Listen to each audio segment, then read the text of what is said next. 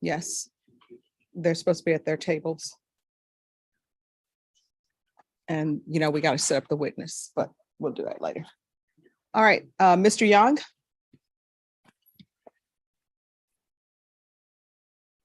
Oh, come forward. So my understanding that you all have the transcripts, that's correct? All right, so any discovery issues? Do you have all the discovery or? Your Honor, and I will tell you that I've been in 2 trials, just finished one to this morning. Okay. So right now, actually, and I haven't had time to sit down and give him a list of anything I need. All right, so Ms. Ferguson, on this case, we're going to recall it back in 45 days for discovery. December 12th. Case pleading is 7968. All right, and then you said you had another issue? Yes, Your Honor, about him being employed. History, a little bit of history that he was incarcerated for 10 years. And this, the indictments came down, there's a whole place on felon in him possession, and right? release. Yes, 29/79/16 is one in possession.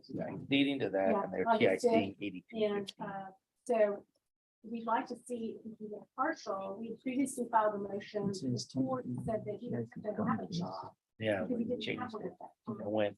And it he went got hired by 8 Michael to do Ferris. on the back It's a barber and shop. 10 on the gun, and he took the 10 on the gun. And Okay. he was being sweeping up, I mean, she's got the answering the paperwork. phone, None. doing those sort of things. I believe There it's shouldn't always be hard any to- well, travel. You should be right there at the shop. And I know this, I talked to the state and they're opposed to the nature of the case. I'll let them speak for I've seen themselves, but it. All right, did you file a new motion or could I No, see? it? no, Because this is I'm one just that the always one of court those people said where I don't like to that make sure. I will Oh, file no, I another one. agree. if necessary. Okay. I just Yeah, figured I've I had. could found employment. I just, No, no, no. Okay, Then you're like, dude, that's a lie.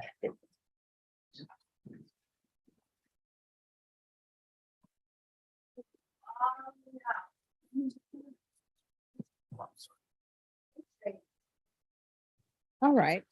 So state, what would be your issue with him providing a work schedule and working at the barber shop? Is there an issue with him? We'll defer to you. You have as much or more information than we do, but obviously it's a very serious case. He was in the penitentiary for several years based on another case. But just based on what I know right now, that would be our only. Okay. All right. So defense, this is what I need to you, and I'm inclined to grant it. But what I need is the actual hours he'll be working. So if you can have his employer deliver that to you. But let him know I'm not going to start off with him being allowed to work at night. So it'd have to be during the daytime. And that would mean that it would be starting in the morning and no later than 5. So he'd have to be back home by that time, and it would only be for work. Yes.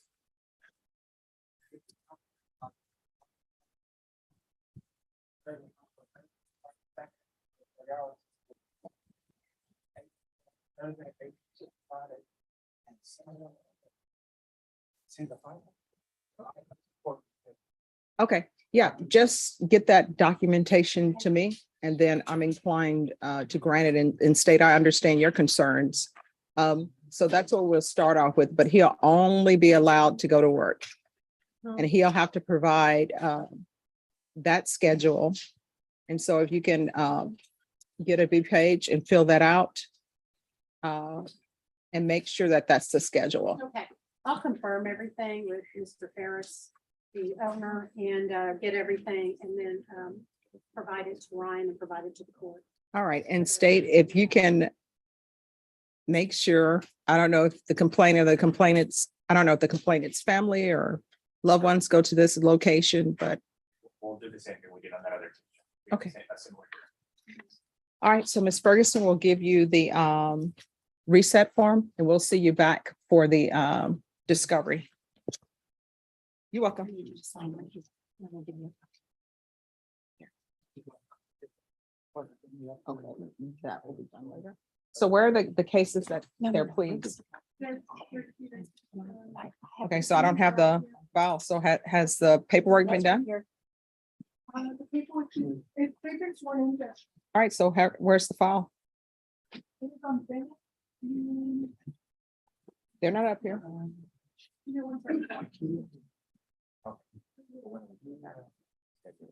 Because we're starting up trial at 1:30.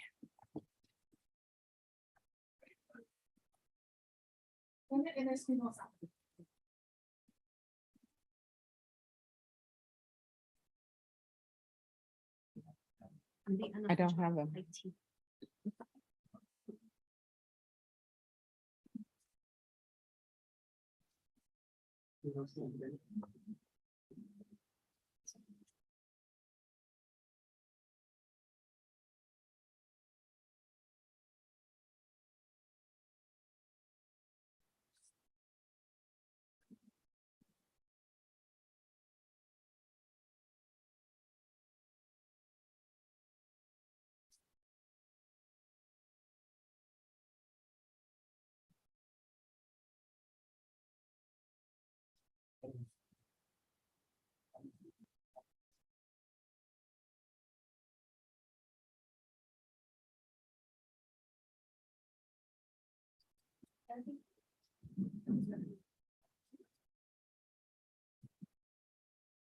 Marcus did the paperwork, but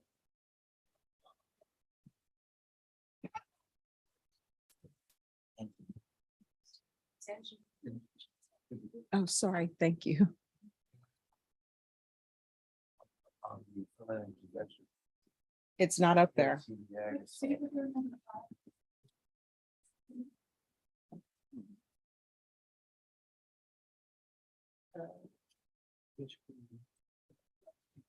Who's here for Ponce? Ponce?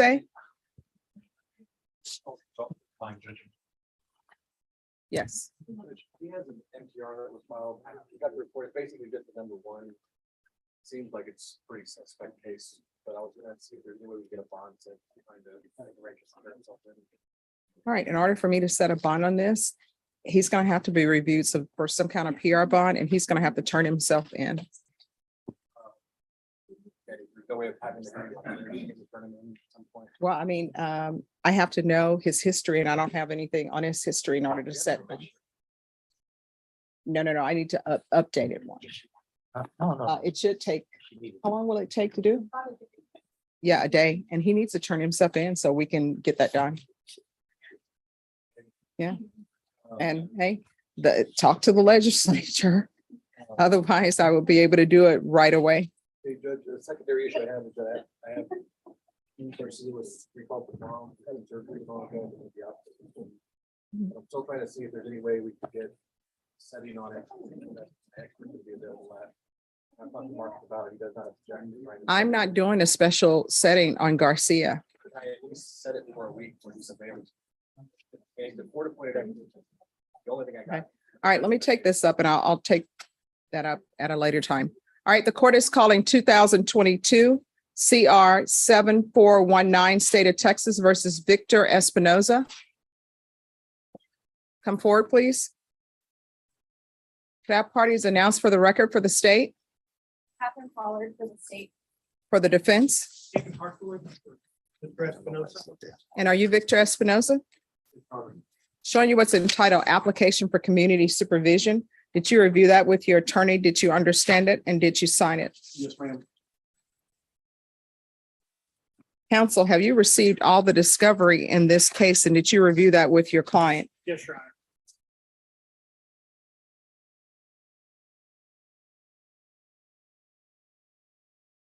Court will find that the state is in compliance with discovery. And is he pleading on both cases? He only has one. This was put with this one. That's okay. All right, Mr. Espinoza, I'm showing you what's entitled True Bill of Indictment. Did you review that with your attorney? Did you understand it? Yes, Your Honor. Counsel, do you waive the reading of the indictment? I do, Your Honor. State, are you proceeding on the indictment as presented? Mr. Espinoza, I'm showing you what's entitled Court Admonishments and Defendants Waivers and Affidavit of Admonitions. Did you review that with your attorney? Did you understand it and did you sign it in all the appropriate places? No, I did, Your Honor. Did you understand you're charged with the offense of injury to the elderly bodily injury? That's a third-degree felony. The range of punishment is anywhere from 2 to 10 years in prison and up to a $10,000 fine. Did you understand? I do understand. If you have a plea bargain agreement with the state, the court does not have to follow your plea bargain agreement. If for any reason the court does not follow your plea bargain agreement and gives you more than you bargained for, the fact that you entered a plea will not be used against you, and you will be allowed to withdraw your plea. Did you understand?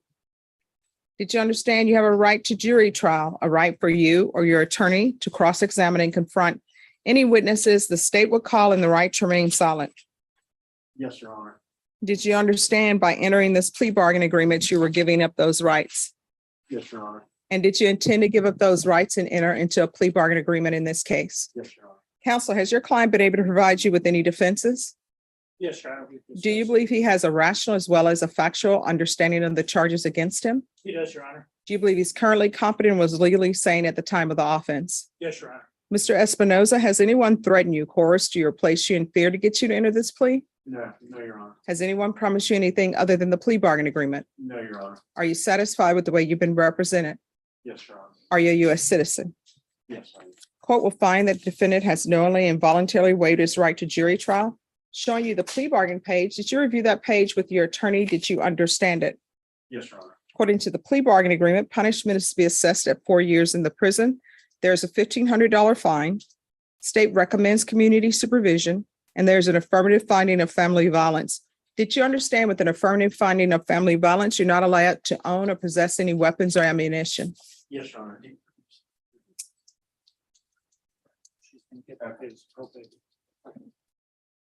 All right. And did you understand with an affirmative finding of family violence, you're not allowed to be designated as primary custodial parent? No, I did not know that. All right. You want to talk to him about that? I did not That's know okay. that Custody case, yeah, I did not know that. All right. You can talk to your attorney about it. You want to talk? Sure, you want me to- You can take it and talk to him there.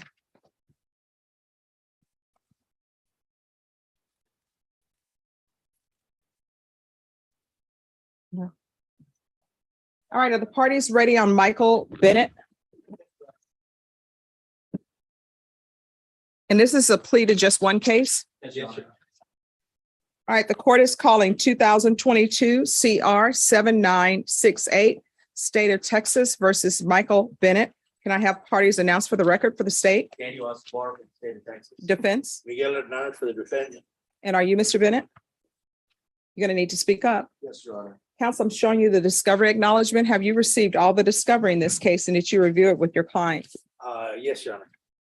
Court will find that the state is in compliance with discovery. Mr. Bennett, I'm showing you what's entitled True Bill of Indictment. Did you review that with your attorney? Did you understand it? Yes, Your Honor. Counsel, do you waive the reading of the indictment? We do, Your Honor. State, are you proceeding on the indictment as presented? Your Honor, we're waiting the enhancement paragraph, but then proceeding on the indictment of the matter. All right. Any objections? No objection. Mr. Bennett, I'm going to show you what's entitled Court Admonishments and Defendants Waivers and Affidavit of Admonitions. Did you review that document with your attorney? Did you understand it and did you sign it in all the appropriate places? Did you understand you're charged with unlawfully carrying a weapon with a felony conviction as a second-degree felony? The range of punishment is anywhere from 2 to 20 years in prison and up to a $10,000 fine. Did you understand? Yes, Your Honor. Off the record, there's no application. No, Your Honor. Did you understand you have a right to, did you understand if you enter a plea bargain agreement with the state, the court does not have to follow your plea bargain agreement? If for any reason the court does not follow your plea bargain agreement and gives you more than you bargained for, the fact that you entered a plea will not be used against you and you will be allowed to withdraw your plea. Did you understand? Yes, Your Honor. Did you understand you have a right to jury trial, a right for you or your attorney to cross-examine and confront any witnesses the state would call in the right to remain silent? Yes, Your Honor. Did you understand by entering this plea bargain agreement, you were giving up those rights? Yes, Your Honor. And did you intend to give up those rights and enter into a plea bargain agreement in this case? Yes, Your Honor. Counsel, has your client been able to provide you with any defenses? He has, Your Honor. Do you believe he has a rational as well as a factual understanding of the charges against him? I believe he does, Your Honor. Do you believe he's currently competent and was legally sane at the time of the offense? I do, Your Honor. Mr. Bennett, has anyone threatened you, coerced you, or placed you in fear to get you to enter this plea? No, Your Honor. Has anyone promised you anything other than the plea bargain agreement? No, Your Honor. Are you satisfied with the way you've been represented? Yes, Are you a U.S. citizen? Yes, Your Honor. Court will find that defendant has knowingly and voluntarily waived his right to jury trial. Showing you the plea bargain page. Did you review that with your attorney? Did you understand it? Yes, Your Honor. According to the plea bargain agreement, punishments be assessed at 10 years in the prison. There are no applications. The state will take in consideration 2022 CR 8215. Did you understand that to be the plea? Yes, Your Honor. Defense? Yes, Your State. Yes, Your Honor. Next, I'm showing you the paragraph entitled waiver of appeal paragraph. Did you review that paragraph with your attorney? Did you understand it? And did you sign it in both places? Yes, Your Honor. Did you understand by signing that you're waiving your right to appeal? The only items that can be appealed are written pretrial motions that have been filed, heard, and ruled upon by the court. Did you understand? Yes, Your Honor. Counsel, are there any such motions? No, Your Honor. Then to the offenses charged in the indictment, how do you plead? Guilty, not guilty, or no contest? State any evidence. Your Honor, state would offer states exhibit 1 in all attachments. We've had a chance to review, Your Honor. No objections. Mr. Bennett, I'm showing you what's entitled wavering consent to stipulation of testimony and stipulations. Did you review that document with your attorney? Did you understand it? And did you sign it in all the appropriate places? Yes. Again, did you understand you have a right to jury trial, a right for you or your attorney to cross-examine any witnesses the state would call, and the right to remain silent?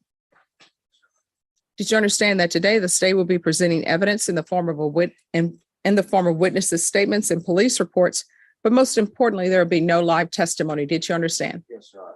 Court will find that defendant has knowingly and voluntarily waived and consented to stipulation of testimony and stipulations. Court will accept into evidence states exhibits 1 and attachments and review the same.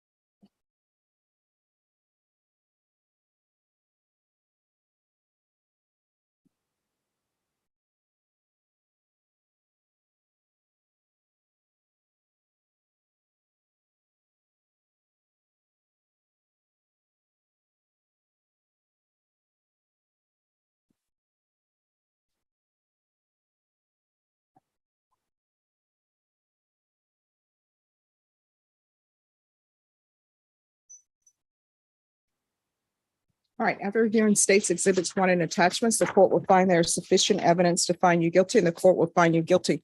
Are you proceeding with sentencing? We are, Your Honor. Anything you wish to say on behalf of your client? Your Honor, we would ask that you follow the plea bargain agreement. My client has taken responsibility for his actions, and he would ask the court to show mercy on him and follow the plea bargain agreement as it is stated. All right, I'll follow your agreement. The court, as previously stated, is finding you guilty. I'll sentence you to 10 years in the prison, give you credit for any time served, taking consideration 2020 CR 8215. Showing you what's entitled trial court certification of defendant's rights to appeal. Did you review that document with your attorney? Did you understand it? And did you sign it? Yes. All right, because this is a plea bargain agreement, because I followed your plea bargain agreement, and because you waive your right to appeal, you do not have the court's permission to appeal. Do you understand? Yes. And because this is a felony conviction, again, you're not allowed to own or possess any weapons or ammunition. Do you understand? Yes, Your Honor. If you have a question over what a weapon or ammunition is, you'll need to speak to an attorney. Do you understand? Yes, Your Honor. All right, we can go off the record. How old are you? You're in the same boat I am. More your life is behind you than in front of you. If you continue on the path that you are, you're going to end up in and out of prison, in and out of somebody's jail. And you may not have this person as your prosecutor. I may not be the judge. This may not be your attorney, and you'll be habitual, which would mean, depending on your offense, your minimum may be 25 years in prison. So whatever is taking you down the wrong path in life, you need to correct it. Yes, Your Honor, I will. All right, good luck to you. You're welcome. Hey, are we ready on your case? Yes, ma'am. All right, we're going to go back on the record in 2022 CR 7419, State of Texas versus Victor Espinoza. Counsel, does your client wish to proceed with the plea? Yes, sure. All right. So, Mr. Espinoza, did you understand with an affirmative finding of family violence, you're not allowed to own or possess any weapons or ammunition? Yes. And did you understand with an affirmative finding of family violence, you're not allowed to be designated as primary custodial parent? Did you understand that to be the entirety of the plea bargain agreement? Yes. Defense, Yes, Your Honor. state? Yes, sir. Next, I'm showing you the paragraph entitled Waiver of Appeal paragraph. Did you review that paragraph with your attorney? Did you understand it? And did you sign it in both places? Yes. Did you understand by signing that you're waiving your right to appeal? The only items that can be appealed are written pretrial motions that have been filed, heard, and ruled upon by the court. Did you understand? Yes, Your Honor. Counsel, are there any such motions? No, Your Honor. Next, I'm showing you outside the plea bargain agreement. State is requesting that your community supervision be for a term of 4 years. There be a TAP evaluation, 200 hours community service restitution, no contact with Frank Espinoza, and hostility and an aggression control course. Did you understand those are recommendations from the state and the court does not have to follow those recommendations? Yes, Your Honor. Then to the offenses charged, how do you plead? Guilty, not guilty, or no contest? State any evidence? Yes, Judge, we offer what's been marked as State's Exhibit 1. No objections. Mr. Espinoza, I'm showing you what's entitled Wavering Consent to Stipulation of Testimony and Stipulations. Did you review that document with your attorney? Did you understand it? And did you sign it in all the appropriate places? Yes, Your Honor. Again, did you understand you have a right to jury trial, a right for you or your attorney to cross-examine and confront any witnesses the state will call, and the right to remain silent? Yes, Your Honor. Did you understand that today the state will be presenting evidence in the form of witnesses' statements and police reports, but most importantly, there will be no live testimony? Did you understand? Yes, Your Honor. Court will find defendant has knowingly and voluntarily waived and consented to stipulation of testimony and stipulations. Court will accept into evidence State's Exhibits 1 and attachments and review the same.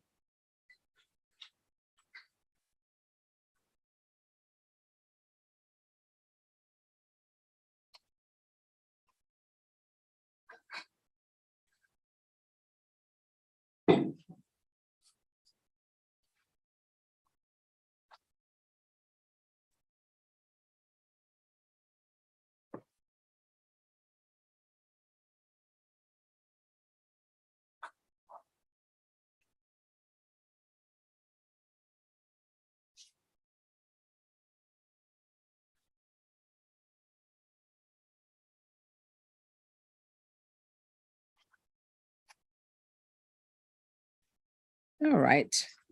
Court will find there's sufficient evidence to find you guilty. The court will find you guilty. Are you proceeding with sentencing? Yes, Your Honor. Anything you wish to say on behalf of your client? Yes, Your Honor. I'd ask the court to follow the recommendation of the state, grant Mr. Espinoza probation. Also, Your Honor, he's originally from North Carolina. I've been in communication with his family there. They do have his sister has a job waiting for Mr. Espinoza in North Carolina. So he's asking that his probation be transferred to Guilford County, North Carolina, which would be High Point, North Carolina's where it would be at. And kind of, yeah, the situation that led to this offense, Your Honor, of Mr. Espinoza's mom just passed away a day before. It hasn't been a good time in his life. That was the reason he came down from North Carolina, is to take care of his mom, and then she passed away. And so he'd like the opportunity to go back to California, get a job, and I mean, North Carolina. excuse me, North Carolina, and have a more positive his family that's there could support, would be able to provide a place for him to live and a job waiting for him. Do you have drug or alcohol issues? In the past, I have, Your Honor, but I've been free of that for years. But according to this, it doesn't sound like you've been free of that. My dad brought that up. I'm not proud of it. It's something I've wrestled with in the past. That's no longer a part of it hasn't been a part of my life. Then I don't understand this altercation that I'm looking at then, because there is no excuse to be hitting someone who obviously is much older than you. And in North Carolina, who would you be with? My sister and my brother-in-law, I've worked for them in the past. My sister flips homes. And council, do they want him there? Yes, Your Honor. Yeah, in fact, they've asked me to let him know when he's going to be released. They'll make arrangements for a bus tickets to get him. All right, this is what the court is going to do. Sentence you to 4 years in the prison, suspended and probated for 6 years, $1,500 fine probated, affirmative finding of family violence, transfer to Guilford County, North Carolina. Your probation is not transferred there until they accept you. So you can't just leave and say, I'm going to North Carolina. There's to be no contact with Frank Espinoza, 200 hours of community service restitution, regular reporting by Zoom or in person, proof of employment within 60 days. Probation, how long will it take to transfer him? I can check on that. All right.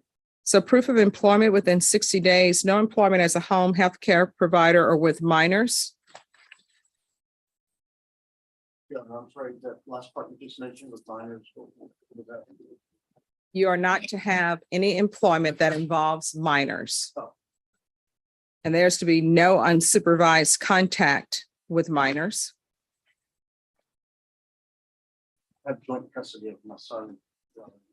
And All right, somebody needs to be there with you when you have custody or possession, I should say. There's to be the hostility and aggression control course.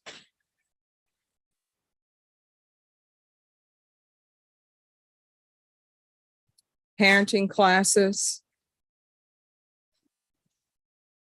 And once he completes the parenting classes, then the remainder of the community service hours will be waived.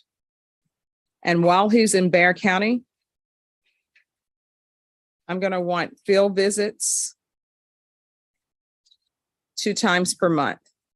Probation, is there anything else he needs? UAs. Thank you. There'll be regular UAs. Is there anything else you need from the court? Yeah, he was just saying that if we can't leave until from the building, so he really doesn't have a place to stay here in Bexar County. All right, you'll have to go to Haven for Hope, or probation will let you know of other places, but you can't live with your father. All right, I'm going to show you what's entitled Trial Court Certification of Defendant's Rights to Appeal. Did you review that document with your attorney? Did you understand it and did you sign it?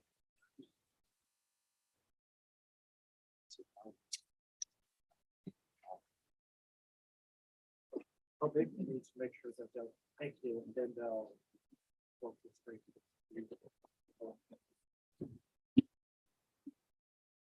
Did you review that document with your attorney? Did you understand it and did you sign it?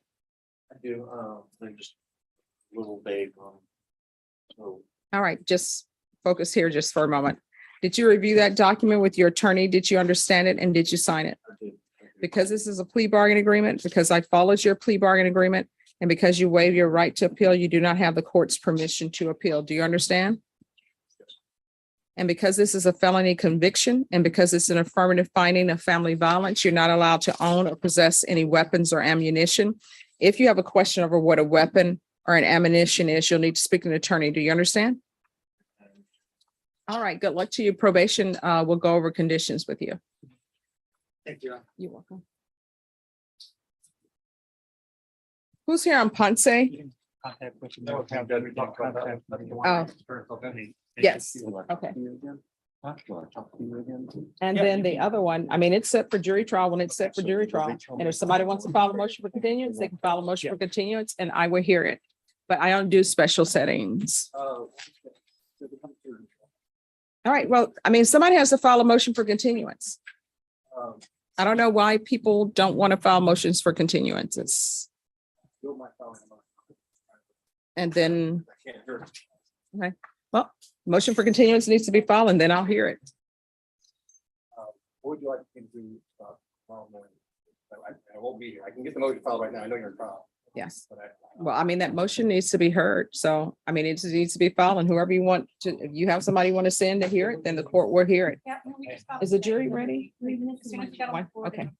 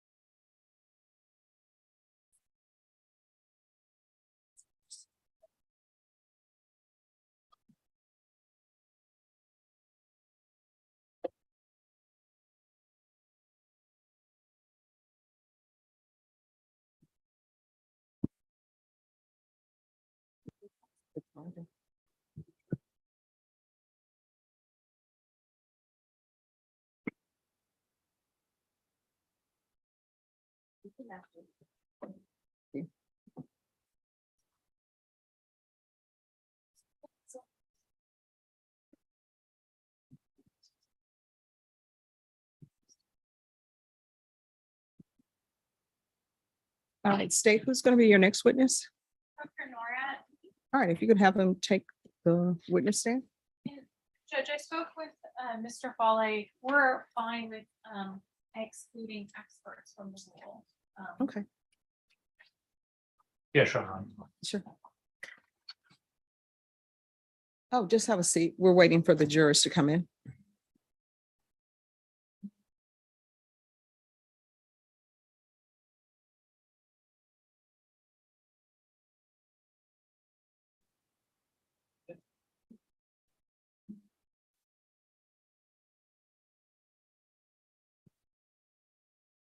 Everybody's here, just. All right, let's bring them out. All right, the court is calling 2021 CR 8893, State of Texas versus Jessica Briones. Could I have parties announced for the record for the state, Michelle Hayden, Brittany Mitchell, and Michael Villarreal. for the defense? John Paul, Your Honor, on behalf of the President. All right, are both parties ready to proceed, state, We are, Your Honor. defense? Yes, Your Honor. All right.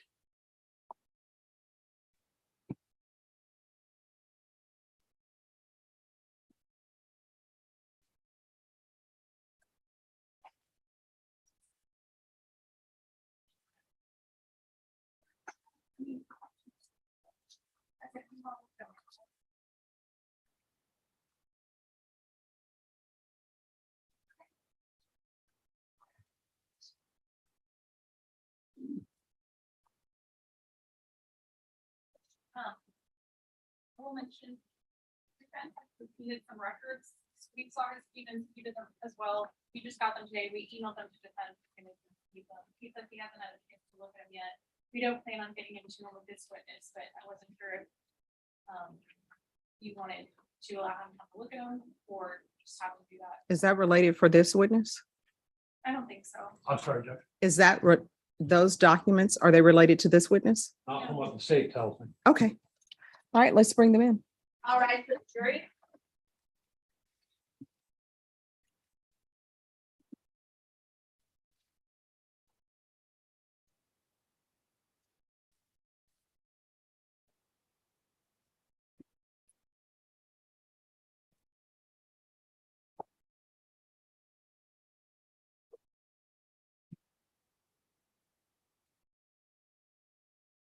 All right, everyone, please be seated. Good Monday afternoon, everyone. All right, state, call your next witness. State calls Dr. Bradley Norat. All right, could you raise your right hand? Do you solemnly swear or affirm the testimony you give will be the truth and nothing but the truth, so help you God? I do. All right, if you can lower your hand, make sure you keep your voice up, and if you could state your name for the record and spell it, please. Bradley Norat, Bradley. Last name is Norat, Norat. State. Good afternoon, Dr. Norat. Could you please tell the jury how it is that you're employed? I'm currently the medical director of the child protection team, or a child at risk evaluation team at Children's Hospital of Michigan in Detroit, Michigan. And how long have you been in that position? Since August 3rd of 2020. And what do you do in that? I evaluate children who are suspected victims of child maltreatment. And what did you do before that position? I completed a child abuse pediatrics fellowship here in San Antonio at the Center for Miracles, and that was from 2017 until 2020. Are you board certified in child abuse pediatrics? I am. And how do you go about being board certified? You have to complete a fellowship program that's regulated by the ACGME, and then also complete a board exam from the American Board of Pediatrics to be a board certified child abuse doctor. Can you tell the jury about your educational background and qualifications? From 2010 to 2014, I attended Michigan State University, College of Human Medicine. After my medical school degree, you choose what population you want to work with, be it pediatrics, internal medicine, OBGYN. So I chose pediatrics. So from 2014 until 2017, I went to a general pediatrics residency program at Beaumont Children's Hospital in Royal Oak, Michigan. And then, as I mentioned, I wanted additional training in the field of child abuse pediatrics. So much as a pediatric cardiologist needs special training in the heart, a child abuse pediatrician needs special training in child injury. So that's why I came here to San Antonio. And have you taught any courses with regard to your current position? Yes. Can you tell the jury about that? So there's always ongoing clinical education that happens. We have residents, fellows from our emergency department, students from our local medical school who rotate with our team and learn about the field. Additionally, when we look at recognizing childhood injuries and the different kinds of injuries, I also do regularly scheduled didactic lectures for them. So stepping through what concerning bruises look like, concerning head injuries look like. If a child talks about sexual abuse, what is that? Neglect, what do we have to look for? Human trafficking. Those are all things that we talk about on a regular basis. And do you maintain any leadership roles with regard to child abuse pediatrics? Yes. Can you tell the jury about that? So I'm the current chair of the Helfer Society Clinical Guidelines Committee. So the Helfer Society is a professional society of all physicians who are interested in child abuse pediatrics. This can be child abuse pediatricians like myself, but we also have radiologists, ophthalmologists, neurosurgeons, any doctor who's interested in the field. As part of their guidelines committee Chair, we try and put out appropriate guidelines for the workup of child maltreatment and also endorse guidelines from other societies, if we can do that. And have you been involved in any research with regard to child abuse? Yes. Can you tell the jury about that? So while I was in training here, I had the opportunity to be part of a systematic review involving pediatric fractures. So a systematic review isn't just using your own patients. It's compiling all the research together, and let's take all those patients so that we can draw greater conclusions about this bigger population. And we made recommendations based on that review and analyze that data of when it would be best to consider child abuse in different types of fractures. And have you published any articles regarding child abuse? Yes, Can you tell the jury about that? it was involving the study that I was just talking about, the systematic review. So what is child abuse pediatrics? So child abuse pediatrics is a special field where if there's any suspicion for child maltreatment, we evaluate those children and provide them an expert who's trained to differentiate the accidental injuries from injuries that children can't cause to themselves. Or when it comes time to communicating with other organizations, sometimes it's hard for doctors to go from the very medical type speak to explaining things in a tangible way to other people. We have special training of how to do that and how to communicate with our other organizations. And how many children would you say you examined in your career? Approximately 1,600.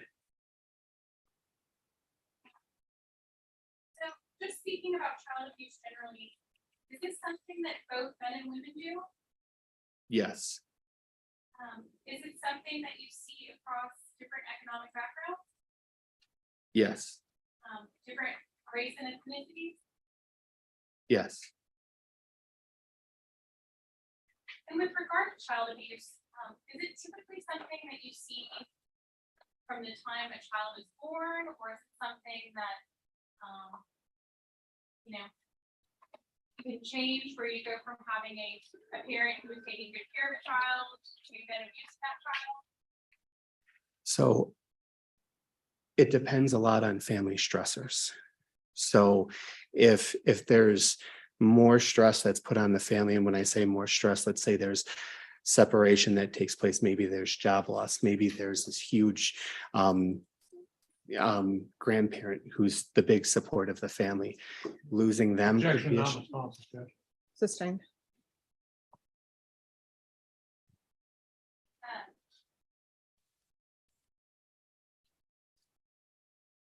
What, in your experience, in your training, what type of life event can contribute to child abuse? So things that increase stress. So a significant stress for the family, you can think of it as the loss of support, or let's say if there is something that decreases someone's ability to cope with the stress. So sometimes parents have issues with drug use, alcohol use, things like that, that inhibits their ability to cope with the stressors that are on their life. As a child abuse pediatrician, are there certain injuries or symptoms or that you're trying to look for that may indicate child abuse?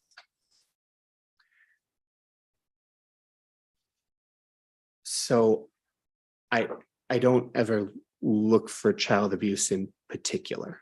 I try and come into a situation with an open mind and assess the injury that's coming to me. There are certain injuries that have a very high association as being abusive because of the mechanism that causes them. But I don't come into a situation saying, okay, I have to find these things to say that something's abuse. And with regard to that, coming into it with an open mind, Could you say how often you don't find child abuse in these cases that you're evaluating? So it depends a lot on the types of cases that we're being called about. So what I mean by that is we're a consulting team. So just like I mentioned, the pediatric cardiologist doesn't see every patient in the hospital. So as part of my current team in Detroit, our rates are about 30% non-abuse and 70% we have abusive injuries. They're much more selective on the groups that we're being consulted for. At Center for Miracles here in San Antonio, it was about 60% non-abuse cases and about 40% abuse cases. And where were you working when you evaluated Olivia Briones? At the Center for Miracles. Now, you mentioned previously that there were some injuries that may be more indicative of child abuse just because of the mechanism that causes them. Can you explain what type of injuries those are?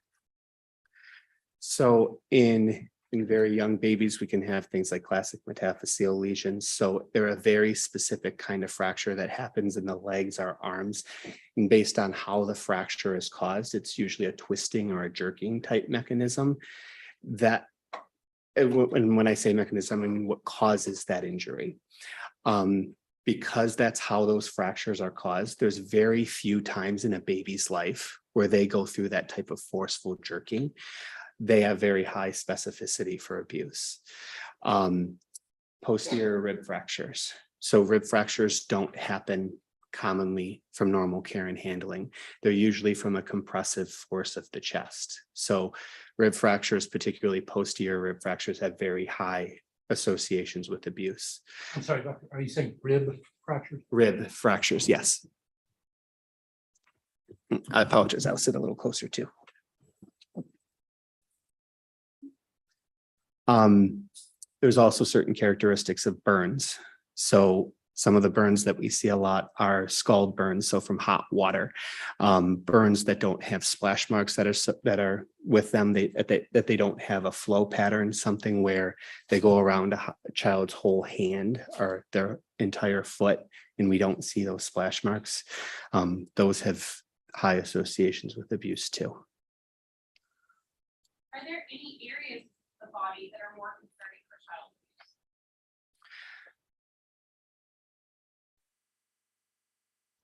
I think certain areas have more attention that's given to them because of the frequency of injuries that we have. For example, abusive head trauma or non-accidental head trauma, injuries to the head itself. There's a lot of research involving the head injuries, fatal head injuries, falls, impacts to the head. There's other areas of the body where there's not as much. So fractures in the hand, for example, we don't have as many fractures in the hands, but there's still injuries that can happen there that we have to be aware of. And when a child comes in for medical treatment for an injury, a young child, say a child under 5, who generally provides that history of how the injury occurred? It's usually whatever caregiver is with them who's bringing them to the hospital. Whoever's available, we'll try and talk to, and if there's multiple caregivers available, we'll try and talk to everyone that we can. And when you're looking at a history that's been given related to the injury, are there any red flags or anything you're concerned with when looking at that history? Yes. Okay. And what are those? So when we talk about a history, we talk about why a child is coming to the hospital. So the story of why they came in. So if we look at a child's injury and what we're being told doesn't make sense with the injuries that we're seeing, that's a red flag. If caregivers initially say that this was the cause, and then that changing history, if it changes substantially, that raises our concern just by itself. So the truth is the truth. We want to have that explanation of what actually went on, because that's going to change our management of how we take care of a child.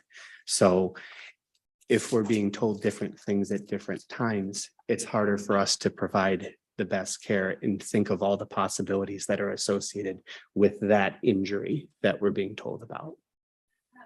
What about a caregiver not having an explanation as to how that's concerning? Yes, so no explanation at all with a child with very obvious injuries is a concern.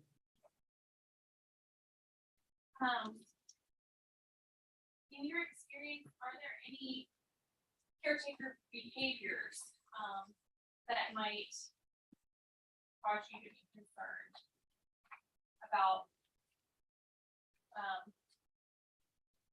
how a child's being cared for? The changing history is concerning. The absence of a history, so not having any explanation for what went on. If there's something that's reported that seems habitual, such as if we leave a child unattended, if we put them at risk of injury in a given situation, that's an issue. What about a child being removed from school or a child being isolated from other individuals? Are those types of behaviors concerning? Yes. So when a child is attending school regularly or going to see other caregivers regularly, family members, friends, things like that, and suddenly they stop doing that, you don't have as many eyes on that kid. And why did that behavior change?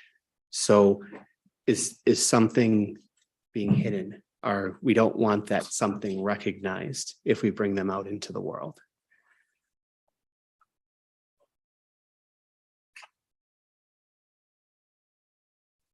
Do child abusers ever get medical treatment for their children? Yes.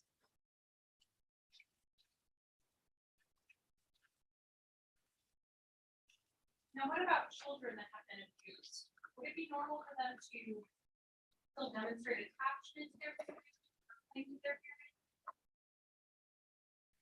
Yes, and particularly in different kinds of settings. So we have to keep in mind that we are the only parents that a child may have, or we are the only parents that a child will have. So what that child is exposed to and what they think is normal, all kids must go through the same thing. This is just what mommy and daddies do. That could easily just be their experience. And there's still good times. They're still attached to that caregiver because they think that what they're going through is normal. It's not. How do you make the determination whether or not there has been child abuse, or whether or not injuries sustained by a child were accidents?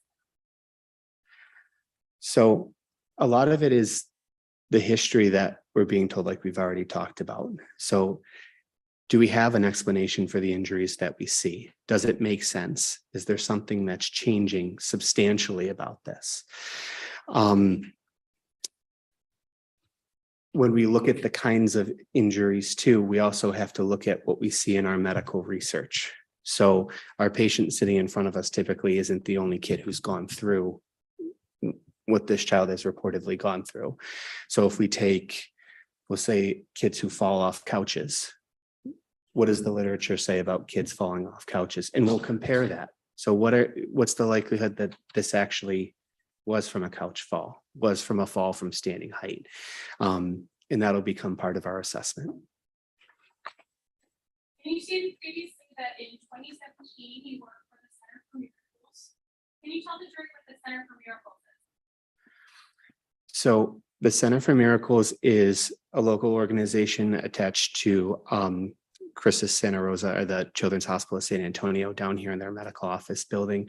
They evaluate all children who are suspected victims of child abuse and neglect. So there's patients who come to the office with concerns for physical abuse, sexual abuse, things like neglect. they're also involved at the local hospitals. So Methodist, University Hospital, and Children's Hospital. There's always a provider who's on call 24/7, 365, who can come in and perform an evaluation on a child. And how were you called out to become involved in Olivia Briones' treatment diagnosis?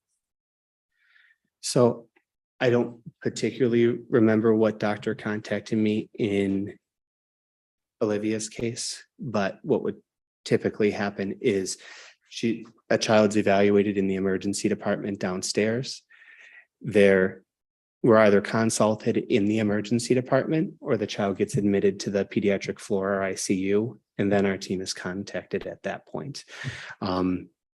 In her case, we would have looked over any imaging, look over any labs that were performed, and then go in and perform our evaluation. After talking with the provider that has these suspicions and has these concerns. And does the Center for Miracles keep records with regard to your involvement in these cases in the ordinary course of business? Yes, And are they maintained at around the time? yes. Which at this time, we offer exhibit 175, records maintained by the Center for Miracles for the Division of Child Abuse and Pediatrics at UT Health Plan Center. They've been on file with the court with the business record affidavit.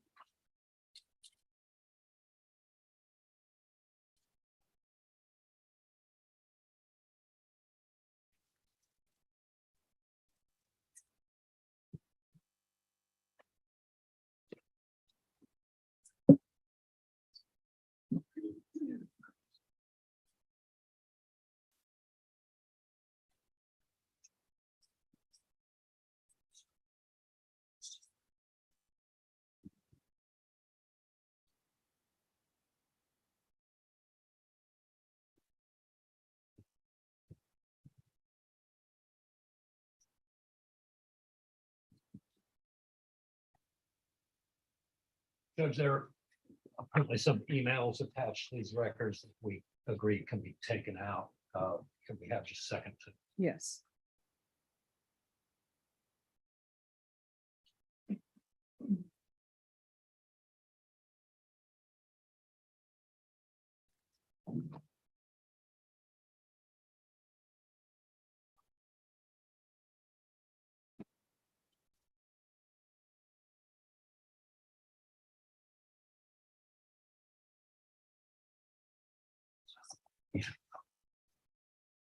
No objection, Judge. Okay, then State's Exhibit number 175 is admitted without objection.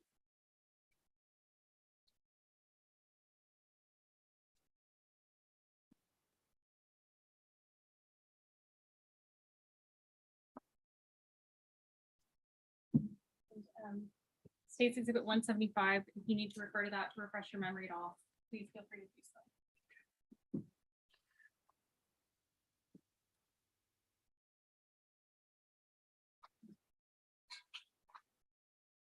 Now, you started to touch on this, but what did your involvement in Olivia's case consist of?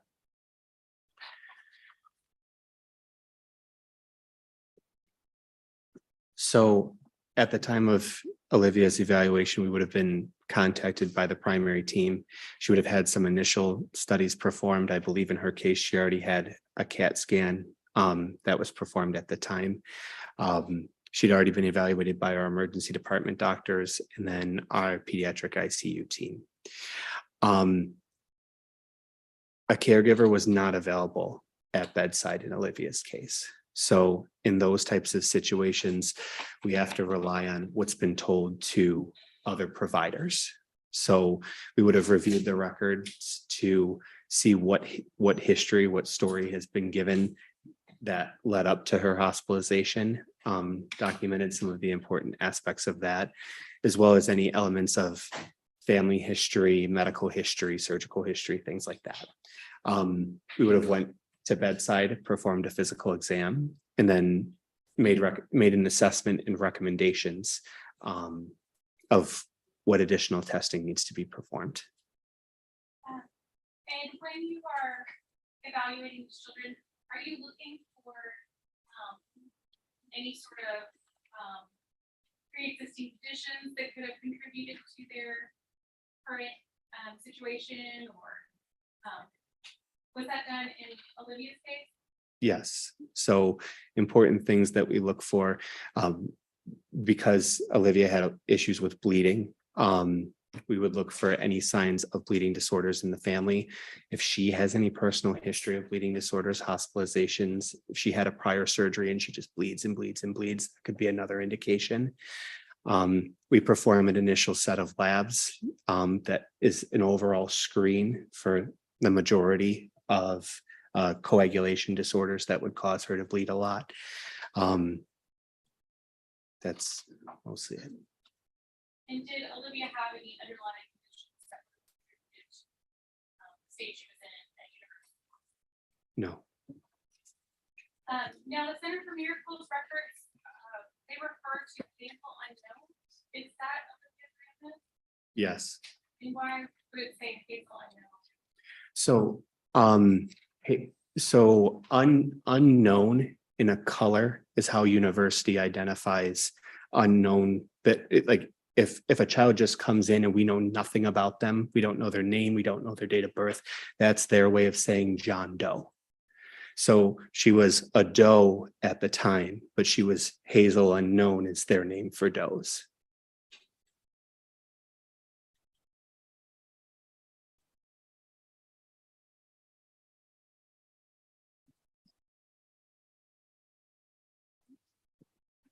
Now, on your external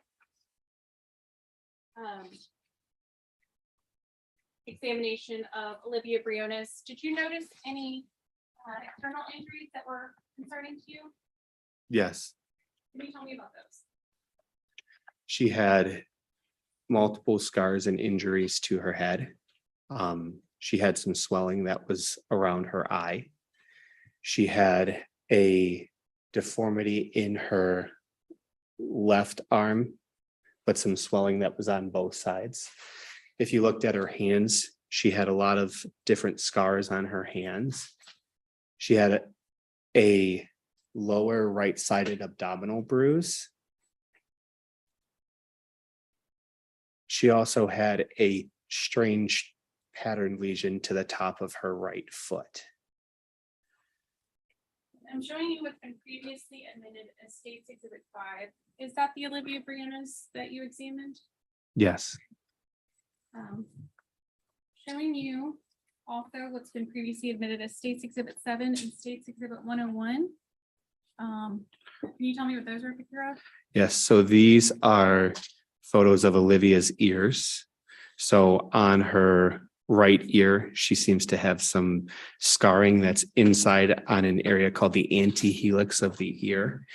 And there is a healing injury that's on the left side that looks similar. Were these injuries concerning to you at all? Yes. Okay, can you explain to the jury why that is? So when we look at childhood injuries and how children can cause injuries to themselves, think of a child even running through the courtroom here. If they run and they trip over a cord, trip over one of the steps, when they fall forward, what are they going to do? They're going to put their arms out in front of them. They're going to try and stop and protect themselves, protect their chest, protect their belly. They're not going to turn their face and try and hit the side of their heads like this.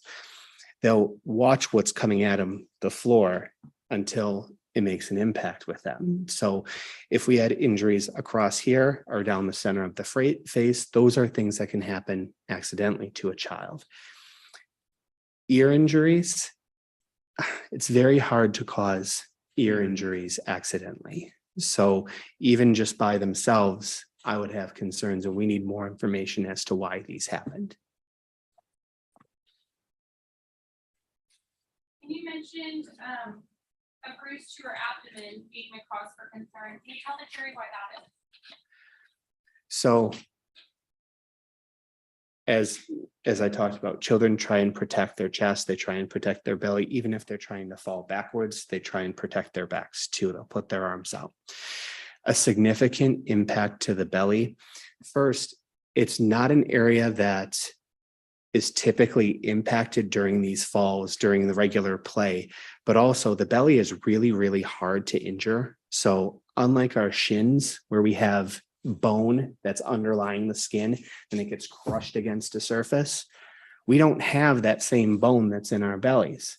So even a small bruise to the abdomen indicates a pretty significant impact. And she had a very large area of bruising, again, making me concerned, why does this child have this injury?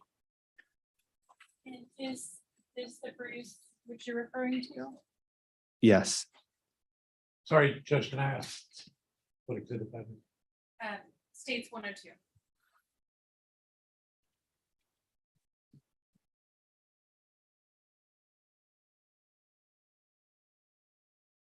And you mentioned a deformity to Olivia's left arm. Yes. Can you tell me why that was concerning? So she had a very strange finding in both of her arms. So she had something called myositis ossificans. So it's a fancy word that it means there's calcification that's inside the muscle. So if you look up this term, myositis ossificans, do you want me to spell it? MYOSITISO,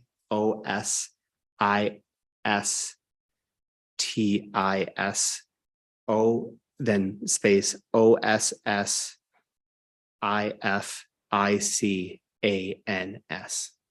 Myositis ossificans. So it's calcification that's inside the muscle. So it's from, if you just look it up, you'll even see that it's from repetitive trauma. So where we see this is typically like adults who use a rifle and they're always bracing it against the soft tissues of their arm up on their shoulder. That repetitive injury over and over and over again can cause calcification inside the muscle there. And is this something that you find typically in your child abuse cases? No. How often have you seen this? She is one of two cases that I have seen. I'm showing you was previously admitted at States Exhibit 19 and States Exhibit 20. Is that what you're referring to? Yes, here and there.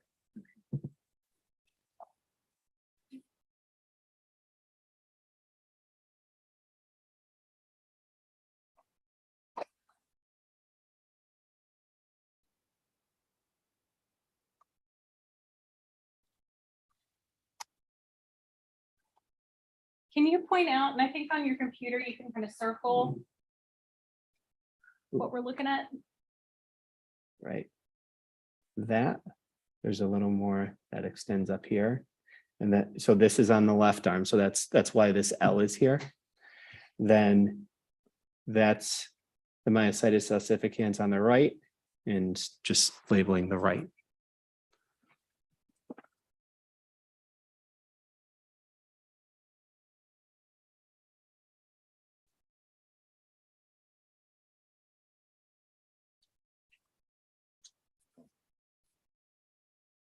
And you said this is from repeated injury?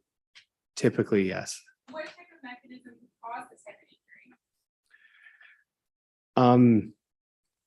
So to that side of the arm, things that I think about, forceful grabs, some localized forceful impact to that area. But what's strange about it is that it's on both sides. Like I mentioned with the rifle, if it's something that a kid's doing, or if it's, something that's going on and it's repetitive, I would expect it to be more one side than the other. That's most of the cases that I've seen, seen in the literature. So repetitive trauma.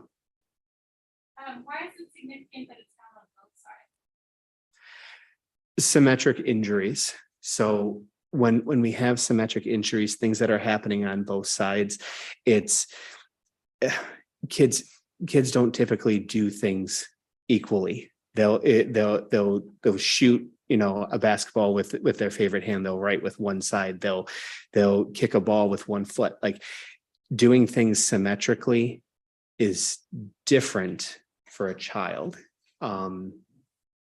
It's just, and even when we look at burns, so symmetric burns on both sides raise our concern.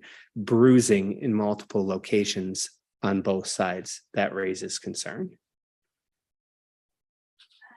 And with regard to myositis ossification, how long would it take for this sort of injury to develop?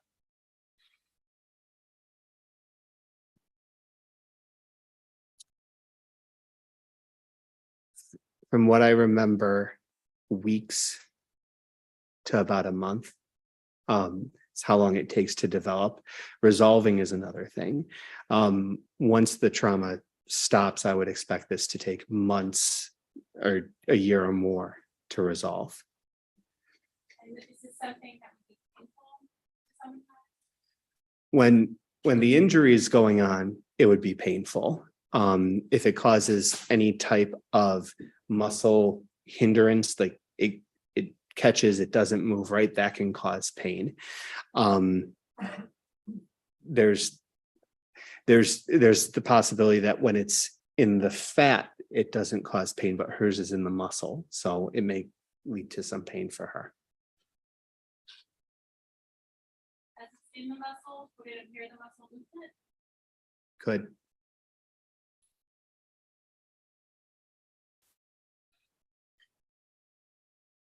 Now, still speaking about your external examination, you mentioned injuries to Olivia's head that were concerning. Can you tell the jury why those were?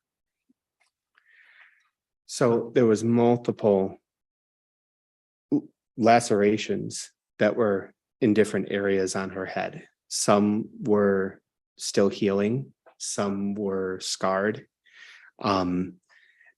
There was no history that was documented in the record that would explain all the injuries that we saw.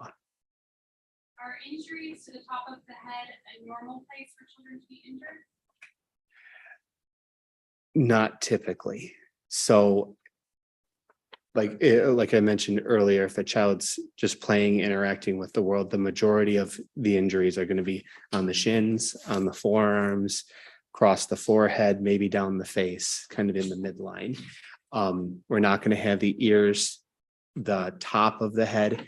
You can have some impacts to the back of the head, but hers were in very different locations, in something that we don't typically see for accidental injuries. Get into the internal findings.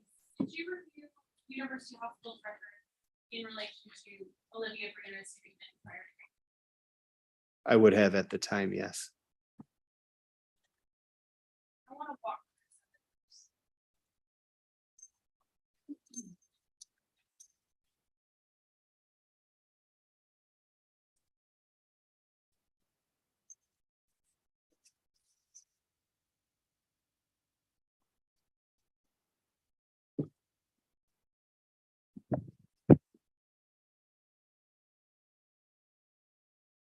So first page of States Exhibit 18. Can you tell me and let me know if you need me to zoom in what that is? So those are her growth chart weights. And in your evaluation, was there anything concerning about the history of her weight gain or loss? Yes. Okay, and what was that? So as we see on the screen, we're in 2015, we're 12.3 kilograms, which I is approximately 28 pounds. So that's in 2015, where she would be approximately 2 years old. Now let's just jump from 2015 to 2017. That's 2 years later, and we're actually 30 grams less. We've lost weight in 2 years. So a child has doubled in age and has lost weight. That's a concern. Why isn't this child growing properly?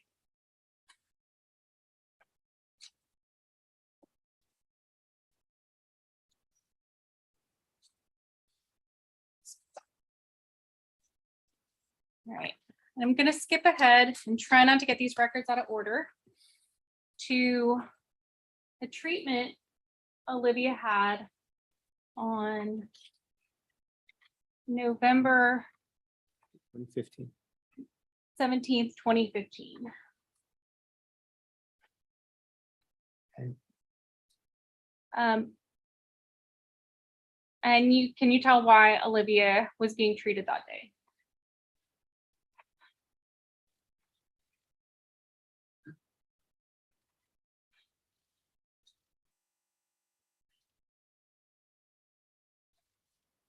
So Olivia had a cut on the back of her head that then opened up again. So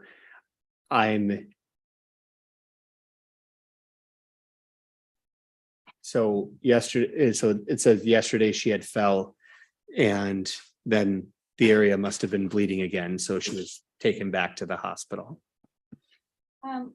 Is it normal for an injury to the back of the head to make the area around the eye swell? No.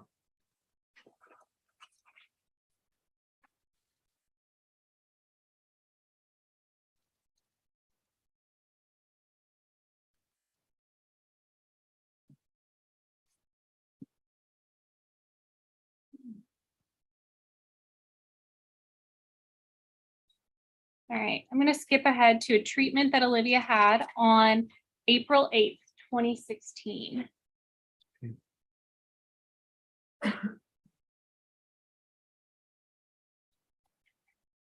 Can you tell me why Olivia was being treated that day? There was a laceration to the forehead from a plastic plate.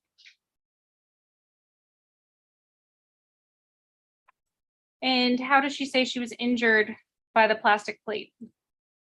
Mom was trying to put the plate away. And who gave that history?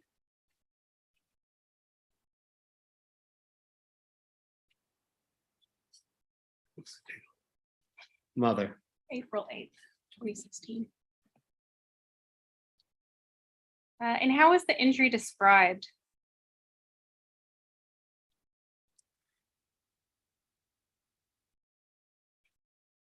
So this is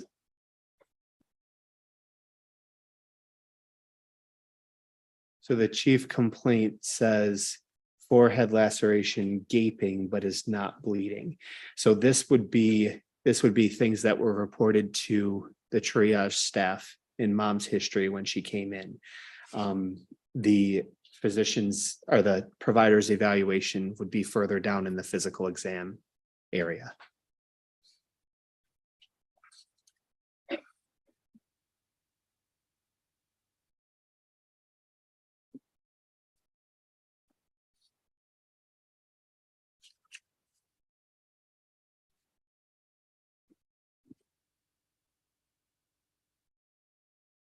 And still relating to that same treatment on April 8th, 2016. Are there any other injuries that were notated? Yes. And what are those? So in the ENT section, so ENT stands for ear, nose, and throat. The dried blood on the outside of, oh, I forgot I could do this. Dried blood on the outside of the right ear. I'm not going to try and do the whole thing again. The 2-centimeter laceration to the forehead. So it says bruises to the left arm and legs. I'd have to know more about where those bruises were. But multiple linear healing lacerations to the arms and legs and multiple hyperpigmented macules of the arms and legs. So the hyperpigmented macules are they can be scars in just areas of more skin pigment, or they can be birthmarks. But the lacerations, particularly because they say linear lacerations, that makes me concerned. Why is this child having so many linear lacerations on the arms and legs?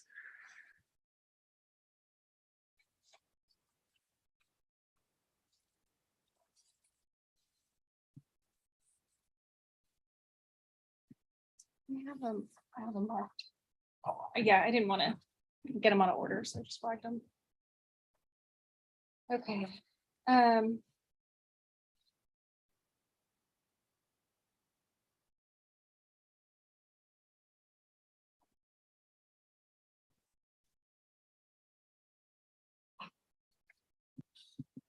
Now I'm showing you the treatment from April 14th, 2016.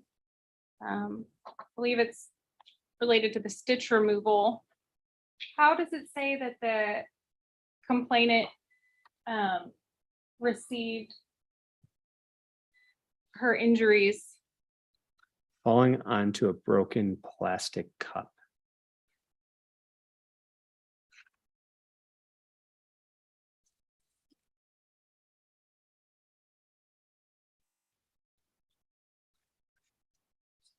Is anything about that concerning?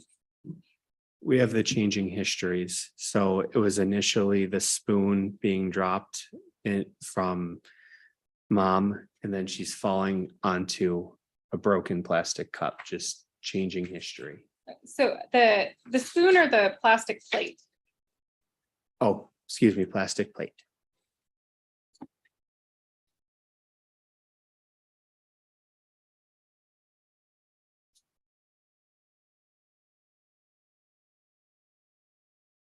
And then April 15th, 2016, how does it say she was injured that time? A fall with an impact to the bicycle in the garage, tripped and hit head on bicycle, and has 2 forehead lacerations. Now, in those records I showed you, did you see anything about a laptop being involved in any injury? No.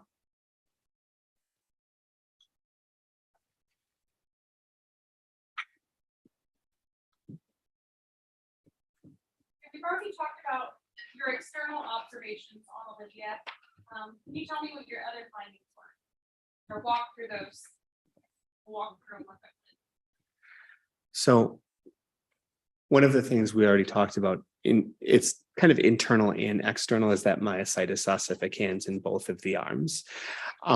There was also the injuries that she has to her head. And I think not just we've talked about her head, about the scars and scratches that were on her head, but she also had a lot of stuff that was inside her head and stuff that we can better see on the CAT scans. So she had this big area of bruising that was on the back left side of her head that we can see on the CAT scan. There's also subdural hematoma. So that means that there's bleeding between the brain and the skull. There's blood in this space that shouldn't be there. So bleeding in that space is from trauma. Can you explain the different types of injuries to Olivia? Would it be helpful to? I'm showing you, have you seen this before? Yes. And what is this? So this is just a skull that we use in like anatomy class. And would it be helpful to explain the different injuries to the jury, showing them this skull and brain? Yes. Okay. Will you step down? And Mr. Foley, if you need to move around, you're more than welcome to do so. Thank you, Judge.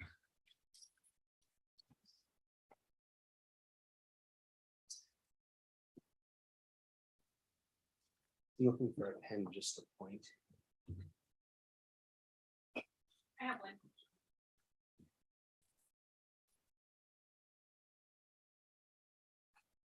So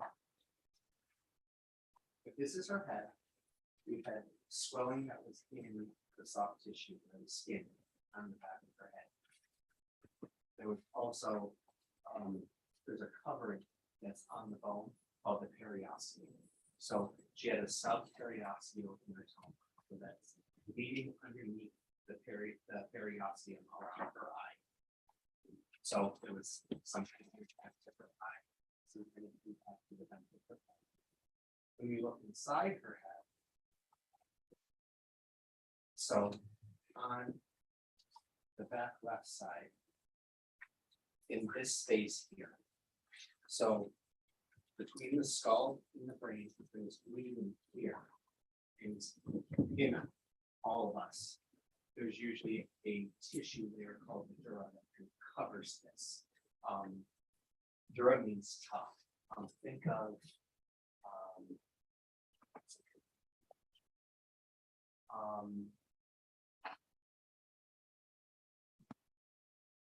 almost like a leather, like a very thin leather that covers the brain, but it sticks to the inside of the skull. So between that and the skull, we have 3 space.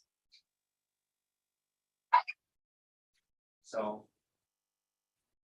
if I pull this off, this is a little bit harder to see. I'll be able to better describe it on the images, but you see how we have these normal spaces that are here. So these spaces should be here. These are areas called the ventricles. So the ventricles just have regular spinal fluid that's there. So, and what that spinal fluid has in it, it's just the different nutrients that the brain needs to stay healthy and communicate with. So these spaces should be there. So Olivia had so much swelling to her brain that we can actually only see one side of her ventricles. And the other side is so swollen that this side looks away. I apologize, it's the left side.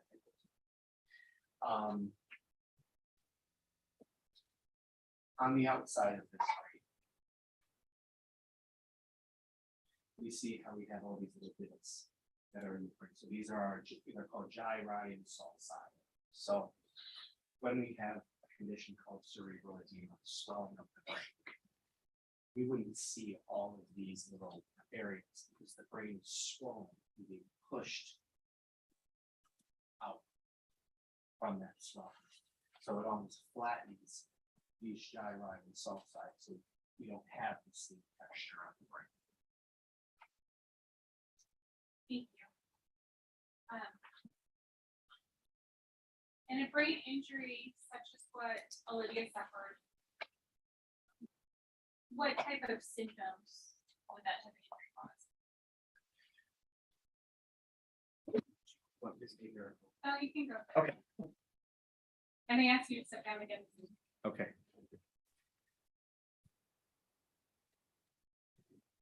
So when we look at head injuries in general, particularly if we're looking at younger kids, we might see things like just some fussiness, not acting the same, maybe not sleeping right, symptoms of kind of a more mild head injury. Olivia presented and she basically didn't have a lot of function. So her GCS or Glasgow Coma Scale was 3. That's the lowest score we can have. What that means is she's not responding to pain, she's not moving, she's not responding to voice. She is unconscious. We absolutely need to help her. When we look at those kids, so those symptoms are often instantaneous, they're present, and they don't go away. So a lot of kids die as a result of their injuries. Some, they present unresponsive like this. Some, they may start with severe vomiting, headache, maybe they'll even have seizures. You also attended the autopsy, I believe. Is that correct? Yes, And in what capacity did you? that was just as an observer, a learner while I was at the Center for Miracles. I'm going to show you what's been admitted as State Exhibit 117. I'm going to show it to the jury at this point in time, but can you tell me who that is? That's Olivia. And is that the same Olivia that you evaluated at the hospital? Okay. Yes. And what is the number on the front of that photo? 2017-1971. And I'll show you what's been previously admitted. Well, they've been previously admitted, so I'll just walk you through them. I want to prepare the jury that I am going to show some more autopsy photos. Okay, Dr. Nora, have you stepped down again? Yeah.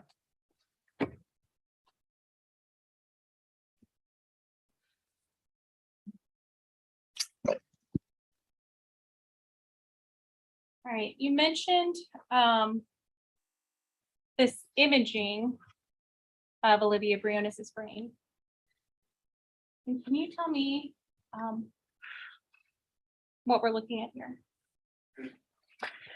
So this is of the CAT scan that I was talking about before. So how I said she had that swelling on the back left side of her head, that swelling is right here. So I understand it's the right side of the image. When we look at CAT scans, how we look at these is if I'm standing at the foot of the patient's bed and looking up at them. So if I'm doing that, this is their left side. While I'm looking at each of you, this is your left side, but it's my right. It's the same thing that we're looking at here in the images. So this is the scalp swelling. This bright area that we see here, that's her skull. And it's a little hard to, you zoom in a little more. I can move. Okay. So you see how there's a difference between, so we have white. There's this area of lighter gray. Then we have darker gray that's over here. So this is the bleeding that's around her brain. And then this is her brain tissue itself. So how I talked about, we come out. So how I talked about the space that should be there, that has that spinal fluid in it. This is the setting on the right side. We notice, so this should almost look like a butterfly. So it should be here, come across and be here on the other side. So we don't see it on this other side. And that's because of the amount of swelling that's in her brain. I don't have a normal to compare to, but we should also see differences between the gray matter and the white matter in the brain. So the gray matter, think of it like your power factory. Okay, so the neurons, what actually creates the signal, and the power lines are the white matter. So we should see a difference between her gray matter that's on the outside and some of the white matter that's on the inside. Instead, we just see the same gray haziness everywhere. That's a sign of cerebral edema that we saw when she first came to the hospital. And I'm showing you what's been previously admitted as State's Exhibit 132. Can you tell me what that's a picture of? So this is the left side of Olivia's face. Okay. So what side of the scan would this correspond to? Yeah. So she has swelling that's here. And it would correspond to this area here. And would that be an injury that would be likely to externally bleed a lot? No. It depends on what our definition of external is. If it's seeing the actual blood, no. This is still considered an external injury to me because it's the skin, it's on the outside of the body, it's something that we can feel.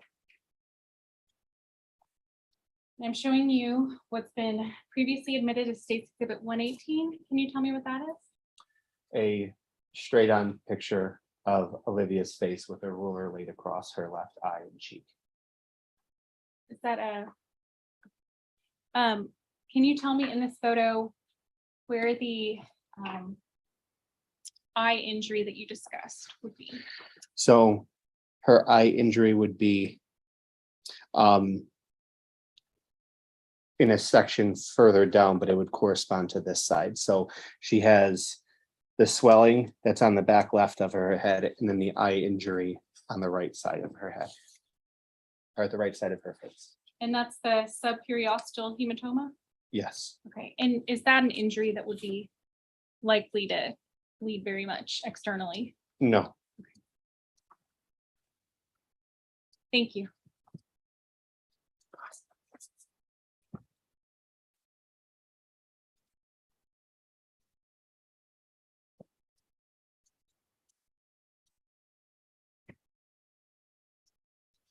Now, what sort of mechanism can cause those types of injuries on a child?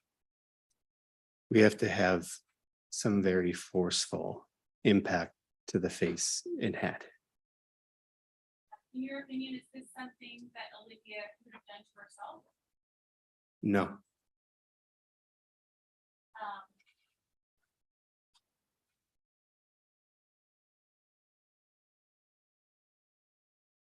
Can you tell by looking at those scans,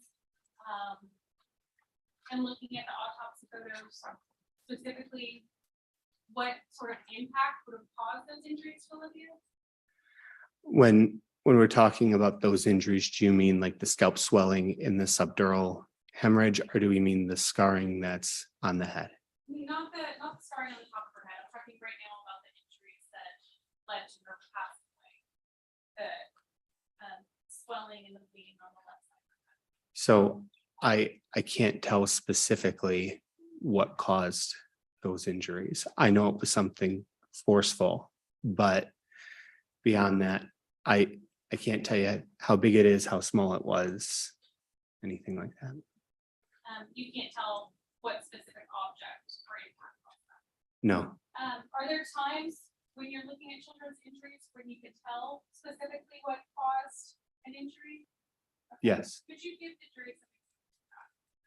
So if there is a forceful grab mark on a child, there's a certain appearance of the bruises.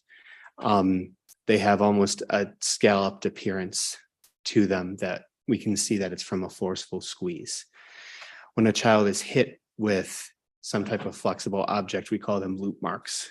We often see belts, we see phone cords. We've seen a kid hit in the head with the shoe, and we actually saw the pattern of the shoe. We've had situations where children have been branded, and it's exactly what you think. Heating up an object and pressing it to a child's skin. We've seen cigarette burns, and we can differentiate those that are intentionally caused and those that are a brush by injury too. So we see both types. Is it typical in cases where there's been blunt force trauma to the head, to not be able to specifically tell what type of object caused it? Correct.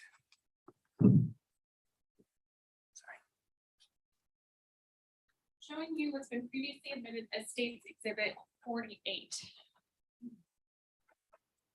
The chair in the living room. In your opinion, would it be possible for Olivia to cause those types of injuries to herself by falling off that chair while trying to climb onto the floor? Objection, Judge. I don't think that's clear enough what she means by those types of injuries. Okay. Hypothetically, would a child who sustained the swelling to the brain and the injuries to the left side of the head that we discussed, would they be able to do that from a fall, climbing onto the chair and falling onto the floor 4 days prior? No.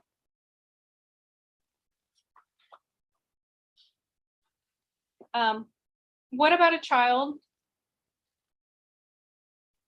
37-inch child, standing by the door and falling to the floor the night before? No.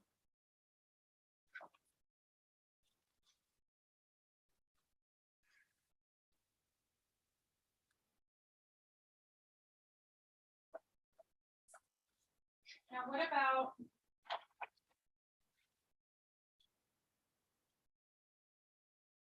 a child being struck with a metal bracket such as this? That's possible.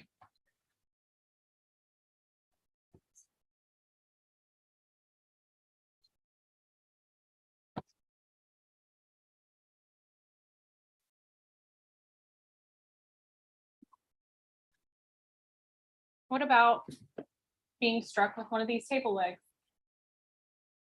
Yes.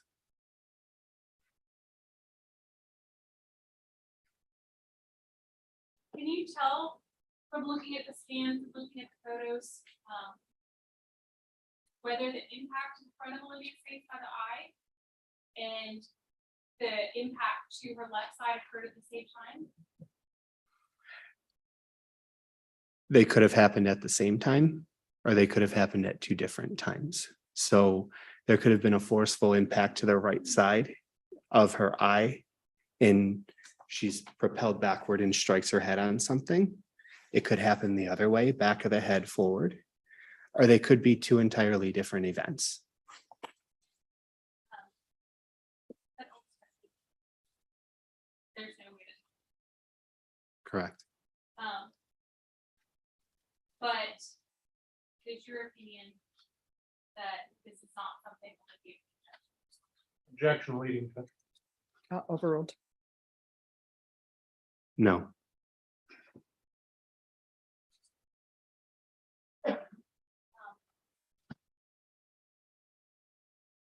Do you think this is something that could have happened to Olivia by someone accidentally hitting her? No.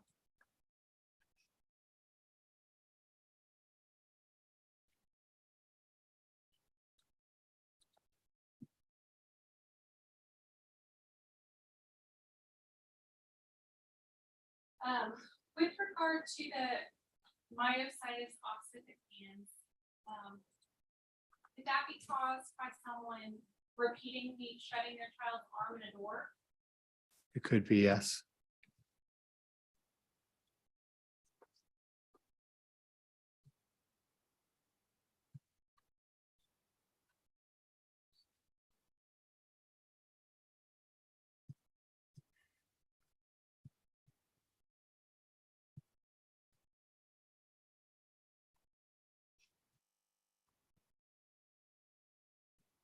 Showing you what's been, I'm about to show you previously admitted states exhibit 145 through 148.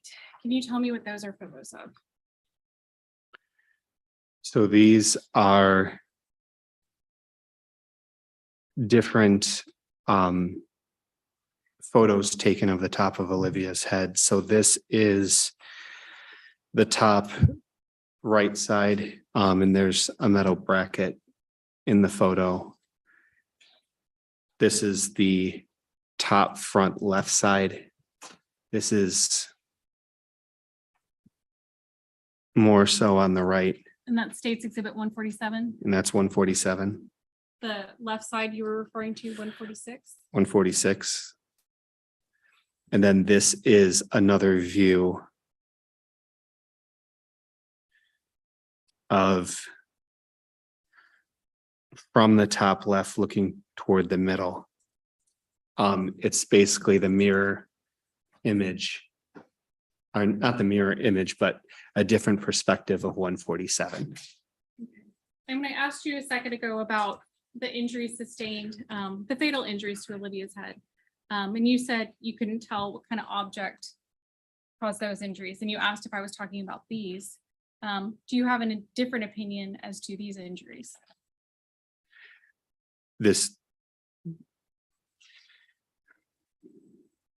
This could be the object that caused these injuries.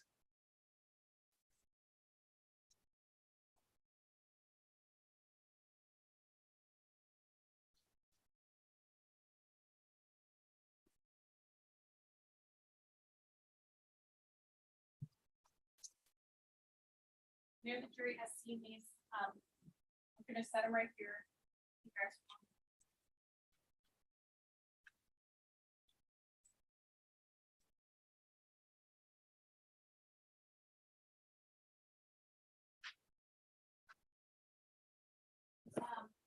Those injuries that I just showed you, how much would those be like? Very. So to an external observer,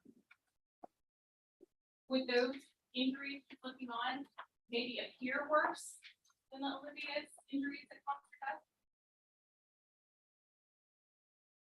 Yes.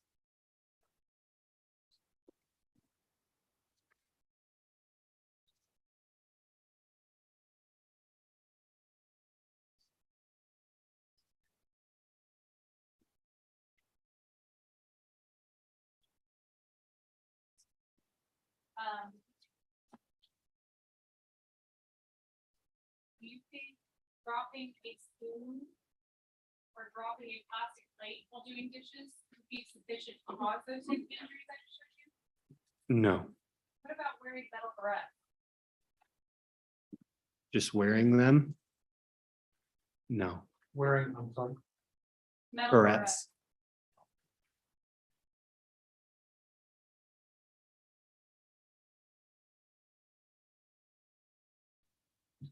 Why is striking a child in the head with an object dangerous? You can see any degree of injury similar to what we see in this case. So you can cause lacerations, you can cause bruising to the outside, you can have the bleeding that's inside the skull.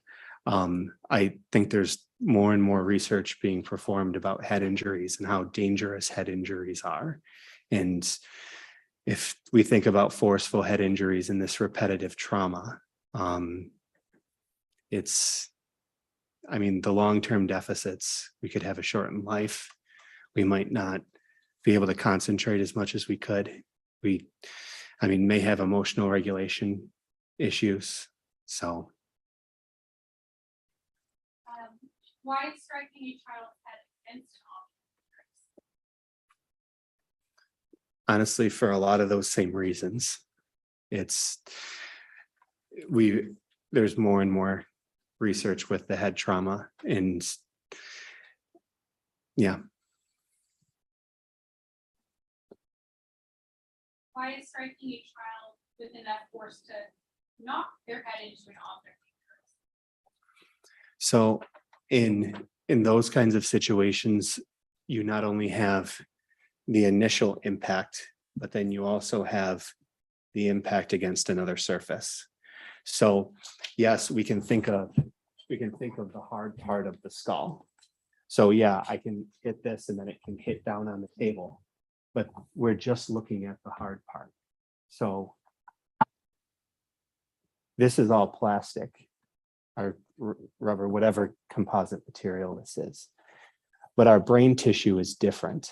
So there's different densities of this tissue. So our skull is obviously much harder than our brain, but even within the different layers of the brain, there's areas that are more dense and there's areas that have more fat in them. And when we have some type of force that comes this way, not all of these tissues move at the same time. We can have pulling between those different surfaces. And then we have the impact, and what happens? Then those tissues slide back the other way. So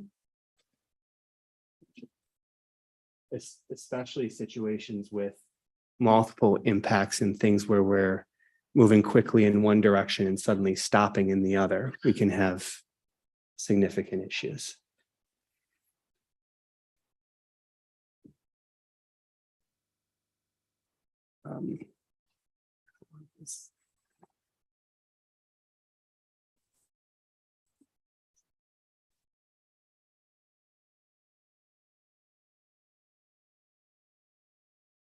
If someone were to strike a child's head against a door frame with enough force, would that be sufficient to cause these types of injuries?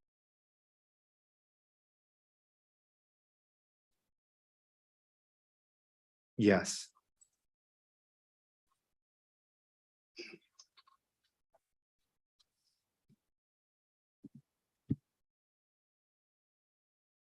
In your opinion, could Olivia have sustained the injuries that she sustained falling down the stairs? The No, injuries that led to her death? no. And why is that? There's multiple studies on stairway falls. So when we look at all stairway falls, children who are specifically admitted into our hospitals here in the US, there's studies that we submit to national database, like the Consumer Product Safety Reports pulls these numbers. If we look at all comers of stairway falls, the percentage of kids getting hospitalized with stairway falls is only about 5%. And that's head injuries, that's any arm fractures, that's all comers, about 5%. They don't die. Another study looked at 600 separately and what factors went into causing injuries in a child. So for example, a caregiver walking with them in their arms, do the stairs have a turn? How deep are the stairs? A study looked at that. 2.7% of those kids. So let's say it the other way. So 97.3% of children with stairway falls did not even get admitted to the hospital. Neither of those studies showed a death. But there are some studies that show that children have died from stairway falls, and the rate is about 1 in 2 million. So very, very, very unlikely that this would be from a stairway fall. Did you make an assessment with regard to your evaluation of Olivia Briones? Yes, What was that? I believe I said this is substantial evidence of physical abuse. I'll pass the witness. Defense.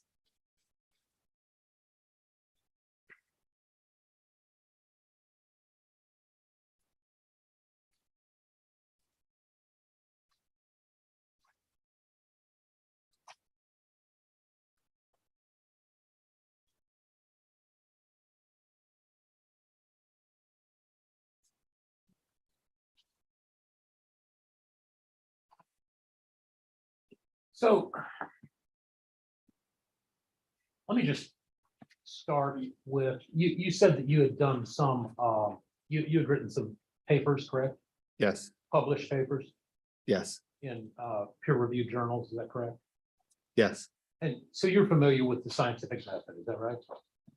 yes. And would you agree with me that the scientific method, typically well, not typically, that the scientific method is to try to prove yourself wrong? Would you agree? Yeah, well, I mean, you're testing a hypothesis. Right, and in order to test that hypothesis, you try to come up with ways to punch a hole in it, punch holes in it, correct? To prove it wrong.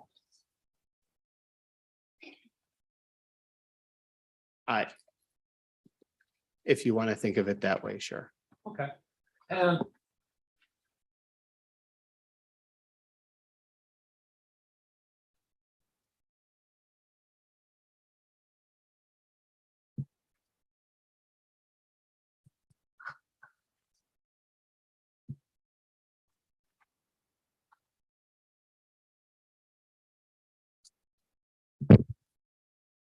you also told us about several types of what y'all consider to be wounds that are evidence or sorry, injuries that are evidence of child abuse. And that included what you call abusive head trauma, but that kind of begs the question, doesn't it? In other words, if it's abusive head trauma, it's obviously abuse, right? Yes. But can you define abusive head trauma? So there's the way the American Academy of Pediatrics thinks about abusive head trauma, and what their definition is the event is so forceful that an onlooker could recognize that this child needs immediate medical attention. It does not happen from the normal care and handling of a child.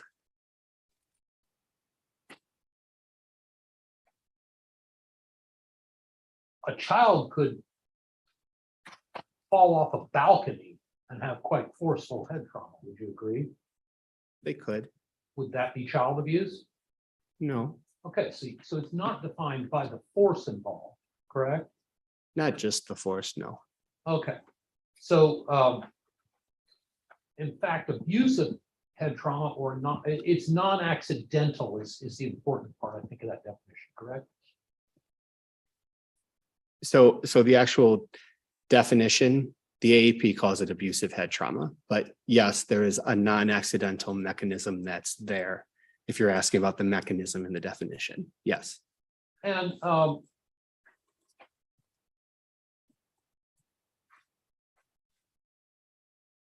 you said that some of the red flags to look for when the caregiver brings a child to the hospital or for medical treatment. Excuse me.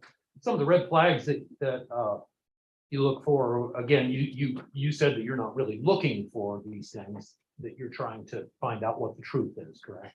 Correct, So you're not trying to prove child abuse necessarily, right? correct. And yet, you want, one of the red flags is if the story that or the hit, you use the word history, but I'm saying the story that the parent tells doesn't match the end, correct? Yeah, And then another one was if the story keeps changing, if the caregiver's story keeps changing, correct? yes, Or if the caregiver has no explanation for an injury, correct? correct. So if, let's take a hypothetical, say I'm a parent, I bring my child to the hospital for treatment for an injury and they have an obvious traumatic injury, but I don't know what caused it. You're saying in order to avoid prosecution for child abuse, the best thing to do is for me to make up a story, correct? No. All right, that'll be sustained. Okay, so then if, what does one do if one doesn't know? Right, you said that that's a red flag for child abuse, having no explanation, but what if you don't have an explanation? What do they do? So I think there's some assumptions that are going on there. So it depends on the injury that the child is coming in for too. A child has a bruise on their shin. Children get bruises on their shin all the time. Sure.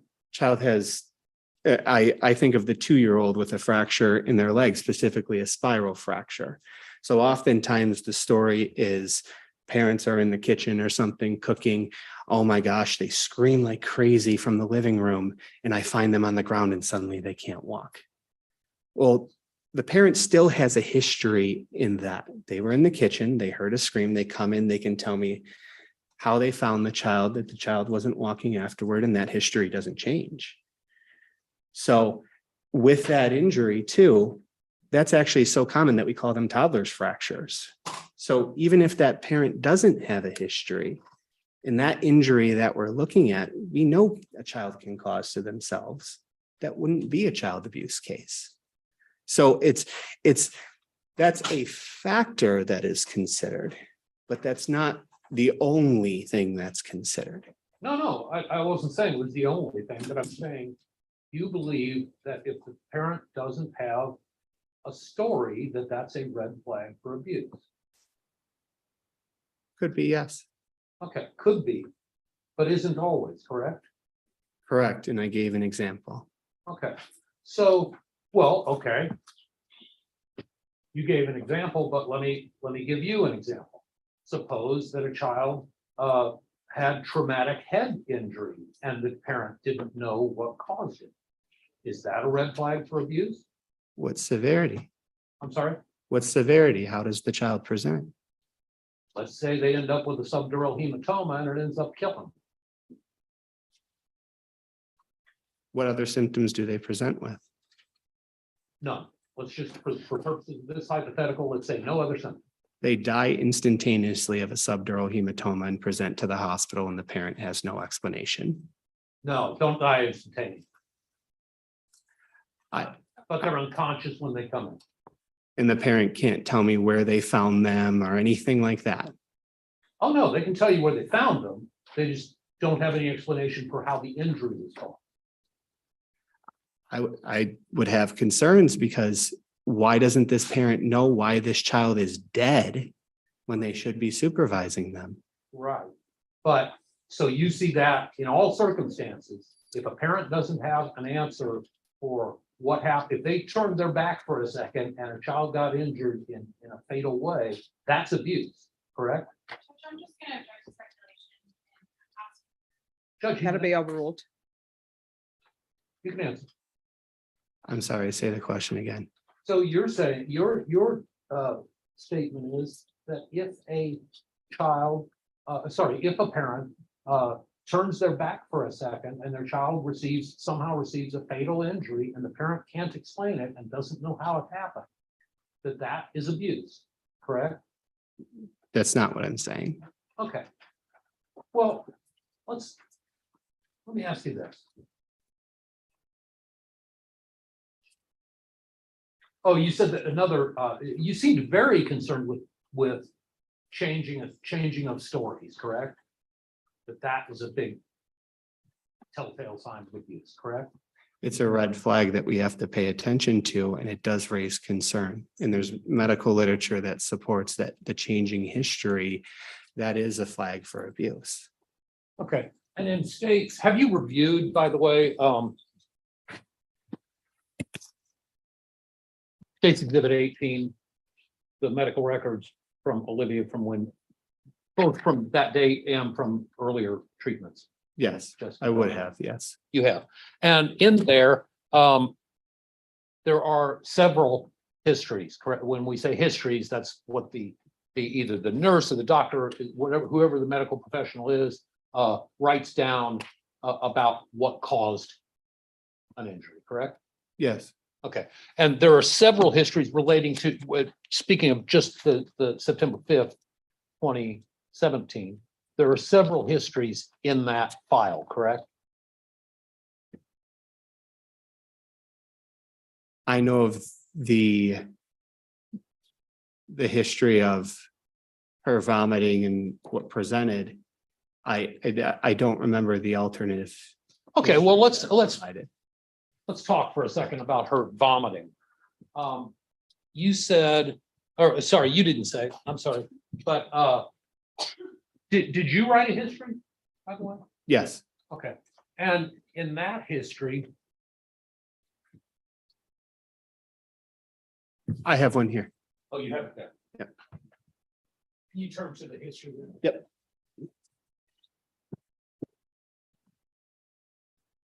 There you go.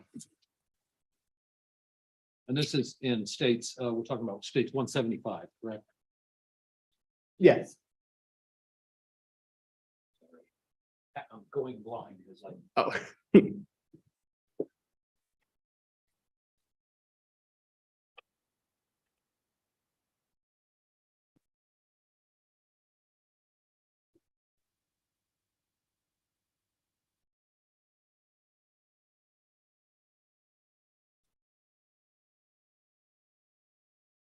Okay, in here, you say that, and you wrote this, correct? In states 175 on page 1 of 17? Yes. Okay, and that, it's a little narrative section there. And on there, you say, Olivia reportedly ate dinner last night, 9/4 of 17 at 1800. That's 6 o'clock, correct? Yes. And was last reported normal by mother approximately 2100, right? 9 o'clock. Yes. Okay, and then mother reportedly heard Olivia vomiting this morning being September 5th of 2017, correct? Correct. Reportedly heard Olivia vomit this morning around 10:30, but did not check on her at that time, correct? Correct. And that's what Jessica told you? So mom wasn't available at bedside at that time. When So you say mom, you're talking about Jessica Briones, the defendant in this case, correct? yes. Okay, go ahead. So she wasn't available at bedside. So this was from us reviewing the records and information that we could gather from the records.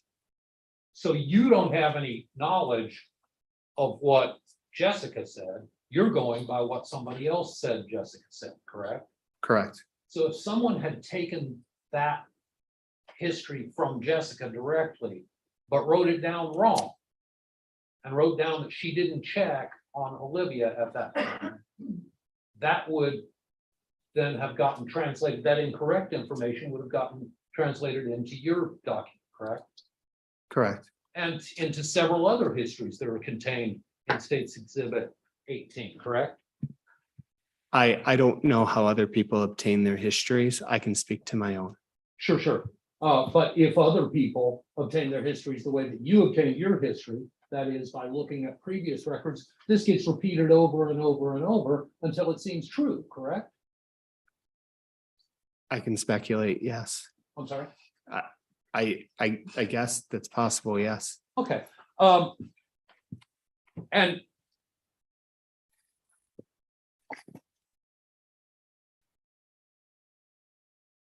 But you're a medical professional, correct? Yes, And you wouldn't make a mistake like that, correct? If it had been you taking the history directly from Jessica. I like to take my own histories whenever I can, yes, Sure. to try and avoid miscommunications and everything too. What time did you take this history? Do you have a note there? I don't, So you don't know why was Jessica unavailable? excuse me, Why was Jessica not available? I believe she was in police custody at that time. Okay, and so you like to take your own histories, you said, so that they'll be more accurate, correct? Yes, Because you wouldn't make a mistake like that, correct? I like obtaining a history from myself. All right, that'll be overruled. When an objection is raised, just stop talking. Oh, I'm sorry. No problem. All right, you can answer the question. I'm sorry, one more time. So the question is, but you had you been able to take the history personally, you wouldn't have made a mistake like that, correct? That's assuming that there's a mistake. Okay, but that is the assumption I'm making here. You're right. But if that's a mistake, that's not a mistake you would have made if you had taken the history personally, correct? Correct. Because you don't make mistakes like that because you're a professional, correct? Judge, object to ask user. Sustained. Well, let me ask you this. You would never make a mistake like calling a plate a spoon. Right? No. But you did just a few minutes ago, remember? Remember? Is that what I said? Judge, I'm gonna object to that relevance argumentative. Sustained. All right.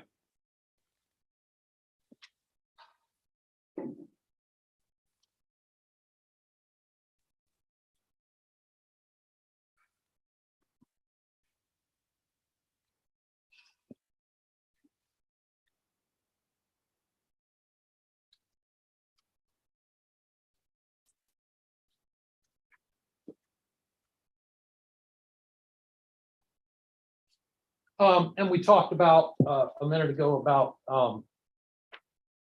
the parent changing their story, right? Yeah. So if Jessica had told one person that that Olivia fell and hit her head on Friday night, but then later changed that story to that she fell and hit her head on Monday night, that would be concerning, correct? That would be concerning, but also a fall wouldn't cause this degree of injury. But that would be concerning, correct? Yes. Let's try to stick to the question I'm asking, all right? Object to argumentative. It's not argumentative, Judge, I'm controlling the All word. right, could I have both of y'all approach, please?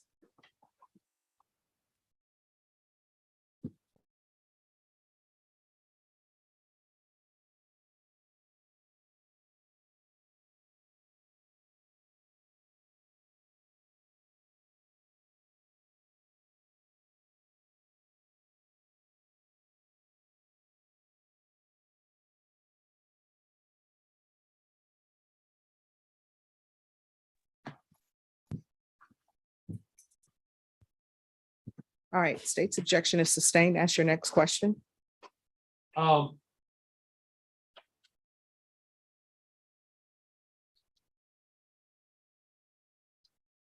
So if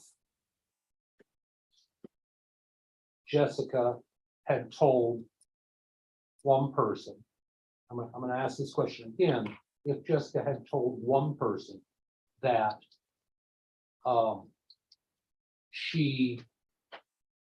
that Olivia fell on Friday night and hit her head, and then later she changed that story to say, oh no, she fell on Monday night. And if you saw that in the records, that would be concerning to you, correct? What day did she come in on? What day of the week? She came in on Tuesday. Okay. So saying that she fell on a Friday and then changed it to Monday? Right.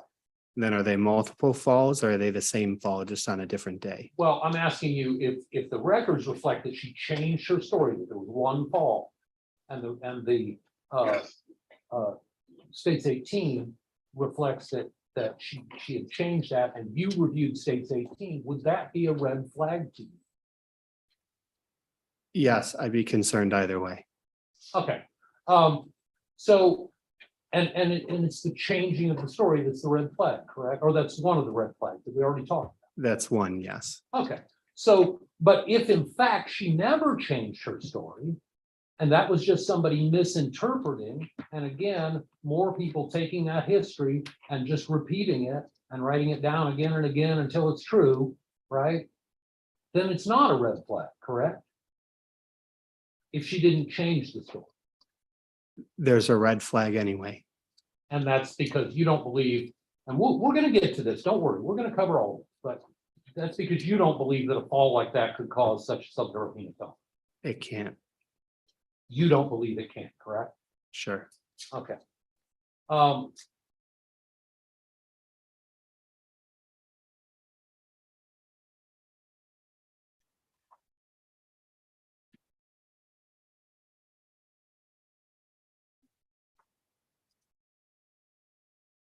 Also, Hazel Unknown, who wrote that?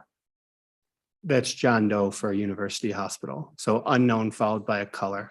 Hazel is a color. So there's also unknown indigo, unknown violet. Okay, but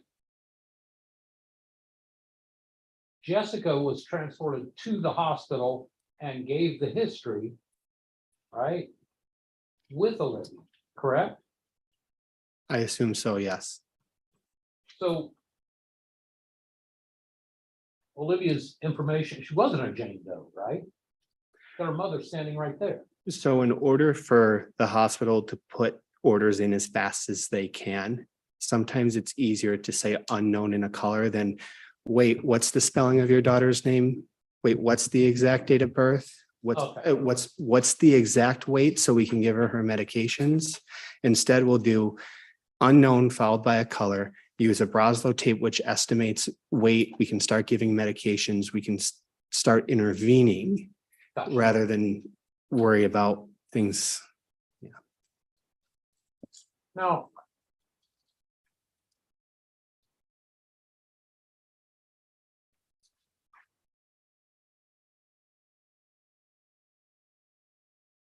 you testified that that the injury to Olivia's abdomen, the bruise there concerned you, right? And that was because kids tend to protect their abdomen, right? Yes. And also the bruising on her face concerned you because they tend to protect their face, right? The sides of the face, so the ears and the cheeks. So injuries to the forehead, kind of down the middle of the face, those are areas that a child typically injures accidentally. Okay. But, well, let's talk about the symptoms that you talked about of SDH.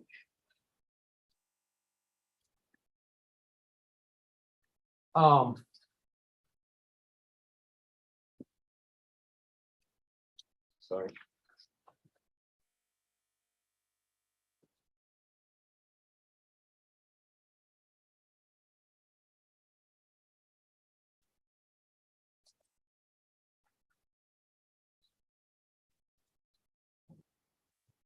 Okay, here it is.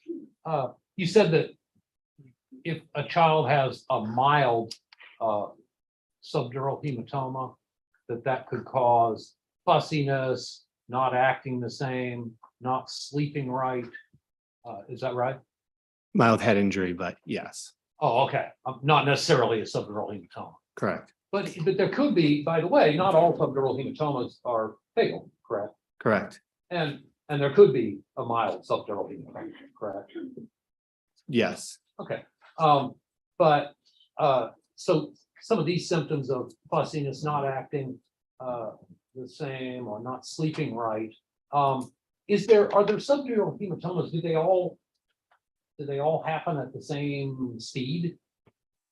What do you mean the same speed? Well, so what's a hematoma? A collection of blood.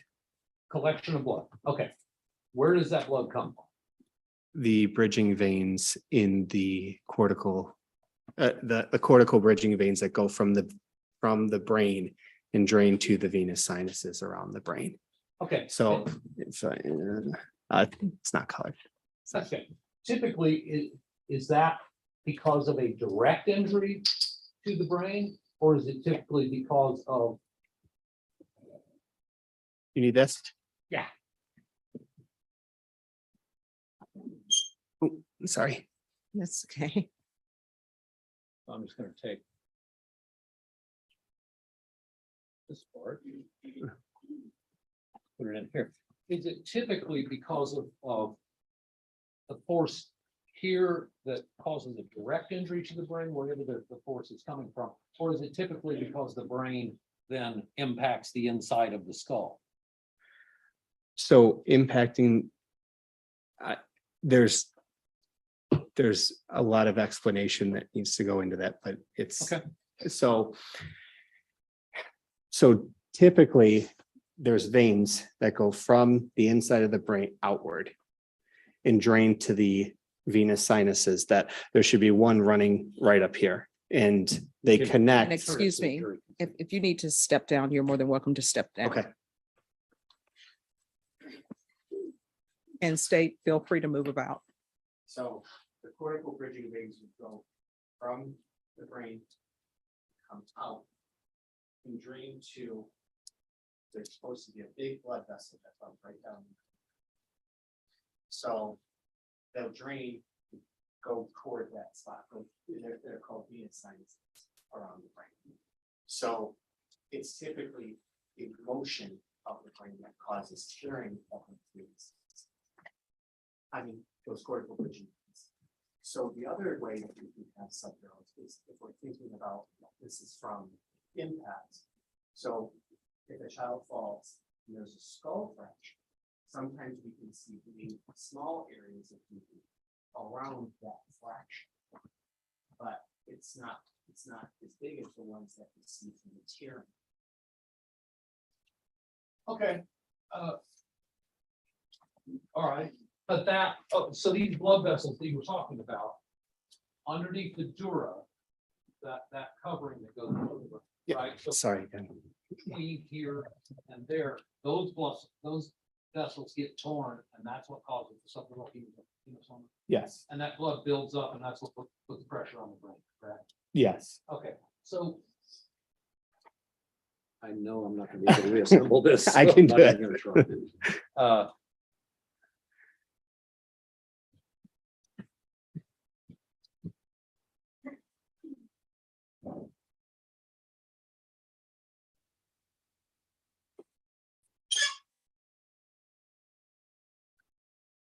right, so it's not typically then the impact itself that's causing that subdural. It's typically the movement of the brain inside the skull, correct? Yes. Okay, now, so when we talked about, when you asked me what I meant by speed, and that's what I'm getting at. Yeah. So you don't always necessarily tear the same vessels with the same number of vessels, correct? Correct. And so the speed with which that the hematoma again is the collection of pooled blood in there, right? Right. And the speed with which that hematoma builds, with which that pool grows, can vary, correct? Yes. Okay, and it could vary substantially, correct? I would assume so. Yes. Okay, well, for example, I mean, in football injuries and sports injuries, people get hematomas fairly often. Is that correct? Subdural hematomas. I don't know what the rates are in sports players. I know there's a lot of concussion related issues, but concussion means that we don't have any signs of bleeding, any changes to the brain itself that we can see. So subdurals would not be included in a concussion protocol. Okay, but okay, so let's set aside sports injuries. Let's just talk about in general subdural hematomas. Could last, that collection of blood could take several days to collect, correct? Not typically. But it could.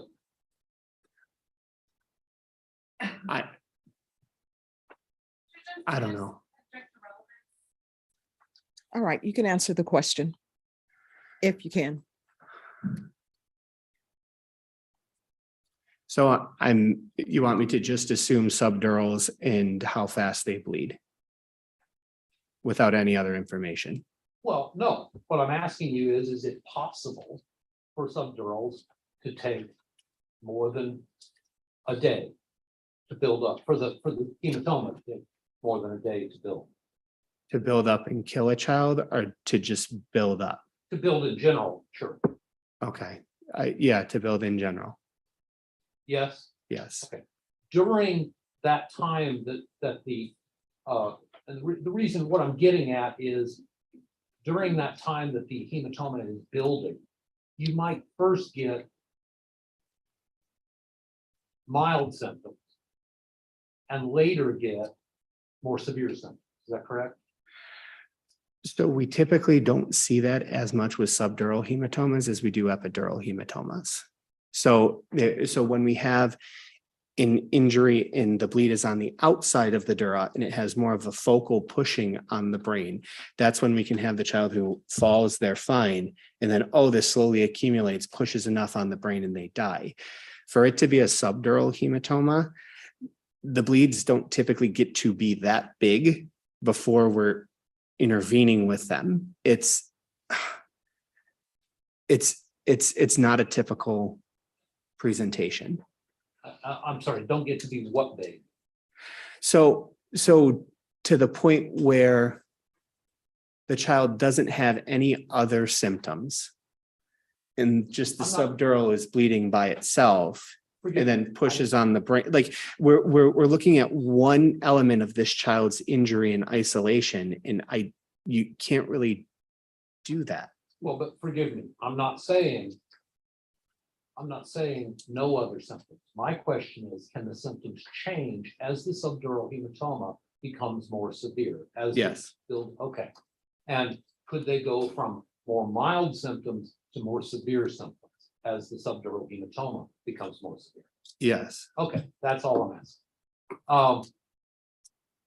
Could symptoms of a subdural hematoma, well, you mentioned fussiness, you didn't say that about subdural hematoma, you said head injury generally, but could symptoms of a subdural hematoma be as mild as this fussiness, not acting the same, not sleeping right, that kind of?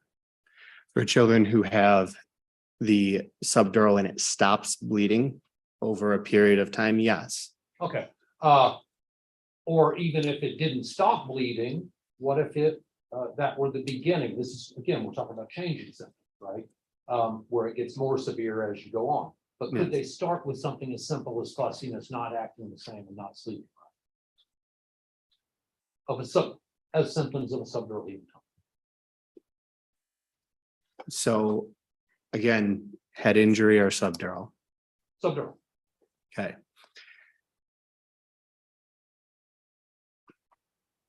And it'd have to get significant enough to push on the brain. I'm sorry? And it has to get significant enough to push on the brain. And you're asking me about subdural hematomas in general.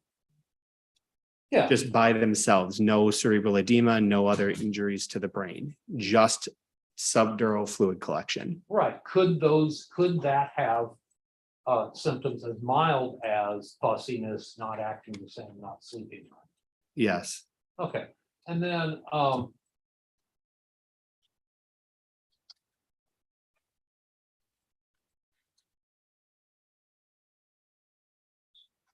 we talked about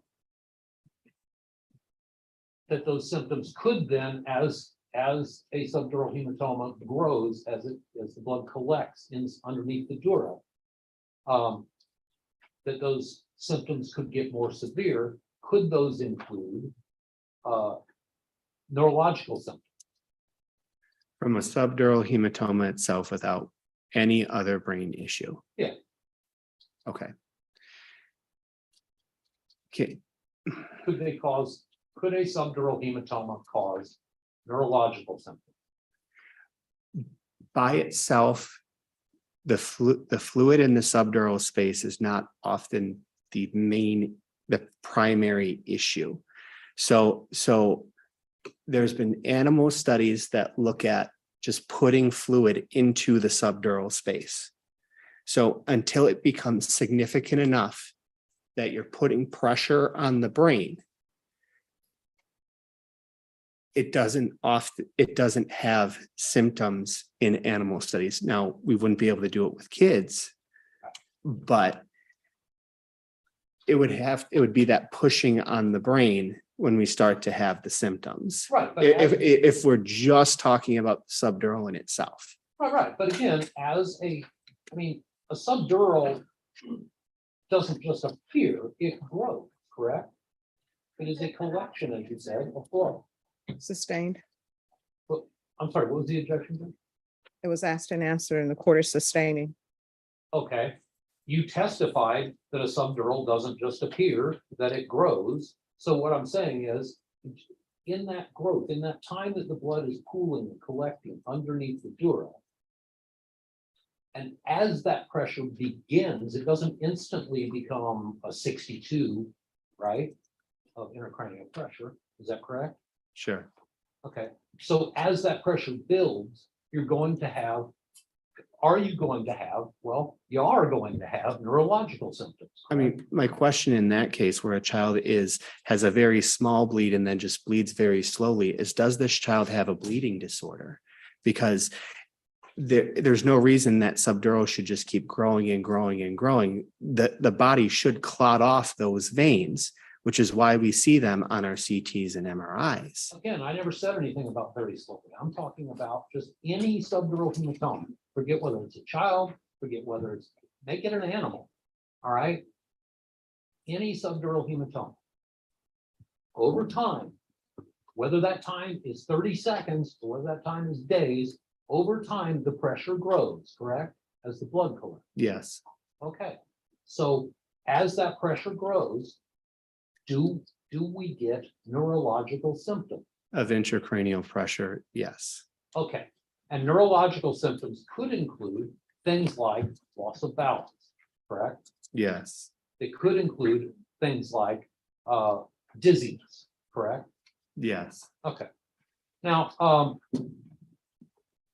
a subdural also, we talked about, could be in a different spot on the brain from where the impact of the whatever object it was, whether it's a wall, a floor, a weapon, whatever Need this guy again. contacts the head. If the impact were here, that could cause a subdural here, correct?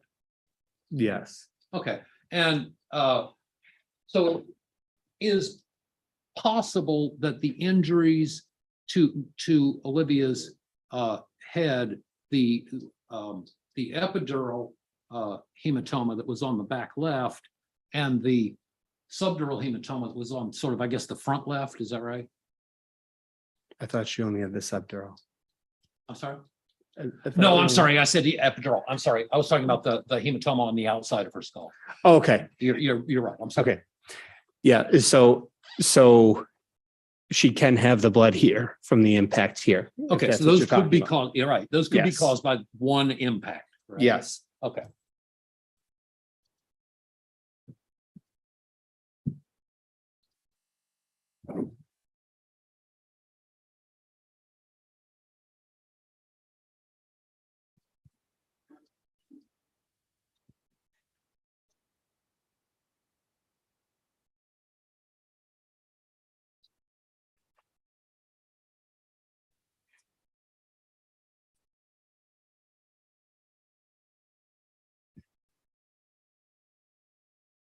You said that the injuries that Olivia had could not, and I don't think you qualified it at all. You said they could not have come from a fall off of a chair, correct? I believe that's what I said. Yes. I'm sorry? I believe that's what I said. Yes. Okay. Why? So it's the rarity of the injuries. So when we're talking about a 1 in 2 million, that it would be the fall down the stairs, or there. I mean, these are all simple household falls. I'm not talking anything about stairs. I asked you a specific question about a fall from a chair, and you said, and I asked you, did you testify that that fall could not have caused, that a fall from a chair could not have caused the injuries that that Olivia had? And let me qualify that a little further by saying, when I say the injuries, I'm not talking about all injuries. I'm talking about specifically the subdural hematoma, because I think that's what you testified to. It could not have caused that subdural hematoma and the hematoma on the back of her head. Well, I think it was the subdural hematoma, the cerebral edema, and the hematoma that was on the back. So all of those things coming from a short household fall, I said could not have been, but I guess it could, but it's very, very unlikely. And why?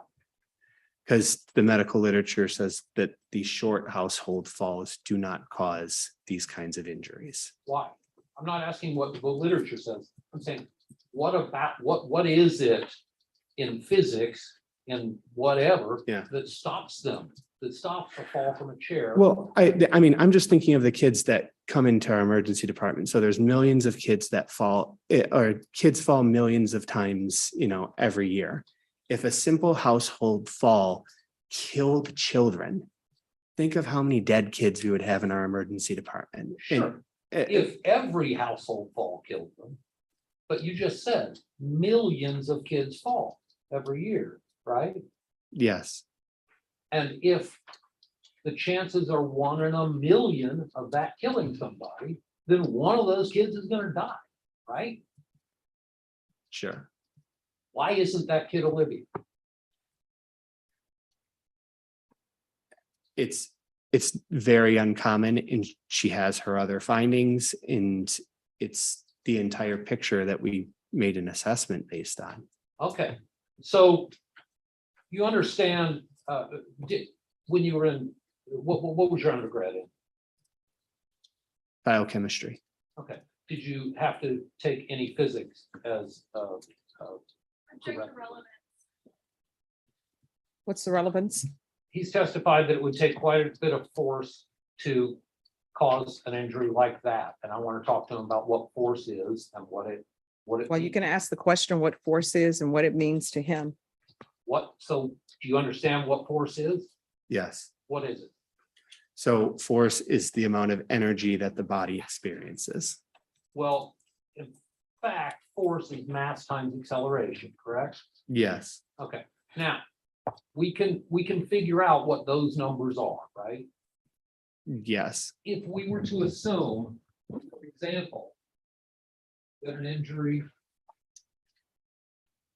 was caused by an object like this, and this object was moving, and that whenever it hit, if it's a skull, was not moving, then we know that this is the mass we're concerned with, correct? Yes. Okay, and what would you guess this weighs?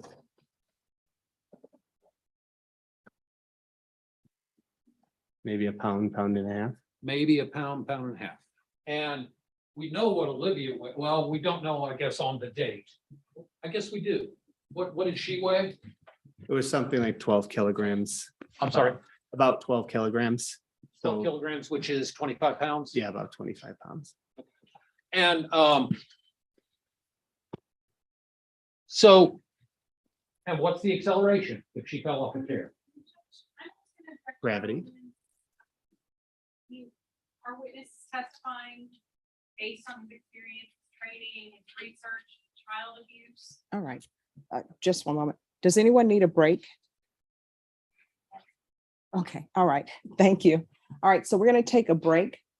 We are going to come back at 3:55. Does that give everyone enough time? Yes. All right, so remember the rules. Make sure your badges are displayed. Do not discuss the case amongst yourself or with anyone else. Do not do any investigation. Everything you need to know about this case will be from inside the courtroom, and no deliberations. All right, everyone, please rise.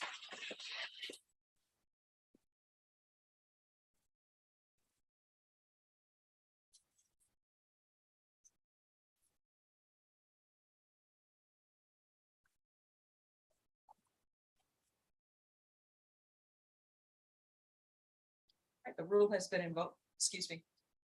The rule has been invoked. What that means is you can't discuss your testimony with anyone. The only persons you're allowed to speak to are attorneys for the state of the minutes. Oh, yeah, thank you. What time did you say? I think I said 3:50. Or did I say 3:55? 3:55. All right, 3:55. Thank you, Judge.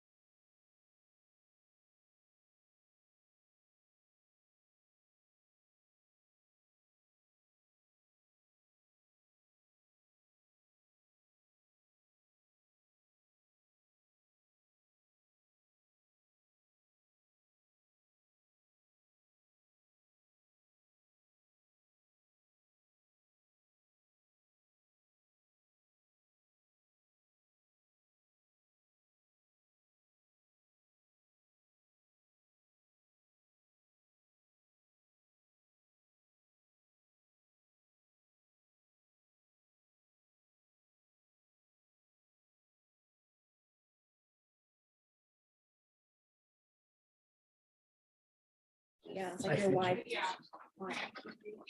Mother, but she has a little bit more free time. Everything's on the keyboard, so she doesn't have to.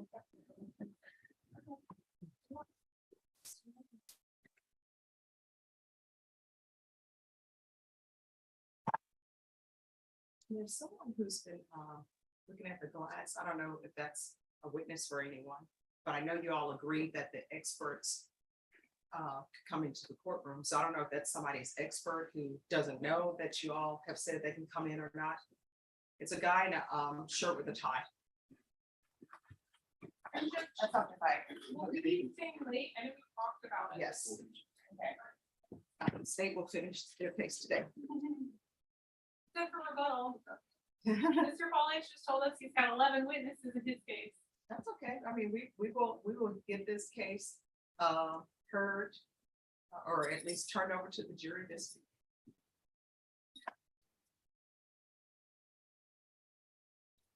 It will happen. I think people will need to bring their trail mixes or whatever.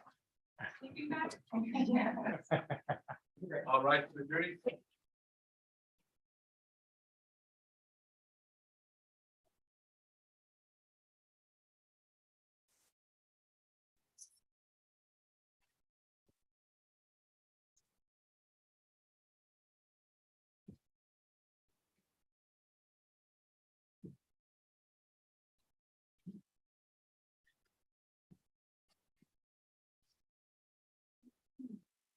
All right, everyone, please be seated. Defense, Thanks, Judge.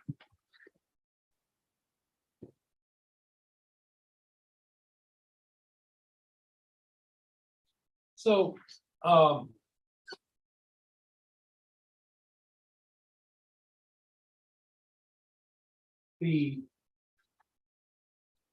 so we talked about the mass, and by mass, we're talking about weight on Earth, right? Yes, And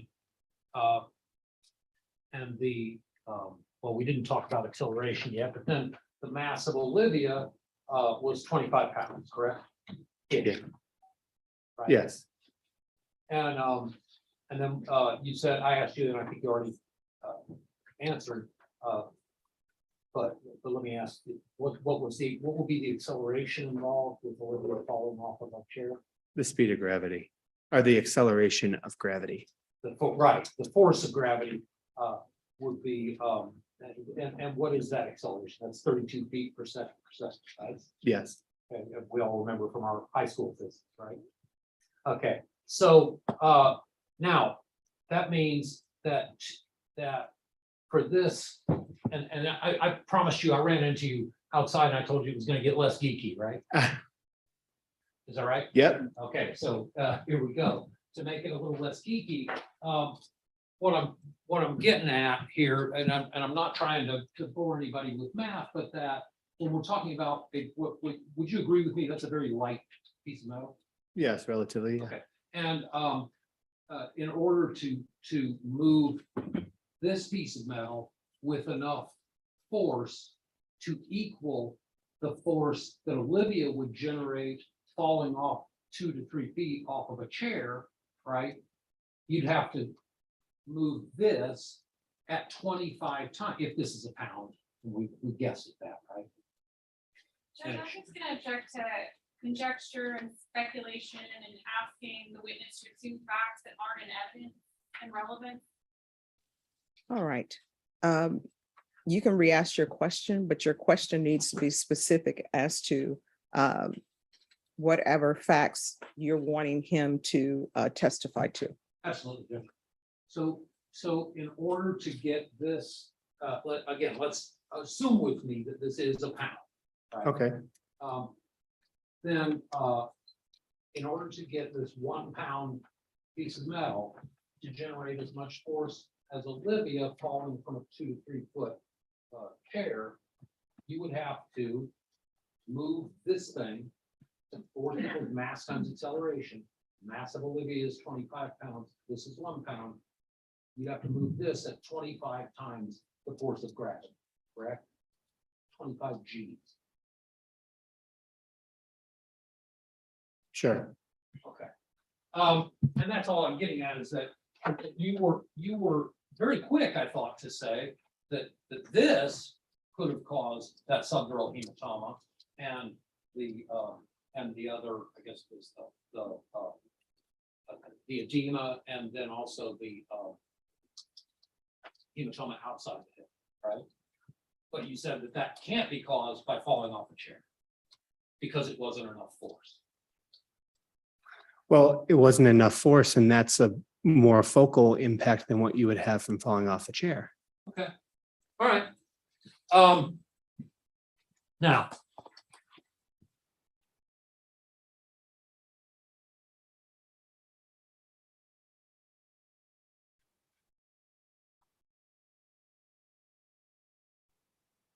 Also, since we're talking science.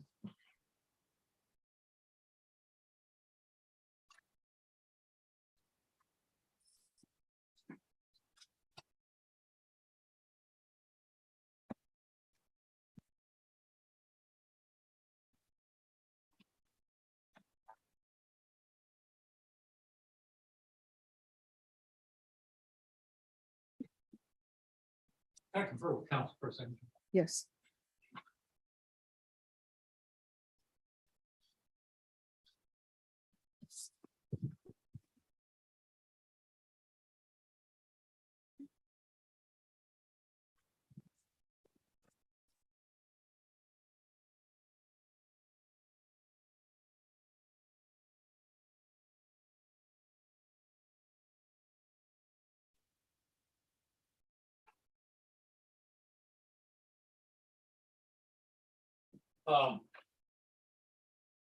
The state showed you states 145, 146, 147, and 148, correct? Yes. And these are the pictures of the bracket being held next to some of the scars on Olivia's head, correct? Yes. And I think you testified, well, again, that's not science, correct? I mean, you can look at it and see. Okay, So, so you testified that that could be, that based on these pictures, that this could be the object that caused some of those scars on Olivia's head, correct? yes. It could be other things too, correct? Yes. It could be a lot of things, right? Yes. Okay, and for one thing that we know about these scars is that when you look at them, showing you 148, you can see kind of at the top, those are separated, correct? They join right there. Okay, well, and in fact, the medical examiner puts in his report that those are separate scars. Do you have any reason to dispute that?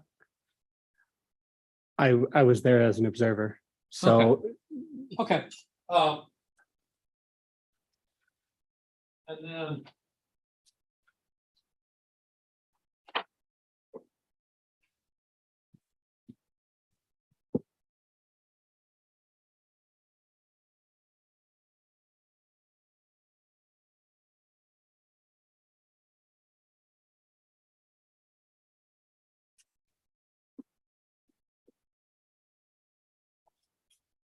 Just a second, Judge. Yes.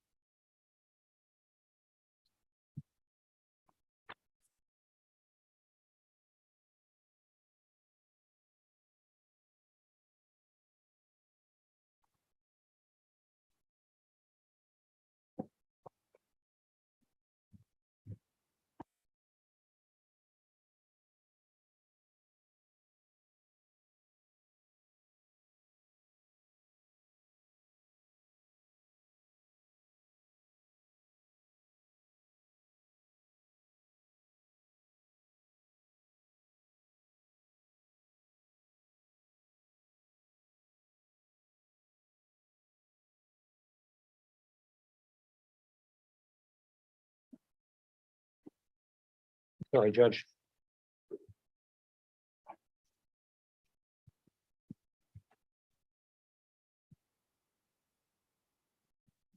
Oh, when Olivia was admitted on various, or not admitted, but treated on various occasions at University Hospital, and then also at Children's Hospital.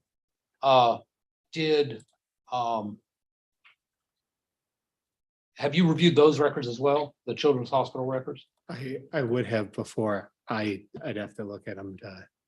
Oh, okay. Would it help you refresh your memory? Yes, please.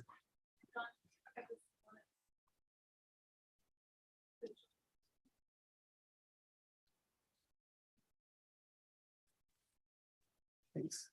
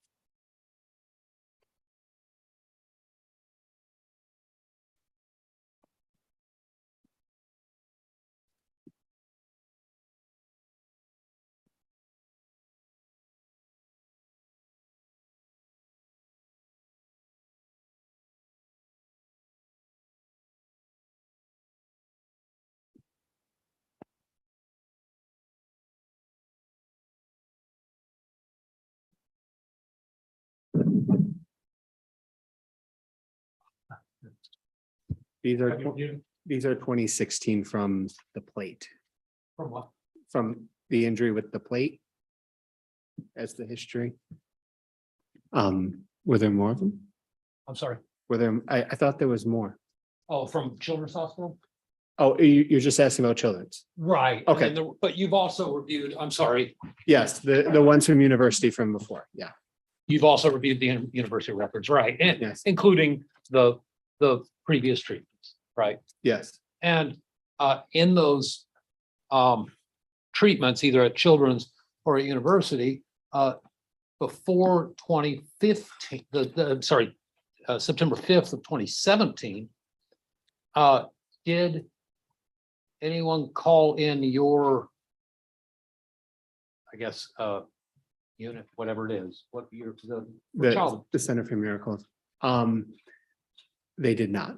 Okay. I So- I didn't see any documentation of that. Okay, and the people that were dealing with Olivia during all of those encounters were medical professionals, right? Yes. And because they're medical professionals, they're what's called mandated reporters, right? Yes. What's a mandated reporter? So a mandated reporter is someone who works with children who it's in their regular course of work, who if they suspect abuse or neglect, they have to report the case to Child Protective Services. Okay, and did based on these records that you've reviewed, was there any statement in there that anyone had reported any of these? Sorry, excluding September 5th of 2017. Okay. I believe it was the records from Christus where they said child needs to have an NAT workup, a non-accidental trauma evaluation. They mention it in the notes, but I don't see documentation that was ever reported to CPS. Okay, and to be clear, when we say mandated, if a doctor or a nurse or some other person who is a mandatory reporter, a mandated reporter, fails to report to CPS when they suspect child abuse, that's a crime, correct? Yes. And that person could go to jail, right? Yes. They could lose any licensing they have, right? Yes. And I think there's a fine too. I'm sorry. I think there's a fine associated with it too. So it's pretty serious implications if you suspect child abuse as a professional and you don't report it, correct? Yes, And again, here, at least as far as these records show, no such reporting was done regarding Olivia's previous injury, correct? correct. Okay, so that tells us, does it not, that they didn't suspect child Connection, abuse? cause, or speculation. Sustained.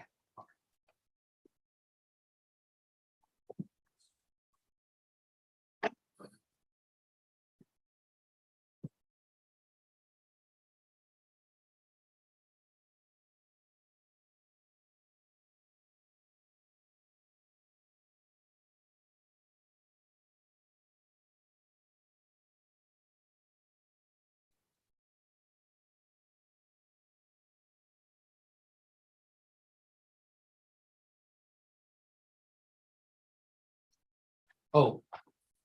Showing you what's been admitted into evidence is, I'll show you something. As state 11. That is bruising on Olivia's hand, correct? Yes, Did she have bruising on her other hand? You recall? I don't recall. Okay, would it help to refresh your memory? You just,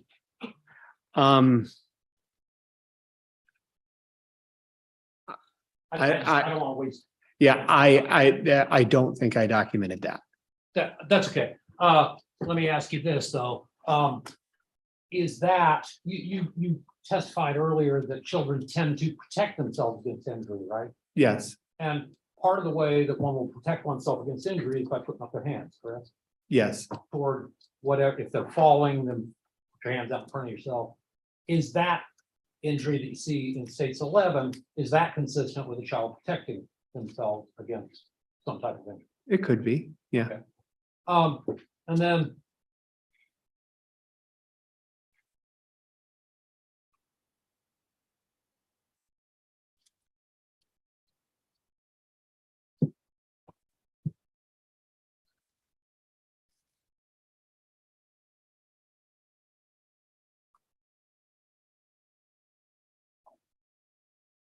Oh.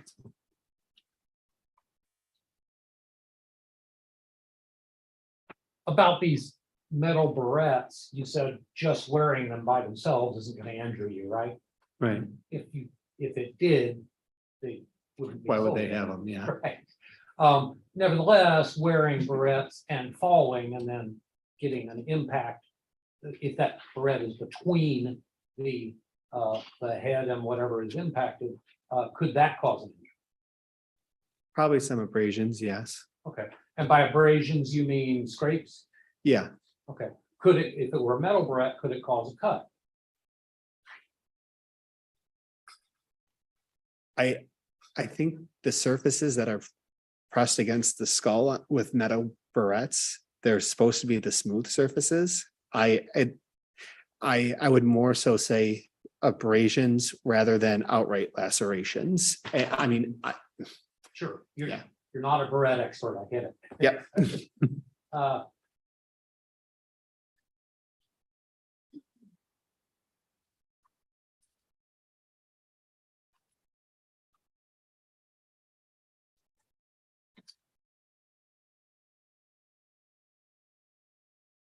And then, oh.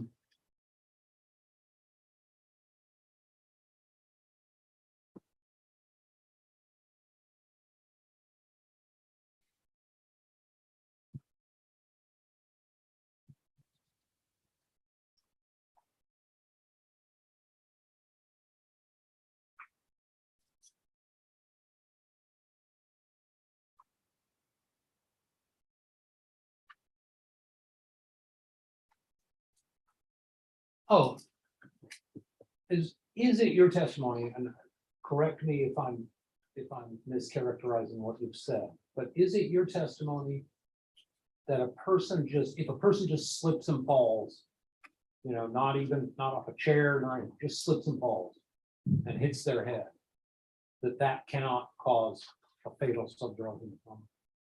it would be very uncommon for that to cause a fatal subdural hematoma in children. Okay, all right. And then the stairway stuff you testified about, I mean, we're talking, if somebody falls down a stairway and if they fail to protect themselves and do hit their head, would you agree with me? There's quite a bit of force involved. When are they hitting their head? I'm sorry, When are they hitting their head? when? Yes. Well, okay, it's a good question, because the force builds as you go down the stairs, right? Well, actually, that's a common misconception.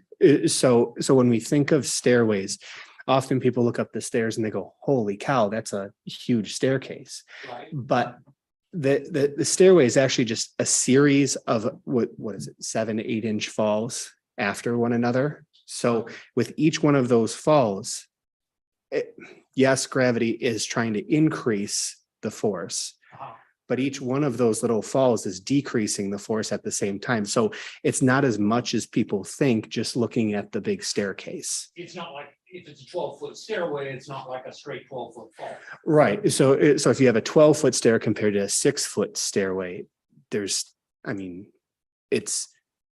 still a series of short falls. You just have a little more of those short falls by having the longer stairs. Okay, all right. And regardless, there is we don't know how Olivia fell down the stairs. Or let me ask you, Object to facts, not evidence. There's no evidence she fell down any stairs. Sustained. let me ask you this. If you fell down the stairs, head first, right? And landed, say, 3 steps down, Mhm. right? That's a significant, even if that's 8 inches, that's a 24-inch drop, right? Well, actually, children's feet getting caught on the upper stair was one of the things that the National Injury Report Surveillance looked at. And the only thing that was significantly associated with increased injury was being in a caregiver's arms, or being in like a stroller, not a stroller, one of those mobile walkers.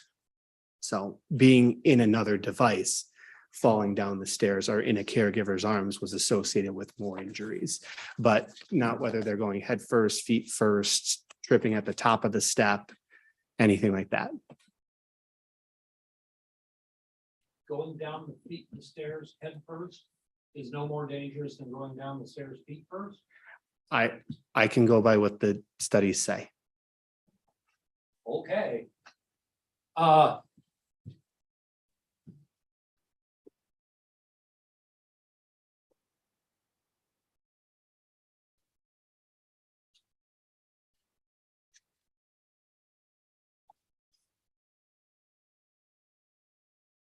Judge, I just need to review my notes real quick, but I think that's. I think I'm-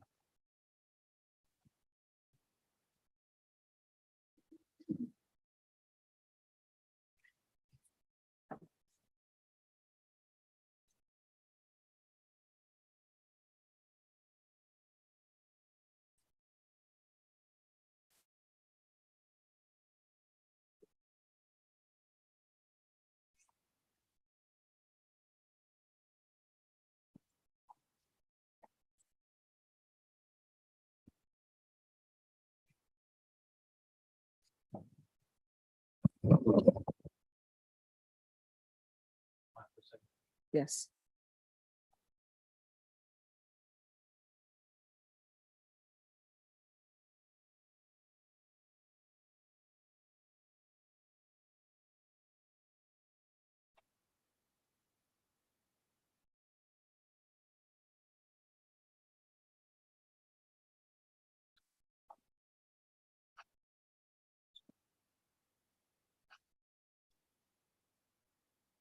Absolutely, sure. State. Thank you, Judge. Defense asked you about taking a history down from how an injury occurred. Do physicians ordinarily rely on other physicians' histories? So often we like to take our own histories as much as we can. I don't like doing the chart review method. What what you see from this is kind of a snapshot in time of, at the time of the consult, what did we have available to us? This case doesn't end there. So we do have ongoing communications with the radiologists, with our neurosurgeons, with CPS, with law enforcement. So if information is provided and and it significantly changes our assessment, that is absolutely going to be documented. And seeing that there was no additional documentation in this case, it's hard for me to remember back the 5 years, but that to me tells me that we did not get any additional information about this. So it's important for a physician to take an accurate history. Yes. And if Dr. Gephardt testified that the defendant told him she heard Olivia vomiting and didn't check on her, would you have any reason to dispute that? No. And if another physician wrote down the same thing before Dr. Gephardt got to work that day, would you have any reason to dispute that? No. The defense asked you about the Children's Hospital of San Antonio records. I'm showing you what's been marked as State's Exhibit 176. Okay. Or is that just another copy of what defense that showed you?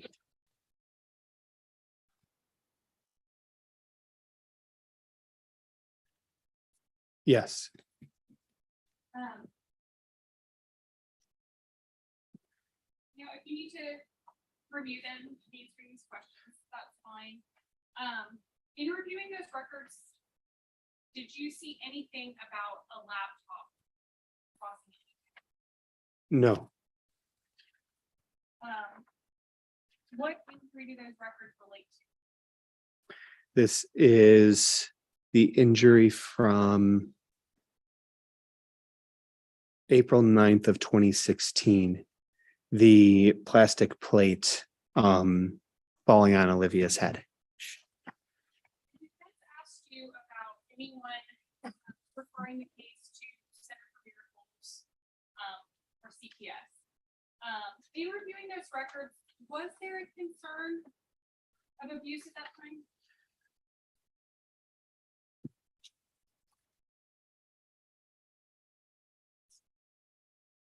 I apologize. I saw it in one of the sets of records. I can't, I'm just trying to see where.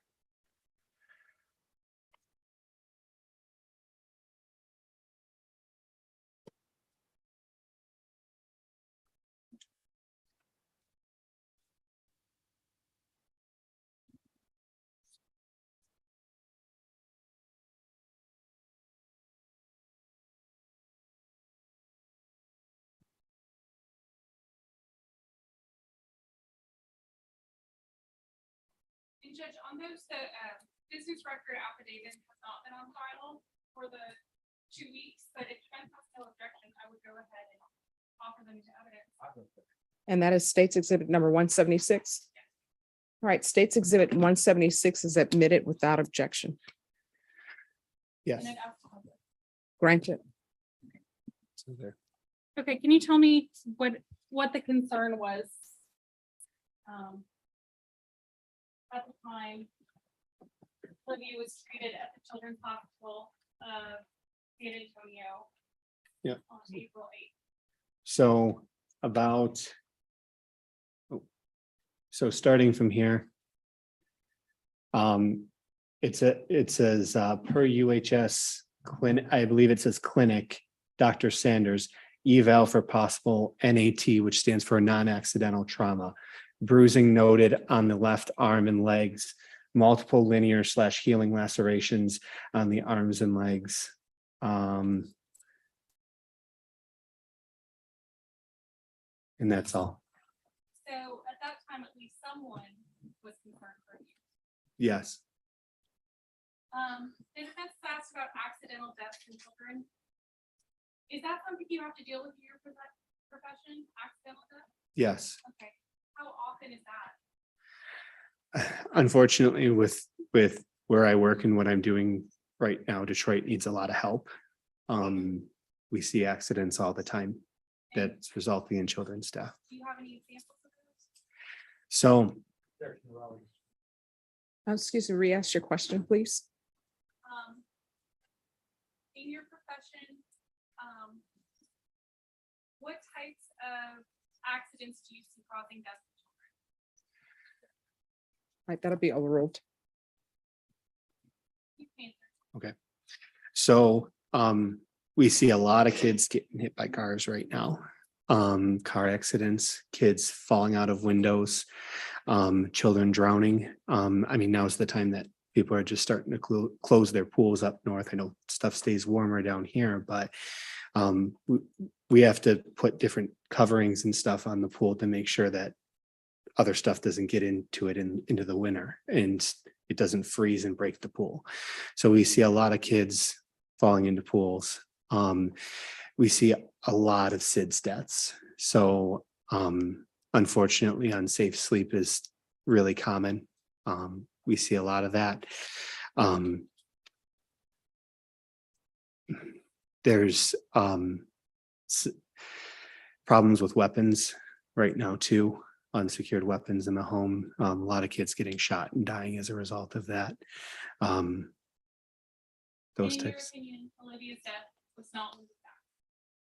No.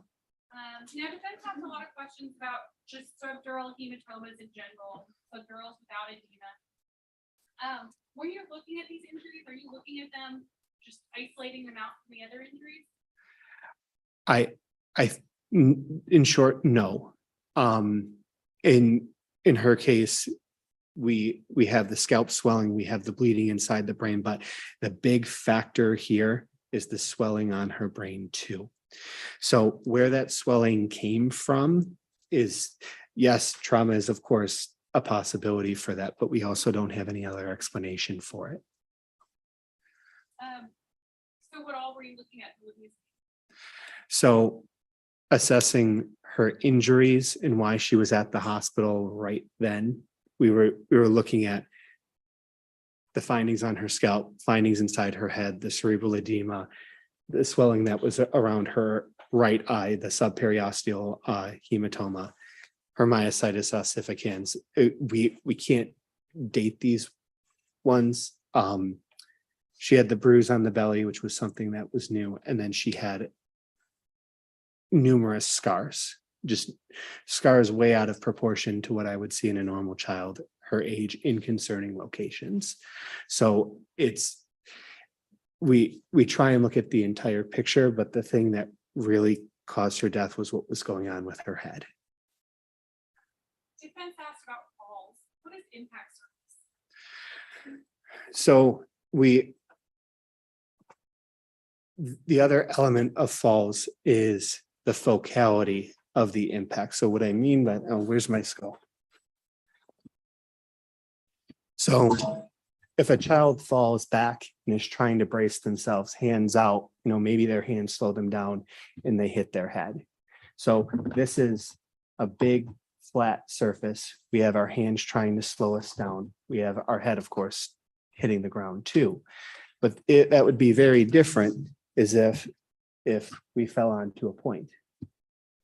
So this is more focal. It's more concentrated in this spot. Now, why is this relevant? Because it also translates over to when something's swinging at the kid. If something has a point, that energy is more focused. So if a child were to be hit, of course, not with a pencil, but something as thin as a pencil, that's going to give us different injuries than if I swing a whole big board at them and try and cause injuries. Defense asked about force in relation to fall. If a child is hit with something and thrown to a floor, would that be more force exerted than just exerted on them and had they just fallen? So because we have the two impacts, that's more force. Yeah, I won't ask you to do any math.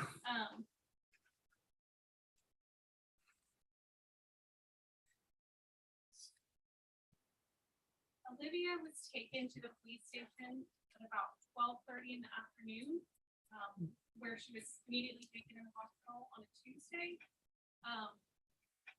Do you think, based on your experience, that the fatal impact she sustained could have occurred any earlier than that day before, than that Monday? No.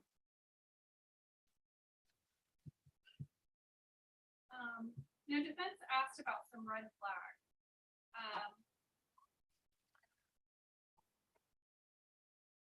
What are the red flags in Olivia?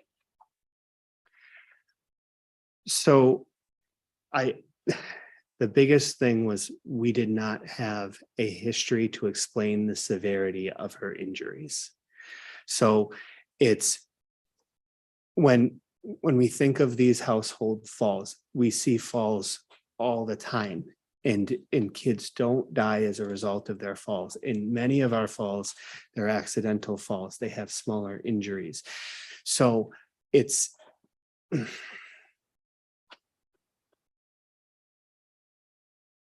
I'm sorry. I lost my train of thought. One more time. What were the red flags in Olivia? Yeah, so we don't have a history to explain the injury.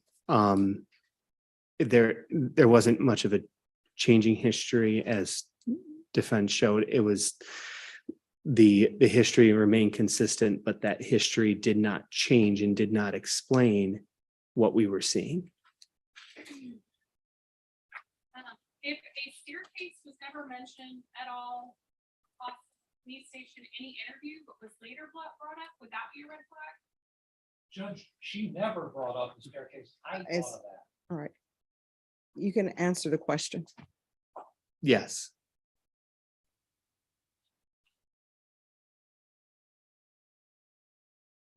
What all did you consider in your finding that child abuse?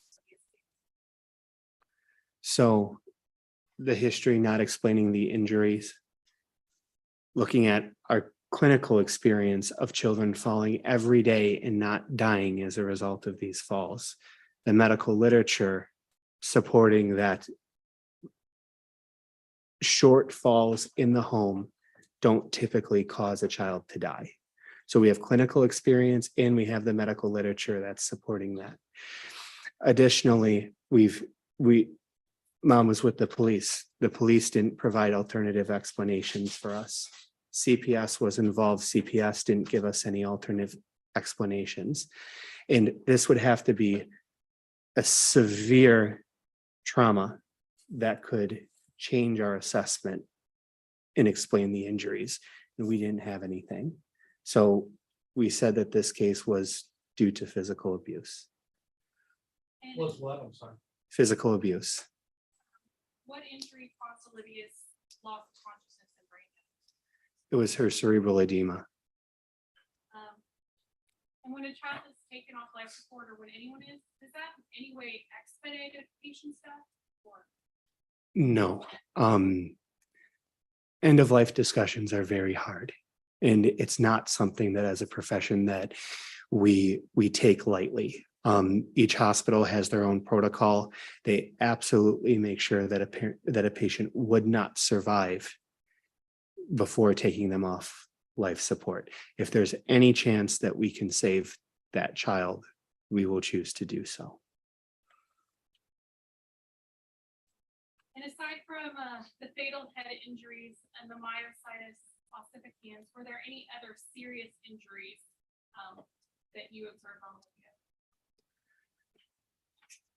No.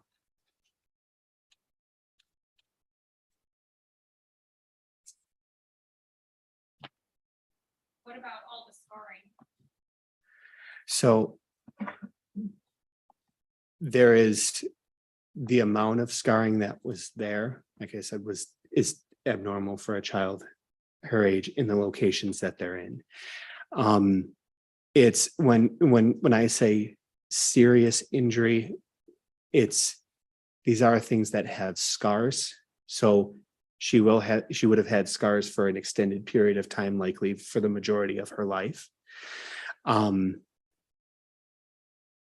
in that sense, if we're looking at serious injury because it changes her appearance permanently, then yes, these would be serious injuries. Now, I want to get back to the history taken by different physicians.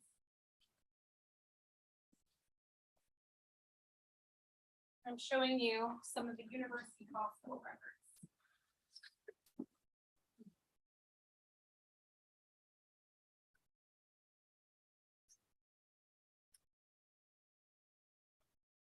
I'm showing you the history that was taken by Dr. Gebhardt. Can you tell me what time that was taken?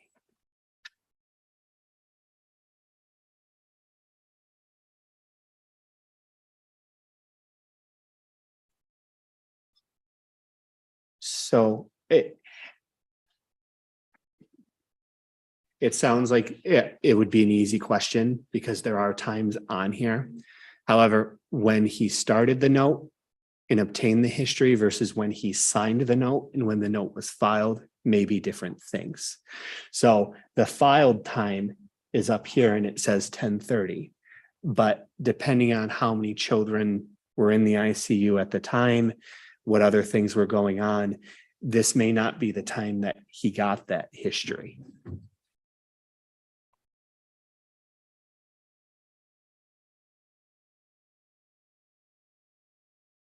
going to show you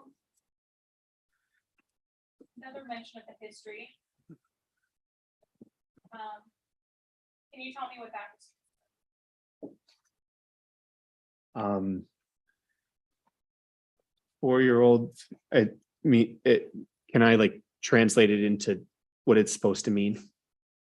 Okay, so 4-year-old female brought in with a Glasgow coma scale of 3. So that's the level of alertness that she has. After being taken to the police station by her mother, per the trauma team, mother reported that patient had dinner last night at 6 p.m. and went to bed at 9 p.m. Mother heard patient vomiting this morning, but did not check on her. Patient was reportedly asleep until 10 a.m. daily, or usually reportedly sleeps until 10 a.m. daily. Mother did not check on child until noon when she found patient unresponsive in bed.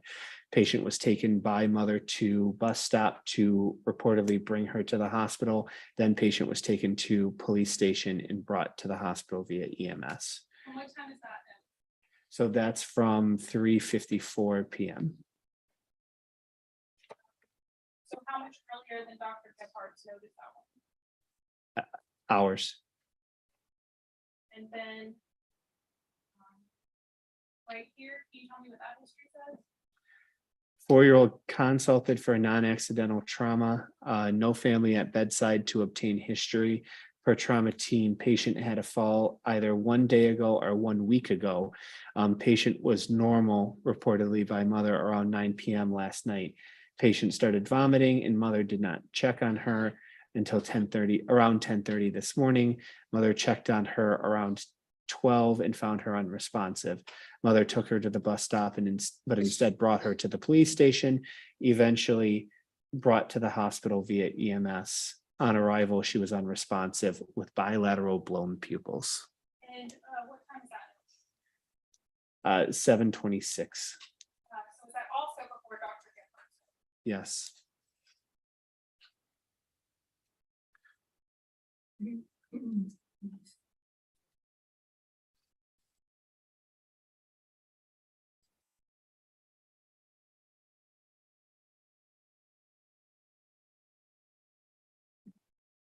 How's the witness?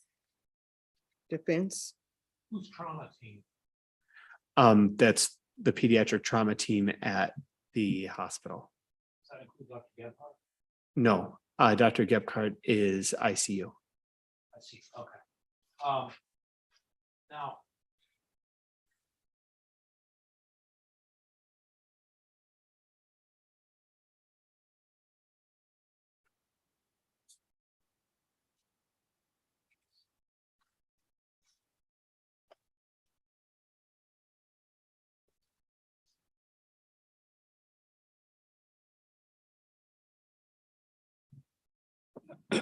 At Children's Hospital is where you work, right?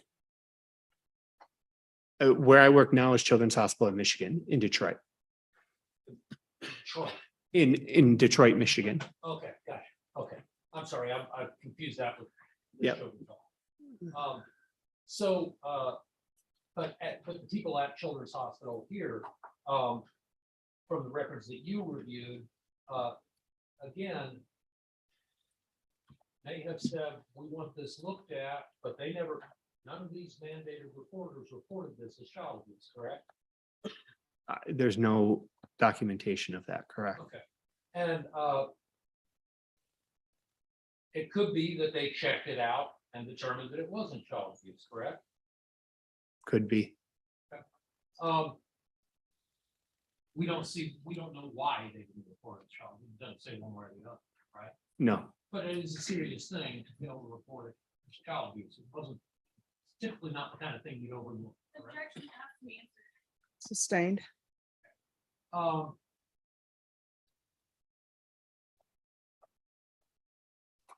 You talked about, can I approach with the show? Yes. What you need? Get the skull. up. Yeah.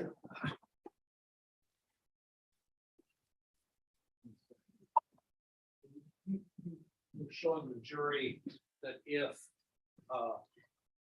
you were talking about the focal point of an injury, and that if you fell onto a flat surface, you're going to have more force concentrated, less force concentrated in a small point than when you fall on a point, correct? Yes. But you'd have so much force falling onto a point, would you not expect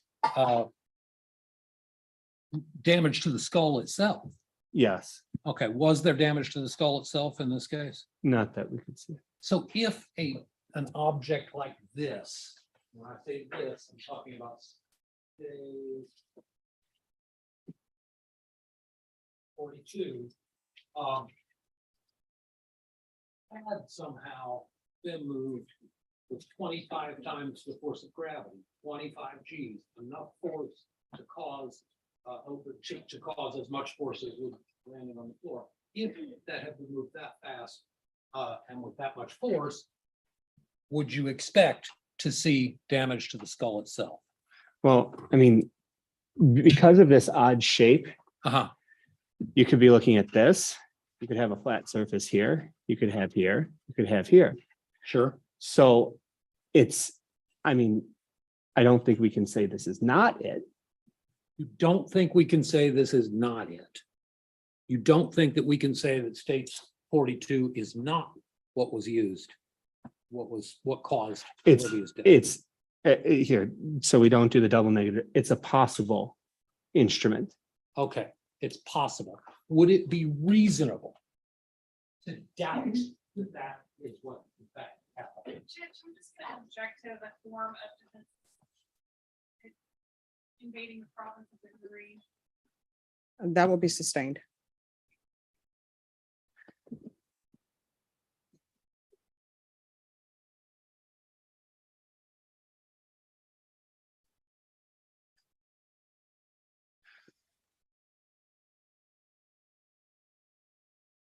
So let's talk about that a little bit more. Just for once, because I'm having trouble understanding either. Because you're the one who brought up focal points, right? And focal points means if you focus the energy in one small little portion, right? Yes. Like say that corner, I'm just picking a random spot, right? Yeah. And that's the focal energy that you brought up, right? Well, I think prosecution's question was impact surface. So I was talking about the differences in the impact surfaces. So I went from one extreme as flat surface Right. to focal point, but there is a continuum in between those.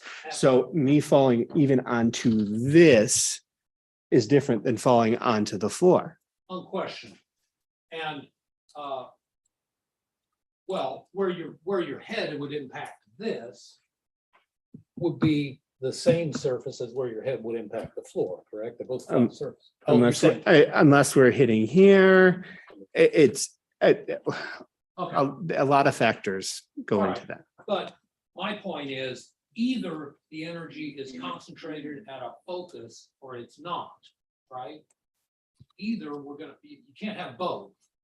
You gotta either say that it hit a sharp point or a slightly less sharp point or a slightly less sharp point than that, or you gotta say that it hit what amounts to a flat surface, right? Right. You're either getting the force or you're not getting the force. If you're getting the force, it should be enough to do some damage to the skull. If you're not getting the force, then it should be the same as impact. Object to defense counsel testifying and speculation. All right, testifying will be sustained. You can ask your next question. Okay. Judge, I'm not permitted to lead the witness, is that? You can lead the witness, but you're not allowed to testify. Okay, The two are completely different, but you can ask your next question. okay, so by, let me then ask you, is it not the case that you can either have the force or not the force, right? You either have it concentrated in a small place, in which case it would do a lot of damage, is that right? Yes, Or you don't have it concentrated in a small place, in which case it wouldn't do the damage, it wouldn't have the same force that the small place would, right? well.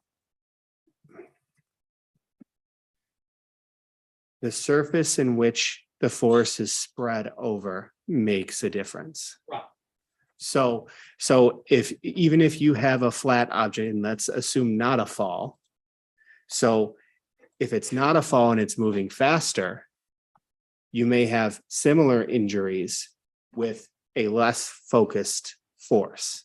But you would have to be, that force would have to be moving faster to cause the injuries because it's spread out. It's a bigger impact surface.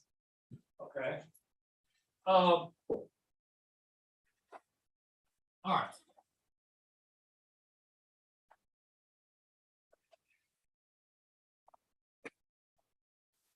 And you said, I think, correct me if I'm misquoting you, but did you say that the biggest red flag was the fact that you didn't have a history sufficient to explain the severity of the wound, of the injuries that killed the victim? Yes, I did say that. That's the biggest red flag. Yes. And let me ask you again. If a person can't give you that history because they don't know, is that still the biggest red flag?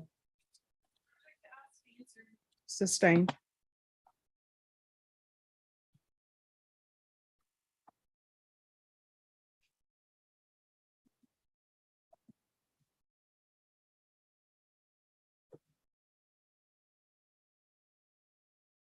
State asked you about, well, if a staircase was never mentioned, and then all of a sudden the staircase was brought up, is that a red flag? Do you recall that? Yes. Okay, do you have any reason to believe that Jessica Briones ever said that these injuries were caused by a staircase? I have no records that I was told about a staircase. I'm sorry, I have no records that I was told about a staircase. okay. Sorry, I'm asking a slightly different question. You've reviewed more than just your own, what you were told in this case, right? But if I I'm was, sorry, that's a yes or no question. You reviewed more than just what you were told. yes, Okay, so, so do you have any reason from any of the records that you've reviewed to believe that Jessica Briones has ever, up to this day, said that it was a staircase that caused this injury? no, Okay.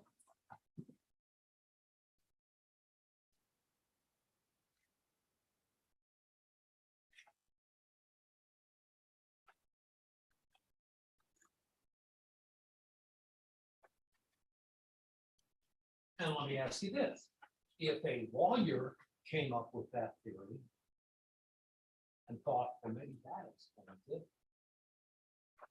is that a red flag that she did something wrong? no, And then, you talked about end of life discussion, right? yes, And you talked about taking Olivia off of life support. yes, Were you there when that happened? I was not. Have you read the accounts though of that? Yes, And one person that was not there was Jessica, correct? That's my understanding, yes. And they didn't get justice permission to take Olivia off of life support. Is that correct? I, Subject to speculation. He's That will reviewed be all- overruled. Thank you. I have no, they didn't document that she was contacted in the records, no. Okay. And from your review of the records, was there some emergency to make sure that Olivia was taken immediately off life support? If there was no emergency, but if her condition wasn't changing and they made multiple attempts to contact someone and they couldn't, I'm sure the hospital has a policy of exactly how they proceed in those situations. How many So, hospitals did you work at? five. And have any of those hospitals had a policy that including taking people off of life support without contacting the family or requesting permission from the family? Yes, They have. yes. Which hospital was that? So I'm just gonna inject. Sustained.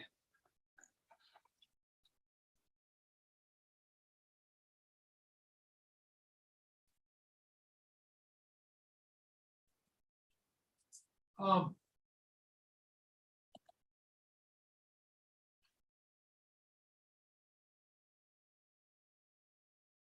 Scars on the head. Scars on the head, you indicated, in children, can be indicative of abuse, correct? So when you say indicative, I think that is a 1-for-1 that, oh, if there's scars on the head, it has to be abuse. And it's not what I said. Okay, so it is not always the case that, and let me just qualify this more. It's not always the case that multiple scars on the head in a child indicate abuse. Is that correct? Correct. Okay.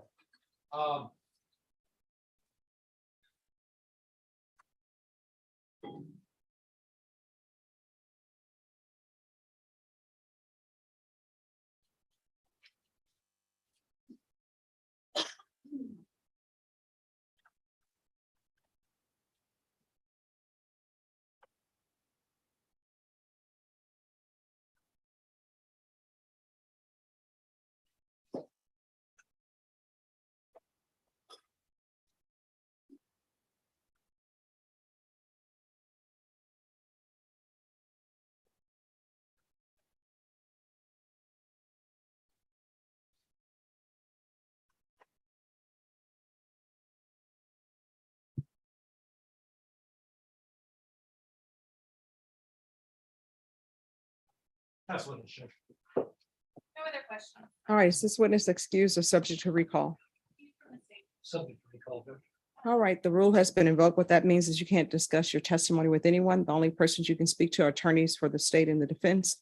And just make sure you're available if you are recalled. Judge, could we have this witness, he is recalled testify via Zoom, since he lives in Michigan? Somebody approach, Judge. Yes.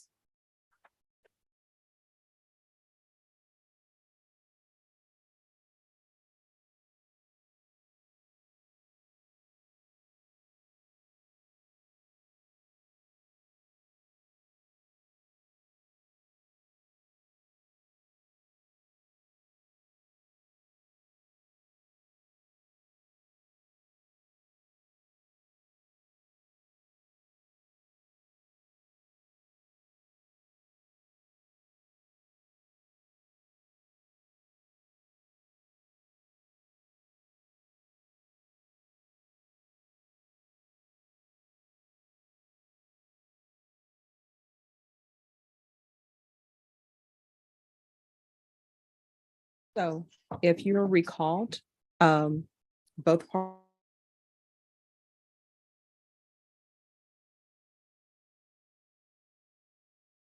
Witness.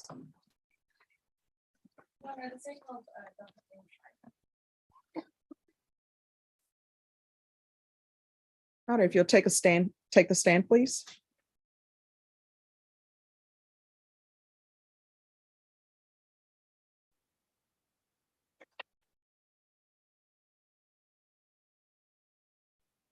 Can you raise your right hand? Do you solemnly swear or affirm the testimony you give will be the truth and nothing but the truth, so help you God? I do. All right, just have a seat, address the microphone. If you could state your name and spell it for the record, please.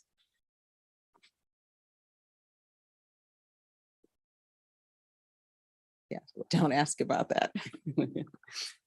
It's a little low. Ah, yes, it is low. Justin.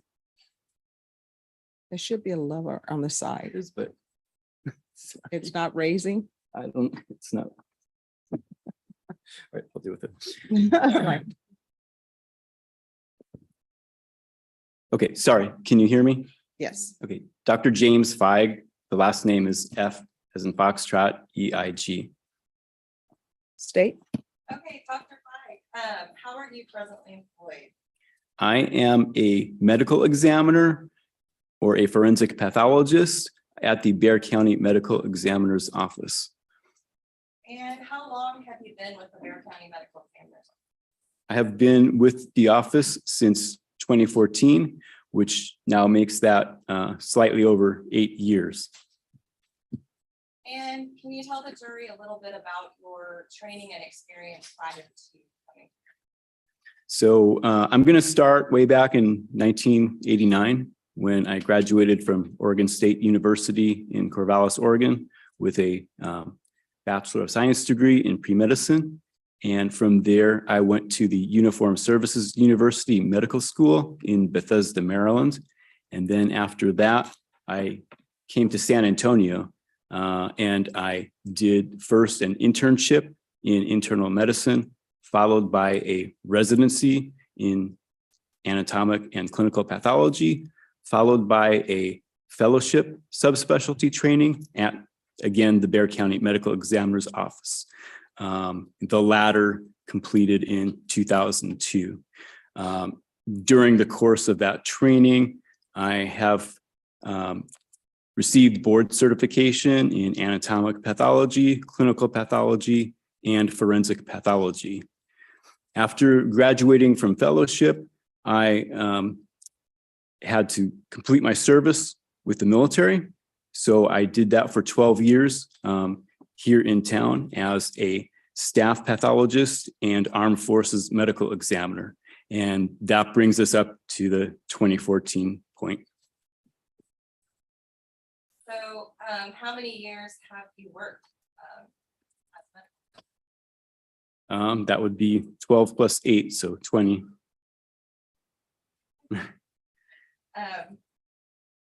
So can you tell the jury a little bit about the autopsy process and the objective of an autopsy? So in my field, we are charged with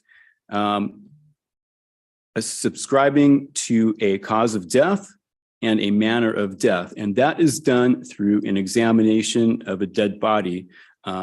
The dead body comes to our office because there is a death that is reported to the office either by law enforcement, family member, or a medical environment such as a hospital. The circumstances that we know about the death are reviewed and a decision is made whether or not the body needs to come into the office. If the body comes into the office, it receives a postmortem examination, which typically consists of an autopsy, and that autopsy itself consists of first an external examination, which is a documentation of physical characteristics of the body, as well as any trauma or things like tattoos, scars of the body. That is sort of what I think of as a physical examination you might receive from your doctor, but my patient is dead. So it's slightly different. That is followed by looking inside the body. And that is where we take a scalpel, open the body up and look at the inside. During the course of this also, toxicology samples are taken. And for a lot of examinations, that actually completes the postmortem examination, but for some, there's an additional microscopic examination, which involves looking at tissues under the microscope. Did you perform an examination on a female child named Olivia Briones? I did. Your Honor, may I approach? Yes.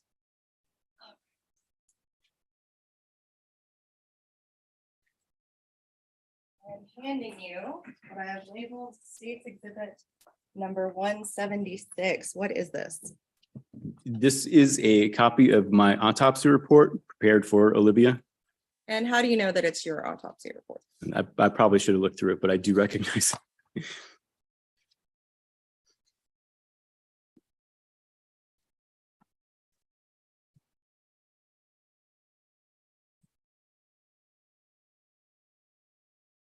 So this is my report with the body diagrams I had prepared, the toxicology report, and my signature.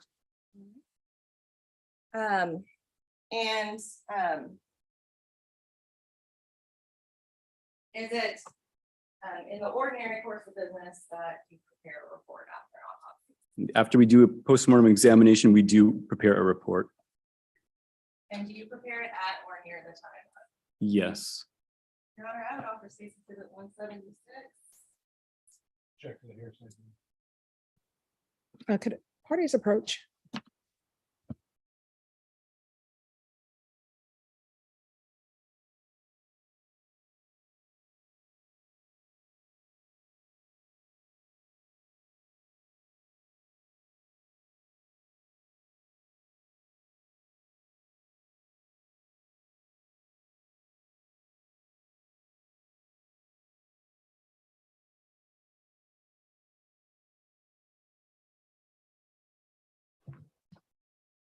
It is actually State's Exhibit 177. All right, State's Exhibit 177 is admitted into evidence.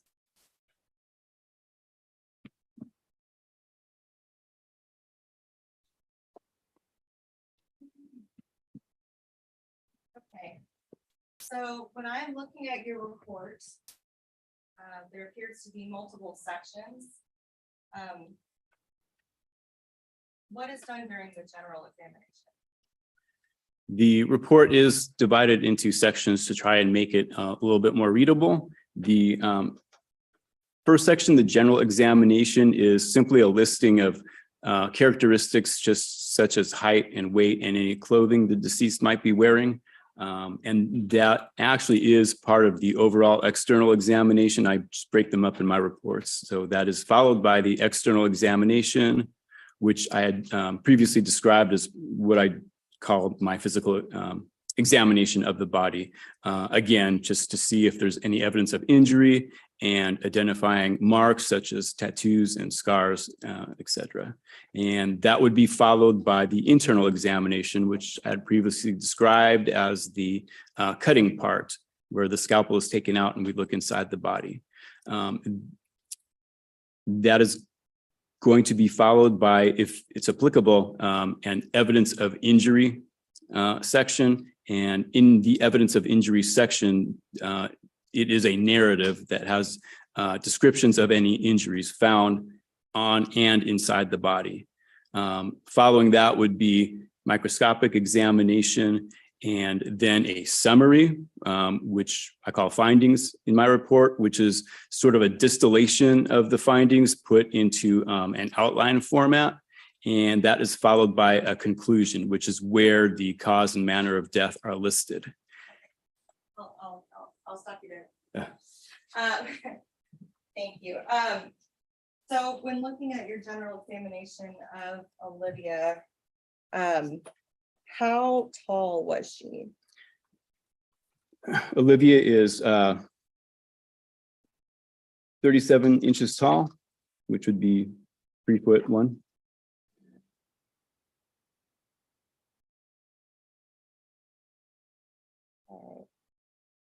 About that tall? 37? Yes. Okay. How much did she weigh? And she weighs 30 pounds. And were you able to make a determination as to where she fell on the curve of percentiles? if you were to look at a curve for girls with this age, she would fall around the 5th percentile, which is on the low end. And then you also did some measurements. Can you tell the jury what those measurements are of her head, chest, and abs? The first paragraph is followed by a second paragraph with additional measurements of the body, specifically the head circumference, the chest circumference, the abdominal circumference. These measurements are things that we typically do actually for a baby, but I just listed them here for completeness. And what was her head size? The head circumference is 52 centimeters.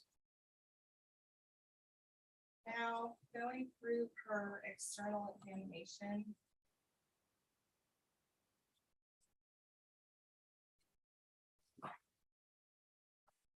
Did you make any, what were the initial observations you made of her during the external examination portion? Well, so the first thing we do is take a look at if there's any postmortem changes, such as decomposition. So Olivia's body is considered fresh, so there is none. And with her particular case, one thing that became noticeable right away was that there seemed to be lesions or I couldn't really see it that well, but something underneath the hair. And so her hair was shaved away so that we could better see what was going on with the scalp.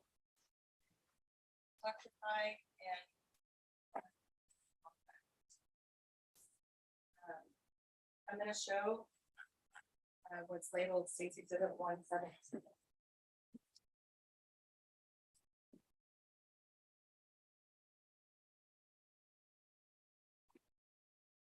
Is this Olivia Briones? This photograph is actually what we call our intake or identification photo. It shows the deceased's face along with our given case number, which actually I'm going to use this just to digress for a moment.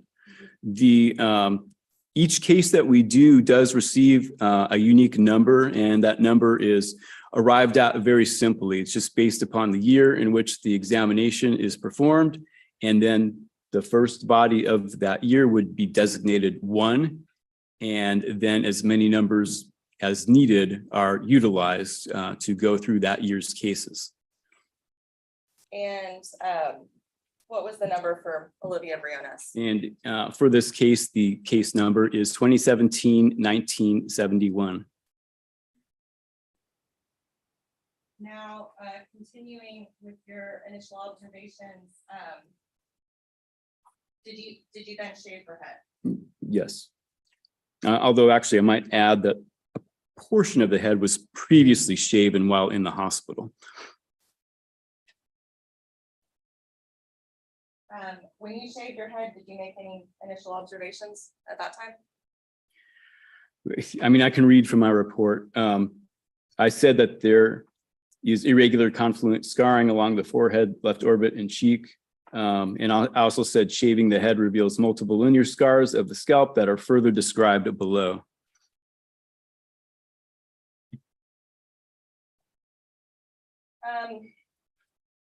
When you went to your external examination, I'm going to show you State's Exhibits 124 and 125.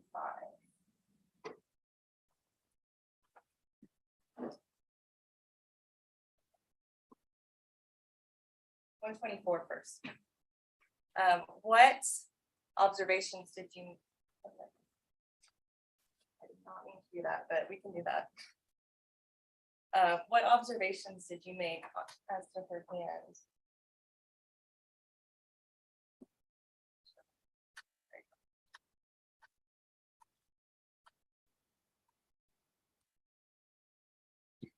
As to her right hand, if anything. All right, so this is an image of the right forearm and hand, and it shows a a fair number of what I call confluent, meaning running into each other, scars of the surfaces. Specifically the dorsal surface or the outer as opposed to the inner surface of the forearm and hand. Yeah. That's what it was. And what are excoriations? I'm sorry? Can you define what excoriations are for the jury? Yeah, I haven't really mentioned that yet. Oh, okay.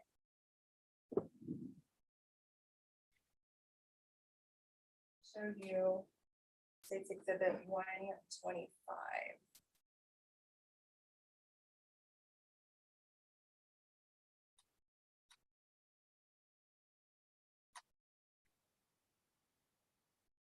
What are we looking at? So we were actually getting into the realm of the evidence of injury. So if you need to go back and look, it's going to be in that section. But this is showing the right hand, the palmar surface, the palm, and it is showing, I think you can see that there's a blue discoloration, which is a contusion, what I call contusion, but that means a bruise.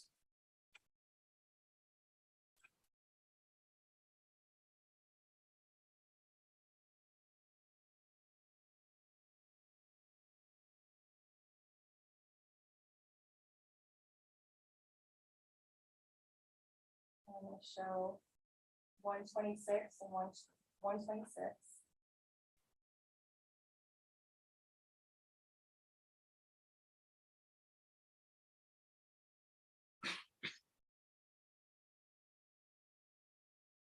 And then 127.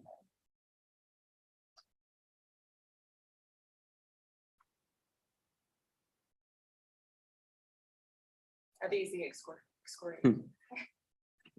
So what we're so in the previous picture, can you go back to that real quick?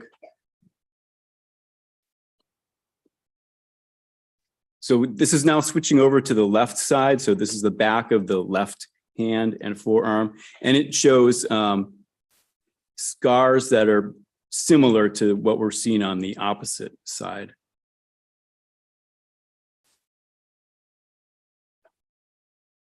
Okay, and in this picture, we're looking at the palm surface of the left hand, and we're actually focusing in on the fingers.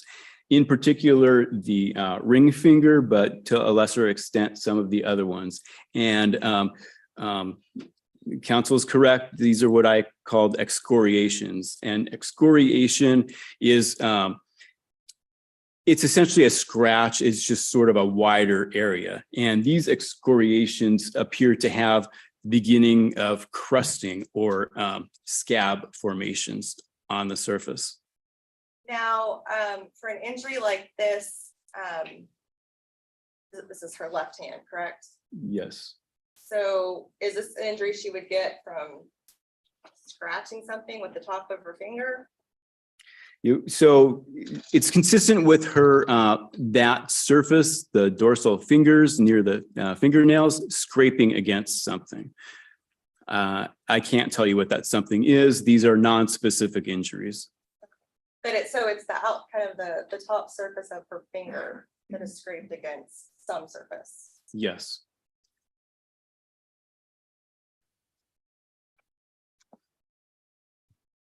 Remove State's Exhibit 128.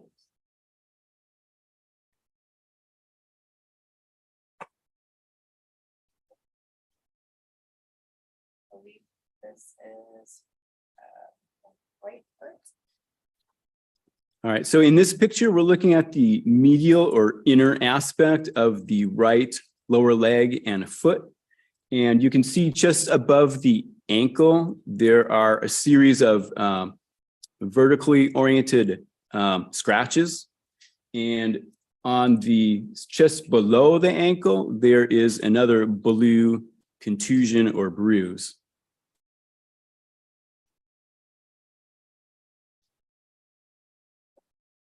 Okay, and moving on, and we are as you stated, the evidence of injury.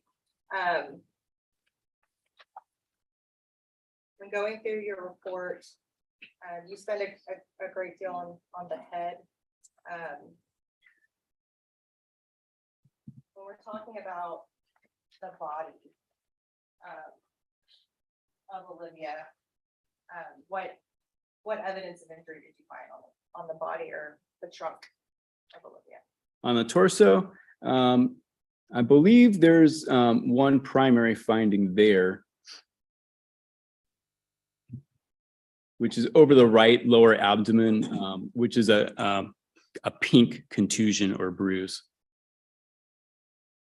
And that's actually all I've recorded. I'm going to show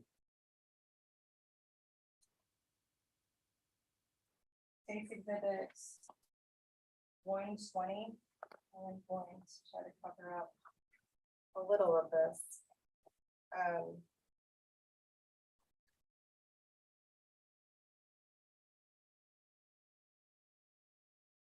That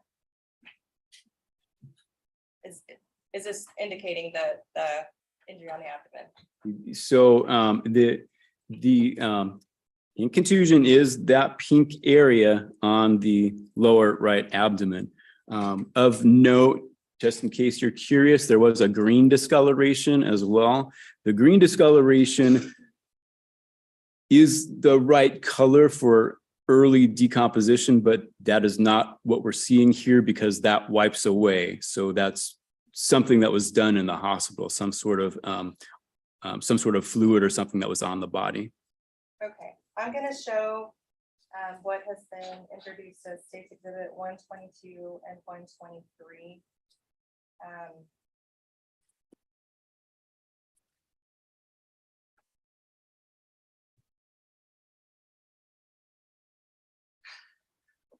What, if anything, do you find significant about State's Exhibit 122? Just give me a second here.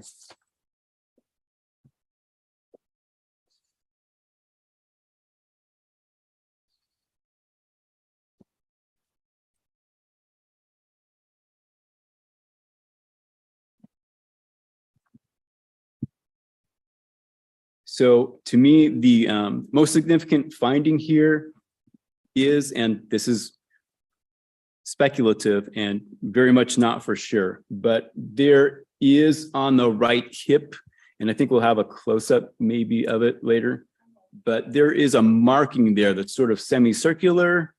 And you said I could use my finger, is that correct?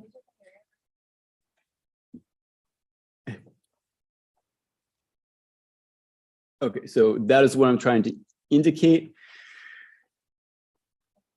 I don't know that that is what it is, but for me, I can't help but wonder if it could possibly have been a bite mark. Just saying the thought goes through the medical examiner's head. Judge, I object to the speculation. Sustained. Now, what about the discoloration we're seeing? There are additional tan discolorations. They are not really scars. They do indicate some sort of minor trauma, but it's very nonspecific. And what do you mean by nonspecific? I mean, these are very superficial. Like if you were to put your finger on them, there's no change in the texture of the skin. It's simply a little bit of pigmentation that has resulted from, again, some sort of healing injury, but a very superficial injury and one that is not recent.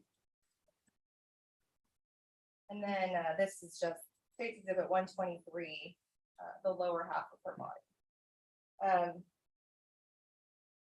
Does the wrinkles around her buttocks area, is that a sign of malnutrition perhaps? I mean, to me, I don't know if I can really go there. Okay. So, Your Honor, is there a way I can erase my? We got it. Okay, now moving on to the scalp. well, first I want to show her face. Did you make any findings in relation to her face?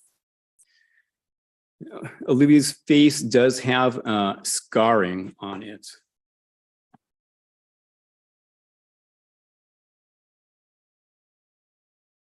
Show safe exhibit 118.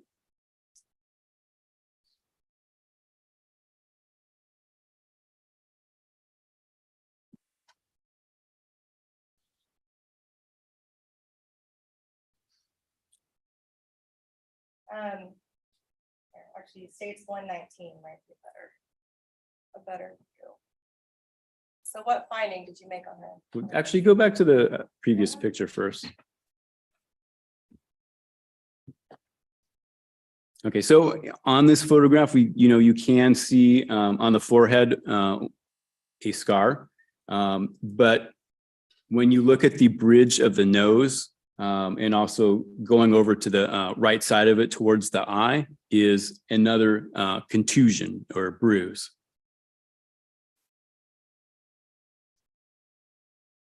And then this is the close-up showing the contusion. Okay. Now, do you have an opinion as to how she would have gotten a contusion like that on the nose? And a contusion is caused by contact with something. So there's some sort of impact. However, I will tell you that when I did the examination and palpated or felt Olivia's nose, it's not broken.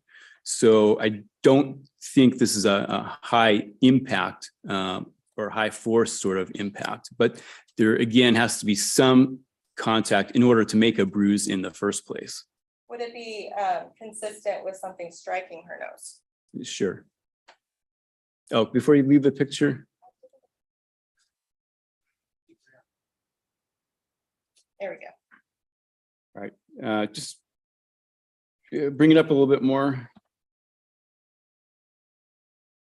All right, If you so would I like just to- wanted excuse to, me, if you would like to step down, you're more than welcome to step down.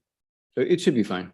I just wanted to point out to the jury that there is another mark above the right lip, and that is from me, basically using a forceps. So that's not part of the exam, not part of her findings.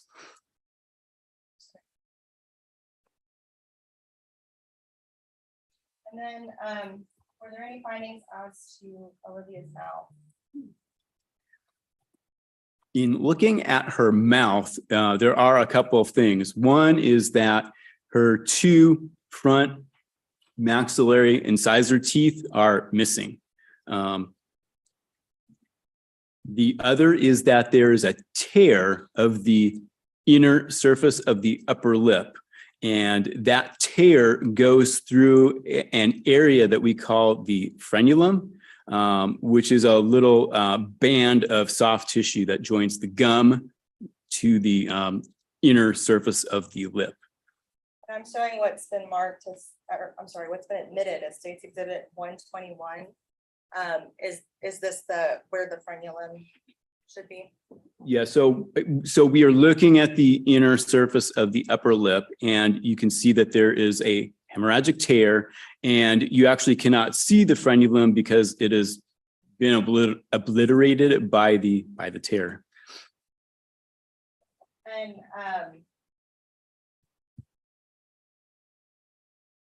when you see, I think you used the term obliterated frenulum, does that tell you anything when it involves children? So the frenulum, when it is torn, again, sort of like the contusion of the nose, there has to be some sort of impact to make that happen.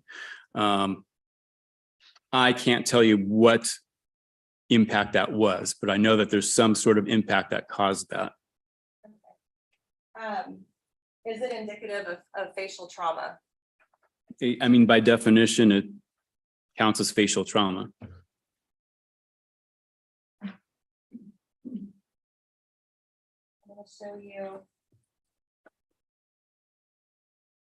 what has been admitted, State's Exhibits 131 and 132.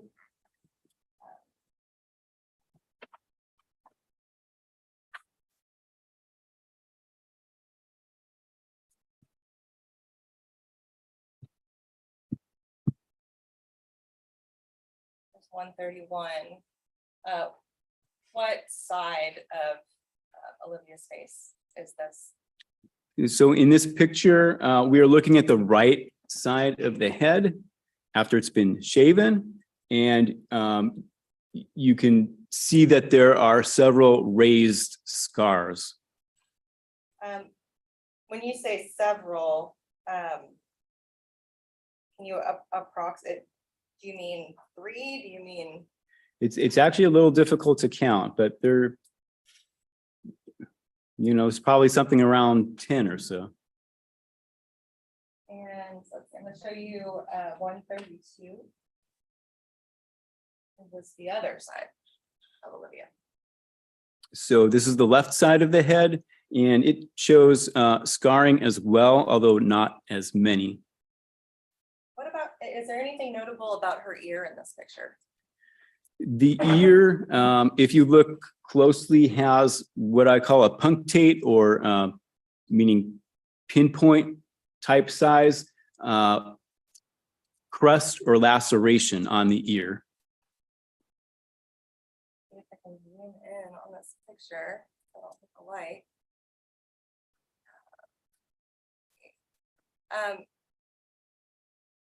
Are you able to make out any scars, let's say, around her left eye? It's kind of hard to see maybe on this. I think in the original size, it might have been easier. On the original size, yeah. There we go. Yeah, okay, that's fine. So there is scarring around the left eye. And it's sort of a blotchy, slightly lighter than the surrounding skin. So hopefully you can appreciate that, sort of lateral to the eye, and below it and above it also. Okay, and can you tell, it's referred to as a scar. Does that mean it's healed? Yes. And then a little bit above that, there is another mark. I think it might be easier to see it. Can't really tell the color there. But if it had a little bit of pink on it, what does that tell you? So for this is one of the raised scars I had mentioned earlier, and on the scar, the overall color is something I would call pink, but in the centers of it, it's a little bit more red, or erythematous would be the medical terminology. That increased redness means that part is not healed up as much as the outer parts of the scar.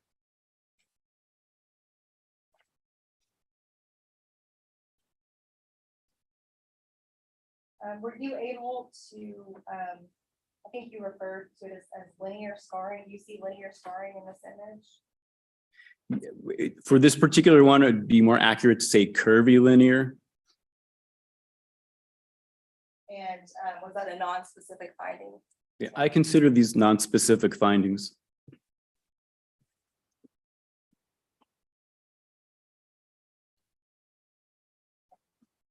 Now I'm going to move to the scalp. So.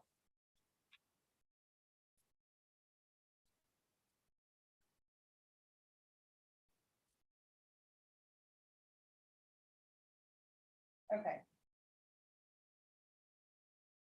Exhibit 134. The color is really not coming out on here.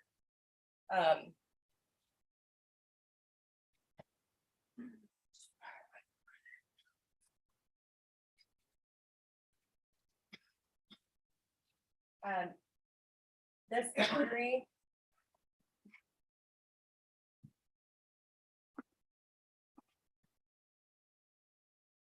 Oh, okay. This injury right here. Well, we'll do this one right here. How would you classify this injury? So the injury that was just circled with the pin is an abrasion, which is a scrape, and that scrape has sloughed off the uppermost surface of the skin, which is why it looks sort of raw. And what does that tell you about the age, if anything? An abrasion like this without having a crust is recent. And, Recent, and then right up, just diagonal to it, there's this mark here. How would you classify that one? this is a scar. And does it have some coloration to it?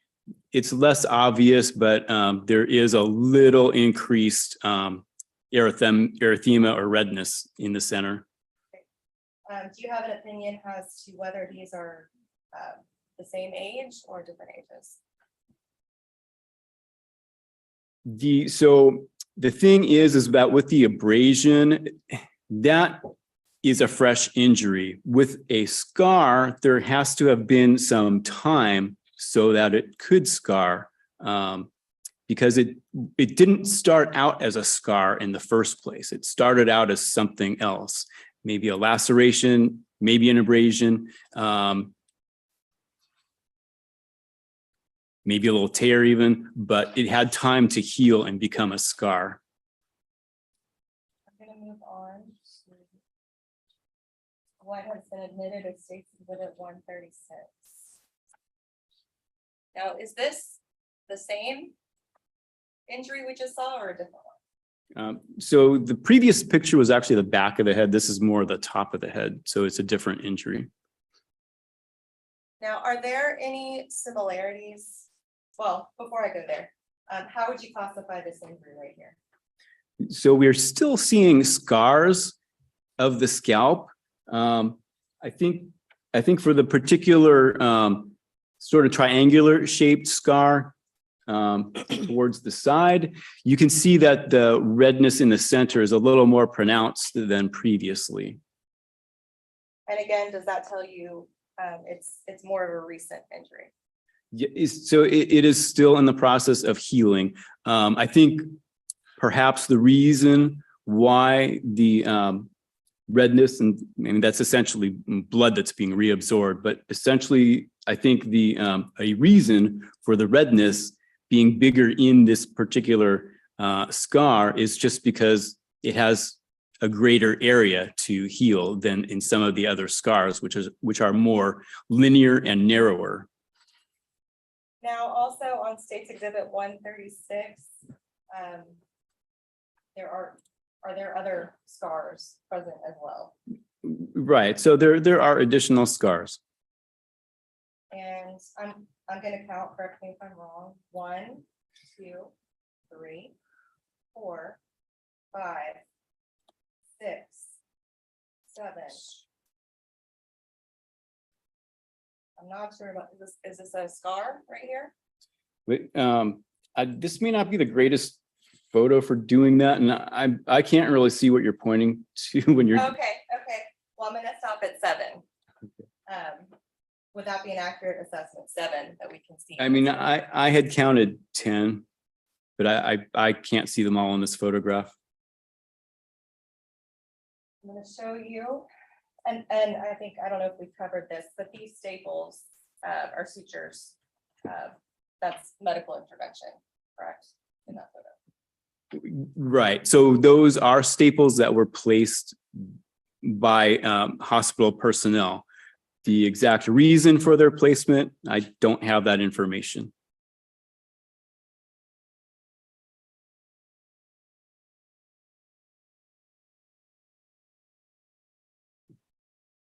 I'm gonna show you 137.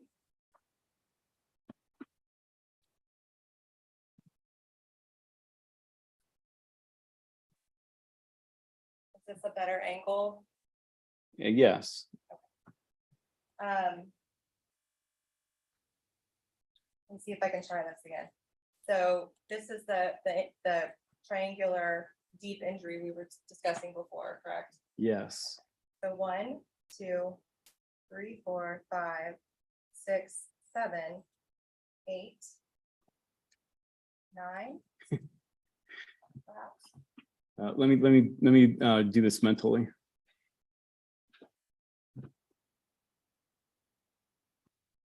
So Okay. I'm gonna try this thing again. All right, Judy, you want to step down? It may be quicker and easier if you step down and point it on the DocuCam.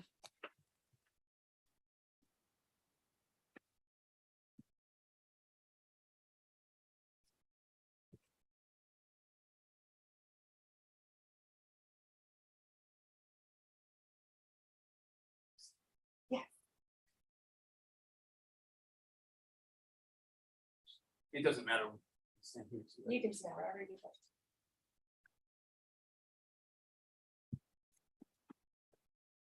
Okay, 1, 2, 3, 4, 5, 6, 7, 8, 9, 10. Okay, thank you.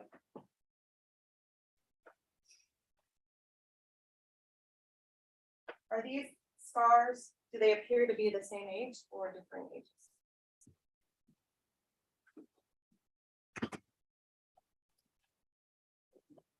They are similar. It's possible that they are different ages because not all of them have that central erythema. But then again, that could just be that some of the scars have a wider area to heal, so that narrower ones lost their red coloration already.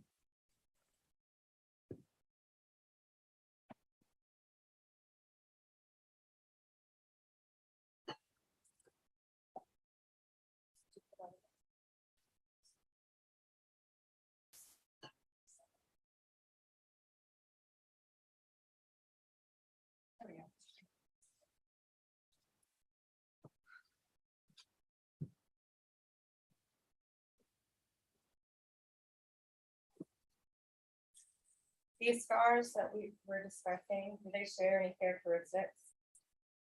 The scars on the scalp, do they appear to share some characteristics? Well, I mean, they are generally linear, and if you look at the orientation, some are sort of angled with respect to one another. I'm going to show what's been admitted as state's exhibit number 45.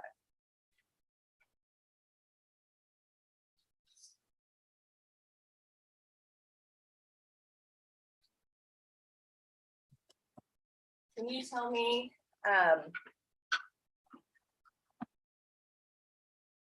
what the purpose was to put this bracket up to the scars? The metal object in there, and I know it's in the courtroom, but it is it's one of those bracket sort of hangers that come from a moving box designed for clothing.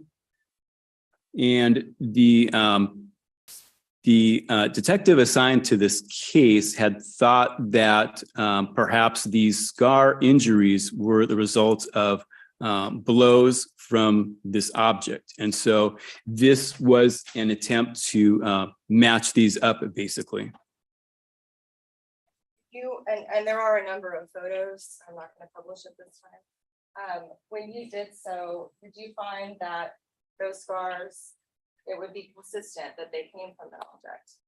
I mean, yes, it's consistent. However, I would have to state that for me, the scars are non-specific, meaning I don't know what caused them. It's certainly consistent with this. It could have been something else.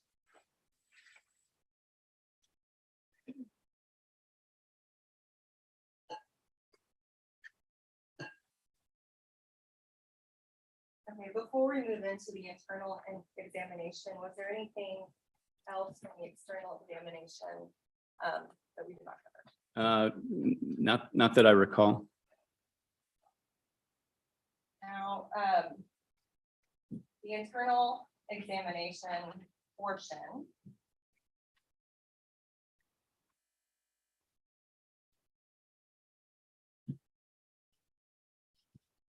Before we get into the head, I want to show you the right forearm.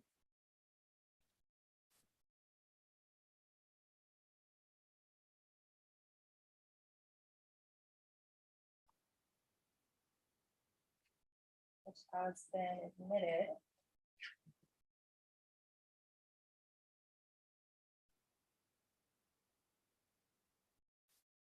I'm gonna show it very briefly for the jury. Now this does include. Well, can you tell me what kind of incision you make on the right arm? Can I, well, I'm sorry? okay, I see the problem. Council is going to be showing a photo of an incision that was made over the right forearm.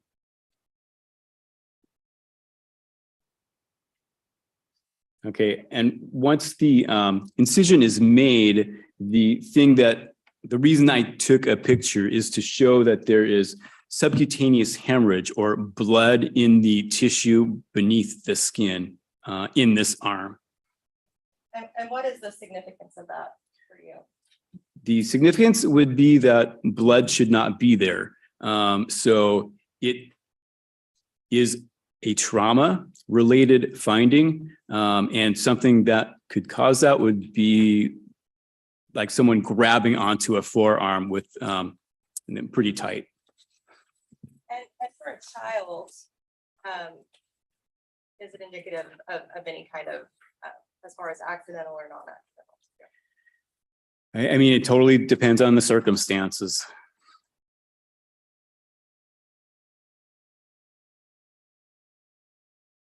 And more, again, I'm gonna wait to go into the head. Did you make any findings as to the left humerus in this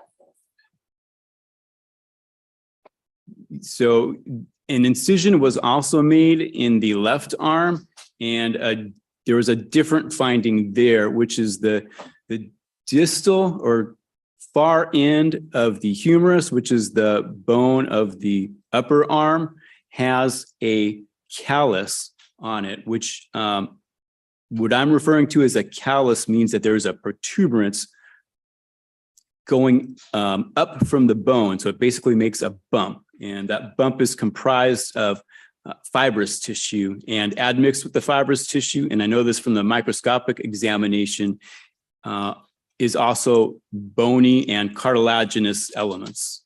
Okay, and I'm gonna show you what I have marked as State's Exhibit 178, not yet admitted.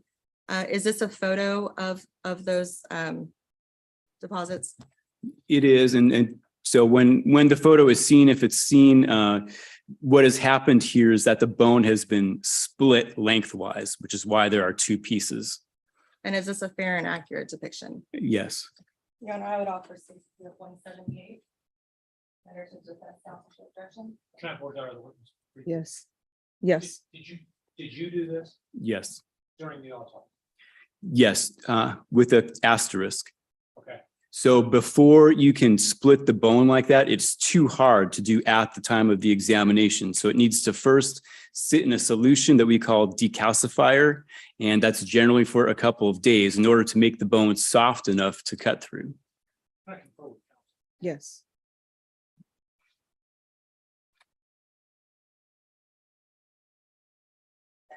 Yeah, I got it. No objection. All right, State's Exhibit 178 is admitted. May I publish? Yes.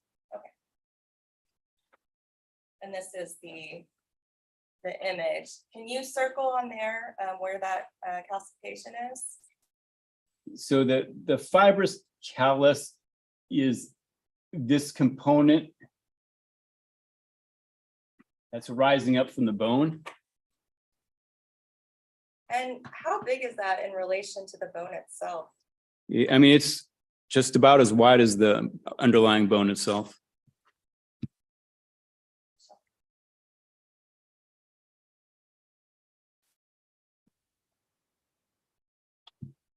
Okay. So moving to the skull and the brain. Can you tell the jury what the images you took will show before I show them? State's Exhibit 1. Can I preview the picture? Does anyone need a break? Are you okay to continue? And what exhibit is that? 139. Okay.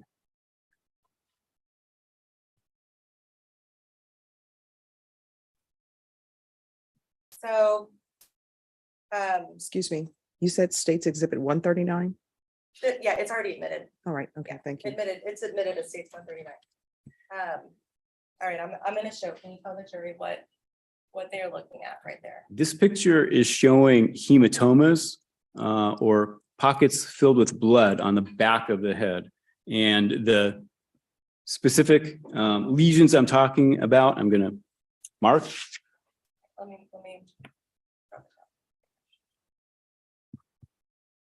So again, this is liquid blood that is present underneath the skin, but above the surface of the skull. Am I pointing to the, what? Yes. So are there 2 pockets here?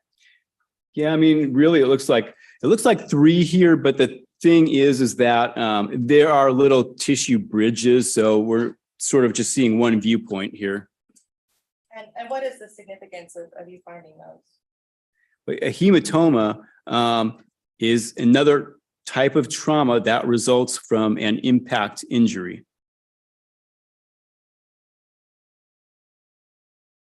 Okay, now I'm gonna show you States Exhibit 140.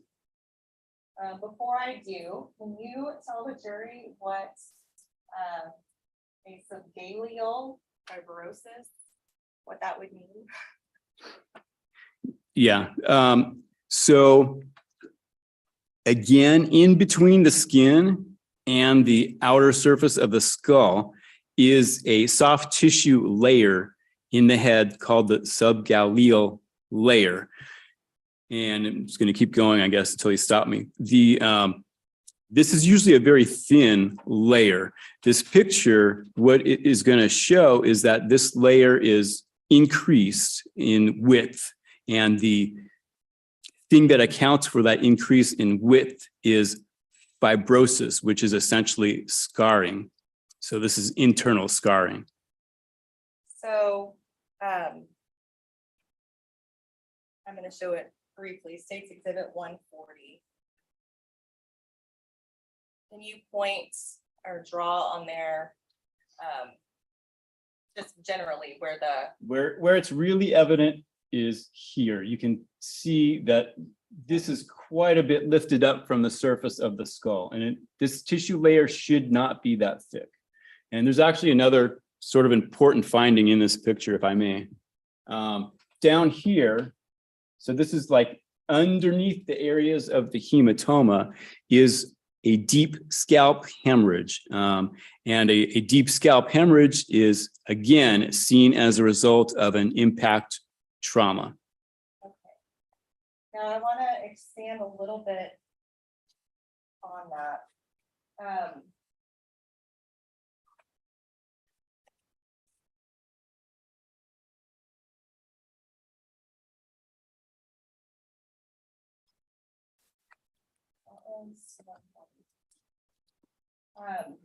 So the subgaleal, you said it's usually very thin. How is it different in this case? The difference is that it is very thick, and also this is probably sort of gross, but when we incise the scalp and then fold it over, it's usually a pretty easy endeavor. In this case, very difficult because everything is so fibrotic and basically attached to each other. So it made that part of the exam more difficult than usual. But again, this layer is increased in width and it's comprised of fibrotic tissue. Okay, and what does that tell you about what had happened to that layer to get it to that point? So the fibrosis is something, again, that does not happen overnight. It's similar to the outside scarring of the skin. This is the result of healing of some sort of prior injury. Would it be one prior injury or multiple injuries, or can you say? The extent of it would make you think that there are multiple injuries, but I suppose I can't say for sure. For laymen to understand, would it be comparable to like a callus we get on our skin? Or how would be a simple way to explain that? Yeah, I mean, I guess that's fine. So a callus you get on your foot from like your shoe, that happens over time, and it also is a result of fibrosis. It's just that fibrosis is in and above the skin, whereas this is below the skin. And how typical is it to find a thick layer like that? This finding is not common at all. And I will share with you, this is the thickest I've ever seen this layer.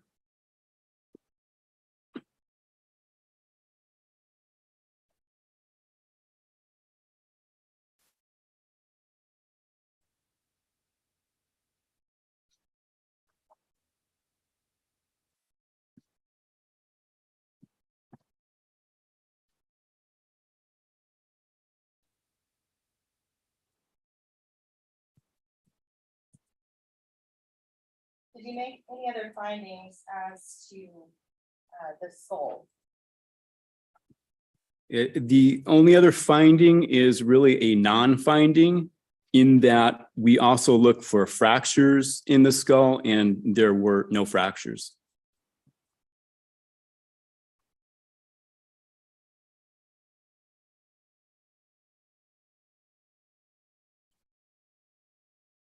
Okay. Moving to the brain itself. I'm going to show you what's been admitted, State Exhibit 141. Well, this isn't actually the brain, but what does it show? This image is showing the inner surface of the skull. It's the top of the skull. And on the left side, which also corresponds to the left side of the head, is hemorrhage. That hemorrhage should not be there. It's abnormal. It's something we call a subdural hemorrhage. And the subdural aspect, and this is sort of technical, but down here, you can see that there's like a layer coming off of this inner table or surface of the skull. That is called the dura. If there were blood between this bone and the dura, like here, that would be referred to as an epidural hemorrhage. But this hemorrhage is inside the dura layer, so it's called subdural, meaning it's below the dura. And how, in your experience and training, how would a 4-year-old child get bleeding on their brain in this manner? So a subdural hematoma or hemorrhage in a child is not normal, and it always represents trauma.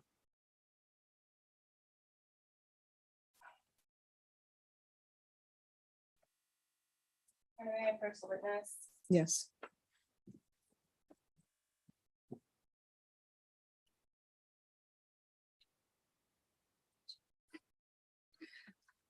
What is there?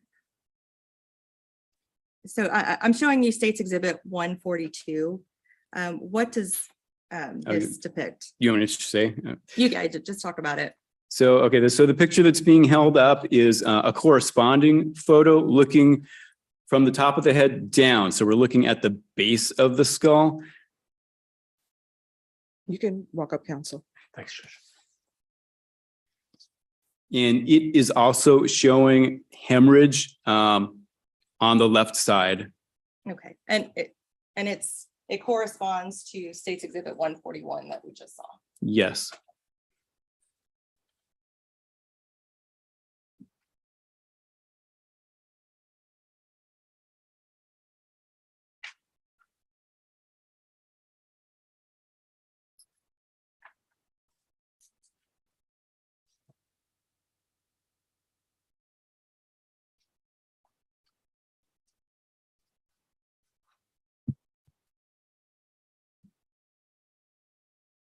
Okay.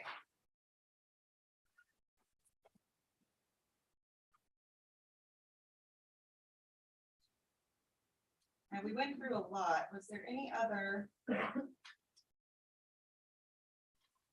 evidence of injury that we did not discuss? Let me just double check here. The only thing that we haven't mentioned, and I don't, there's a picture showing one of these, but I don't know if it's worth showing, but the brain itself also has patchy subarachnoid hemorrhage, which is actually a layer even below the subdural. And in addition to that, the brain is swollen and there are hemorrhages in certain places inside of the brain, including the pons, which is part of the brainstem. And those are consistent with a brain herniation, which would be due to the swelling, which would be due to a subdural hemorrhage.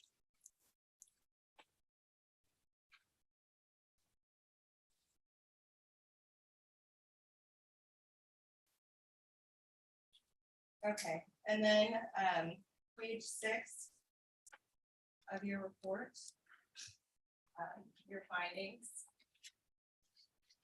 Can you just read these for the jury?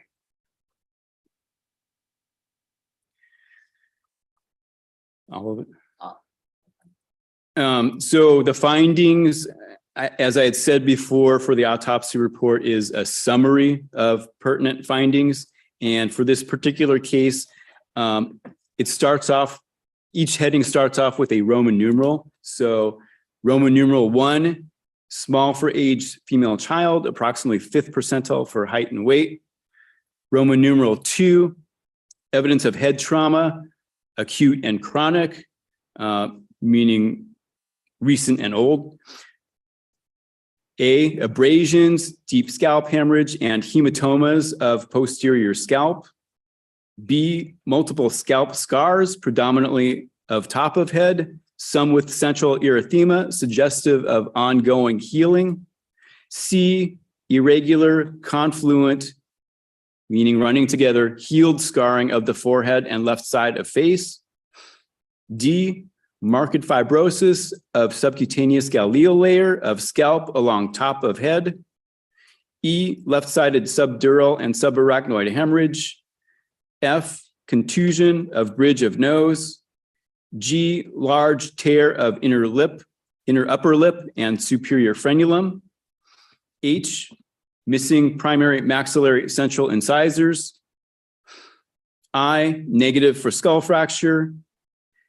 J, subsequent hospitalization of approximately 1 day with subheadings for cerebral edema and intraparenchymal, meaning inside, pontine and medial cerebral hemorrhages, possibly due to swelling and herniation.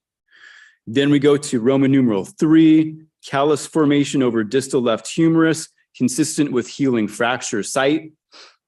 4, contusions of right lower abdomen and hip, palm of right hand, and inner right foot. And the final Roman numeral, superficial scratches of right lower leg and excoriations of left distal dorsal fingers with evidence of healing. And that's it. And Dr. Fike, were you able to make a conclusion as to the cause and manner of death? The conclusion reads, it is our opinion that Olivia Briones, a 4-year-old female, died as a result of complications of closed head injuries with a manner of death of homicide. Now, we went over a number of superficial and significant injuries.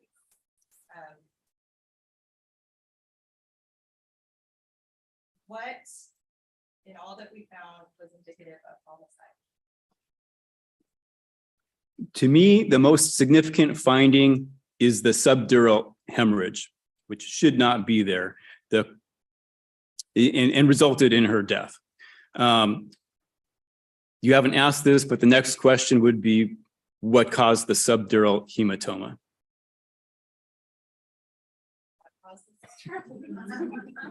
So look, it's an impact injury, which caused a deep scalp hemorrhage hematoma, blood pocket formation in the back of the head, and transmitted forces resulting in a subdural hematoma. So we know it's an impact injury. The nature of the impact, I don't know for sure. The most common reason actually in this age group would be a motor vehicle accident. We have no history of a motor vehicle accident. So how did it get there? And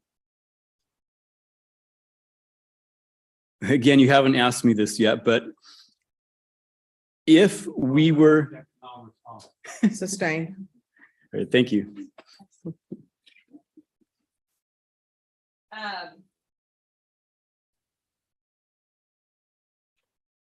If the only injury was a subdural hematoma, would you still have found homicide? So really, this case seems complicated because there are so many injuries, but a lot of the injuries are sort of minor and they're older.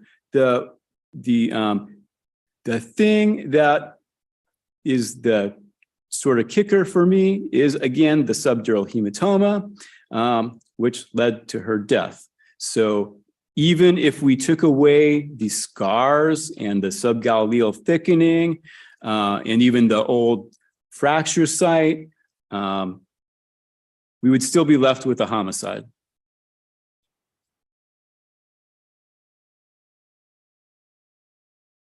All of the other findings you just listed, does that further support the homicide, however? It suggests a pattern of repeat injury, which would have to be explained. So yes, it is supportive.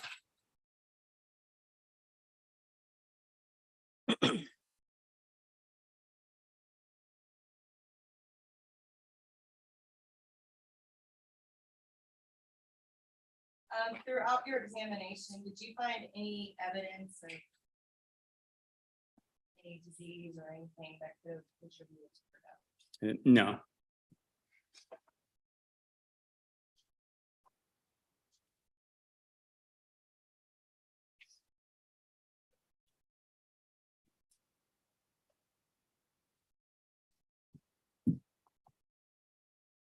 Is the subdural hematoma, is that consistent with being hit with an object?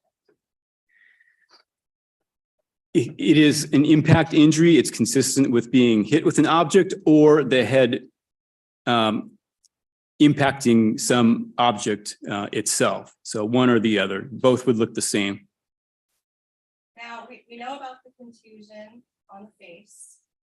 And the I believe, hematoma on the back of the head and the subdural. Were those, can you tell if those were done around the same time where they could have been the same incident? They're both fresh, meaning recent, but were they from the same incident? I don't have the answer to that. And I think we skipped this, the frenulum tear. Could you tell if that was a recent injury? It's recent in the sense that if you remember that picture showing the inside of the mouth, there's still hemorrhage there. So it has not had a chance to absorb the blood. So it has to be fairly recent.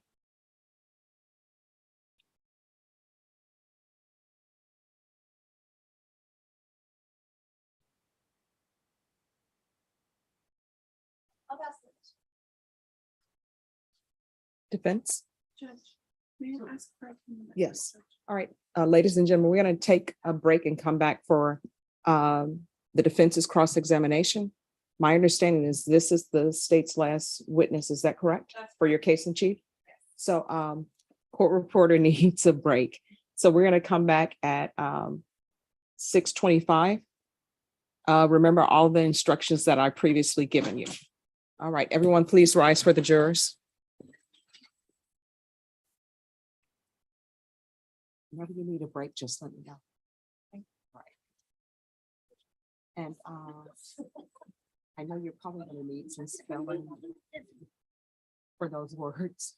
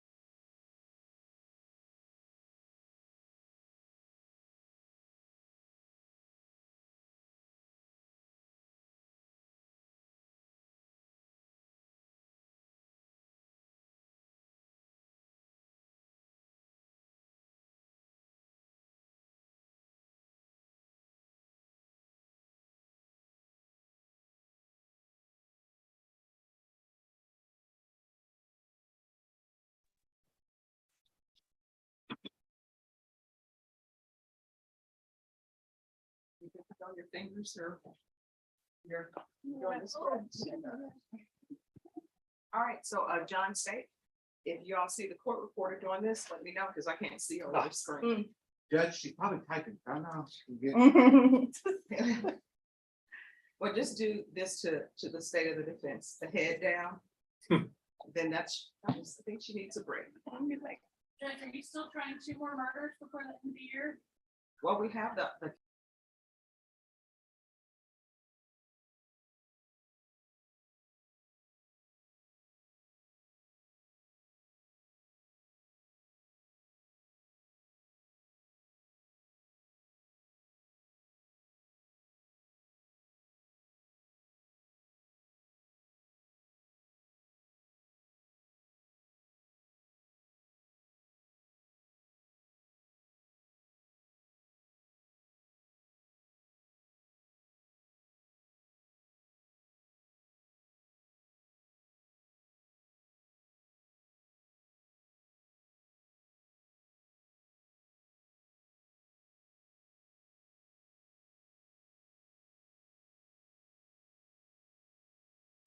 Guess I was wrong.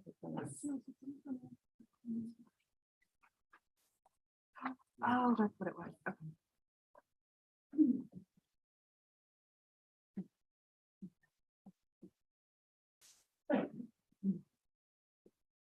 All right, everyone, please be seated. And defense. Thank you, Your Honor. You're welcome.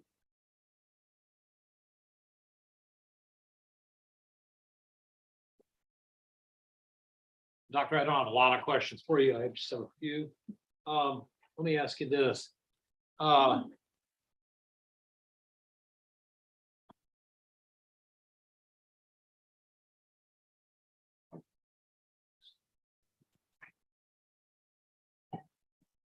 I need to.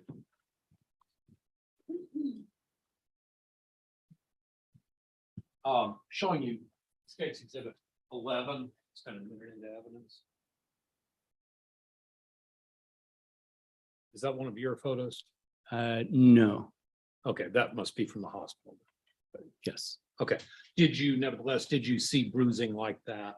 The answer is yes. And actually, I had showed, or counsel had showed a photo of the palm that shows a contusion on it. Right, and this, the jury knows what we're talking about.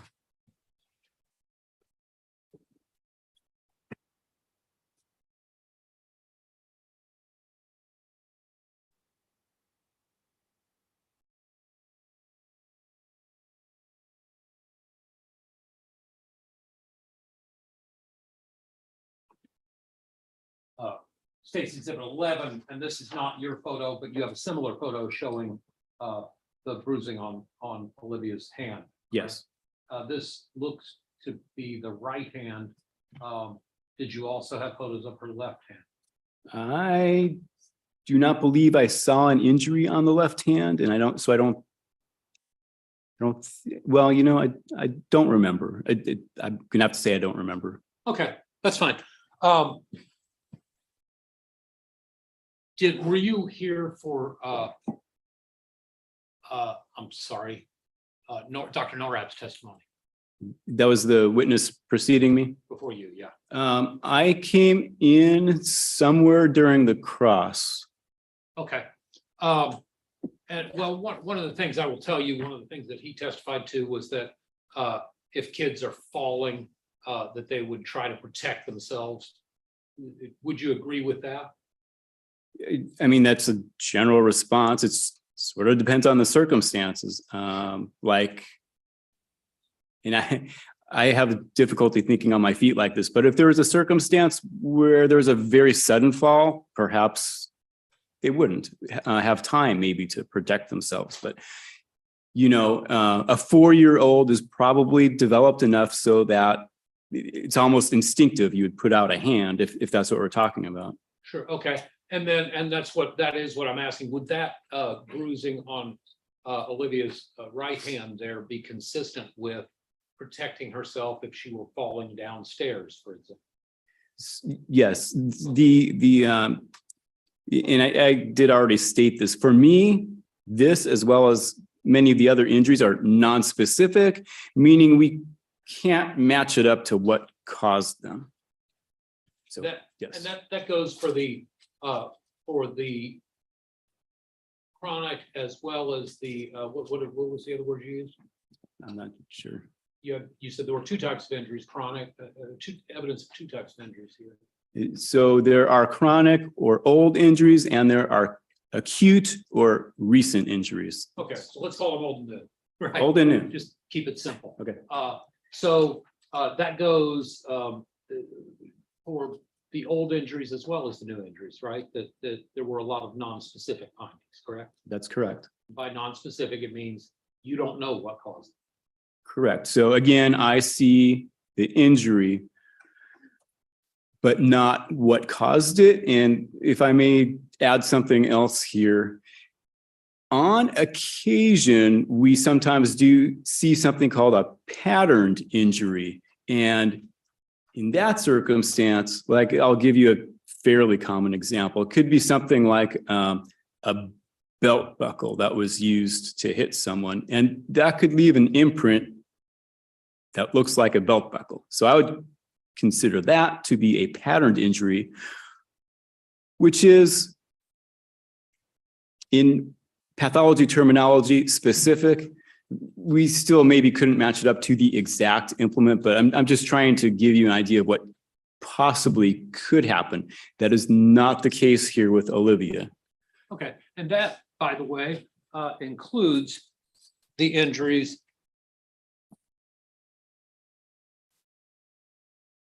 in States Exhibits 145, 146, 147, 148, 149, 150, 131.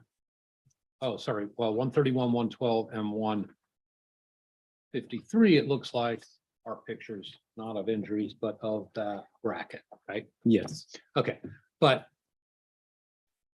what you just said about non-specific injuries, that includes the injuries in these photos, correct? That's correct. 145 to 150. Yes. And I don't want to use the word this nonsense, but I can't think of any other way to put it. This exercise that Sergeant Barnes engaged in and that you indulged in her in, of putting this item. I'm gonna object to argumentative with that language. All right, that'll be sustained. You can ask your question, counsel. This exercise that Sergeant Barnes engaged in of putting this up against some of the scars on Olivia's head, that you would not call that a scientific exercise, would you? I mean, the examination, a large extent, maybe perhaps would not be scientific because we are simply observing. Okay, and so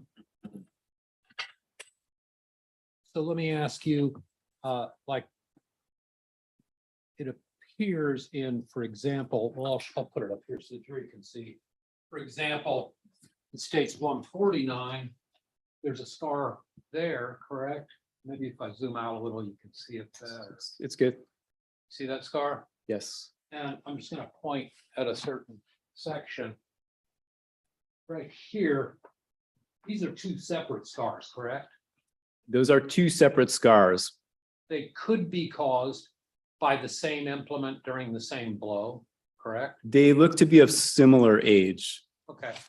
Similar age meaning, how accurately can you gauge the age of a scar? It's not super accurate because if someone receives a blow and then a second blow, the resulting scars over time are going to look the same. And when we come back in the future and ask me, I will say it could have been from one blow. It could have been from more than one. Does that make sense? And it could have been from one implement or it could have been from more than one, correct? That's true. Because there's no, like with the belt buckle thing you were talking about, if you had a full impression of a belt buckle, or if you had a full impression of some instrument like this, right? Then that will give you a little better idea, right? Right, if we had that whole outline, yes. May I hold this? So I think the premise here, and this may be non-scientific, is that because the head is rounded, so if there is an impact, it may be that an arm here and an arm here, but not where they connect, actually hit the skin. Sure, that's not impossible, but would you be willing to say with any degree of scientific certainty that that's what happened? I cannot tell you that. You can't tell us that you cannot tell us, in short, that any of the scars on Olivia's head came from this, can you? I think what you're getting at really is that we are making an association, but an association does not mean it's true. It means it's a possibility. It is a possibility, okay. And there are many, many other possible ways to explain these scars. Is that correct? Yes, again, for me, these are non-specific injuries. Okay. Now,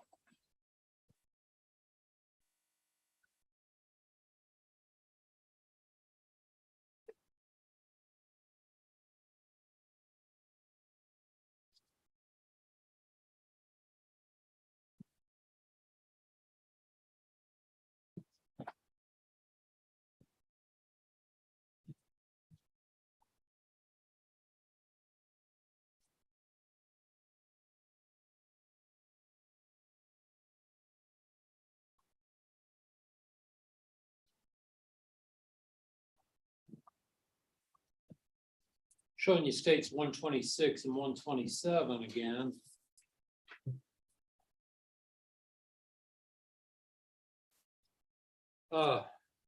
These are in 126. You said there are some contusions on her hand, is that right? Scars. Scars, okay.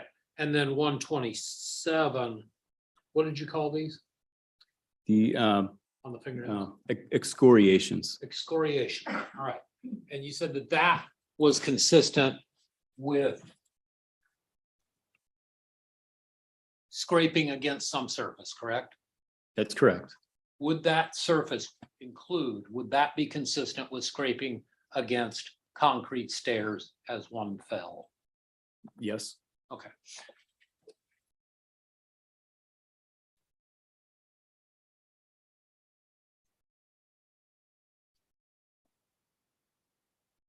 The state asked you if those wrinkles around Olivia's buttocks were consistent with malnutrition. You said, I can't speak to that, right? They are prominent in the photo, but I can't vouch for the positioning. So sometimes people take on, when they're dead, weird positions. So I have to say I can't make that association. Okay, because when she was alive, she was lying on her back. Then after she's dead, she remained on her back, and then the blood is not pumping through there. That you get weird sorts of marks. So people get weird sorts of marks after they're dead, correct? Yeah, I mean, with the positioning of the dead body, you may have folds of skin that aren't really there in life. And also, did you see, you noted that Olivia was in the 5th percentile of for height and weight, correct? Yeah, yes. But did you see any evidence of malnutrition? The evidence for malnutrition would be those parameters. However, it's still another association. Because somebody has to be in the bottom 5 percentile, right? That's correct. Okay, and in fact, there are ways to determine whether someone is malnourished chemically, correct? The answer is yes, but you have to be alive really to do that.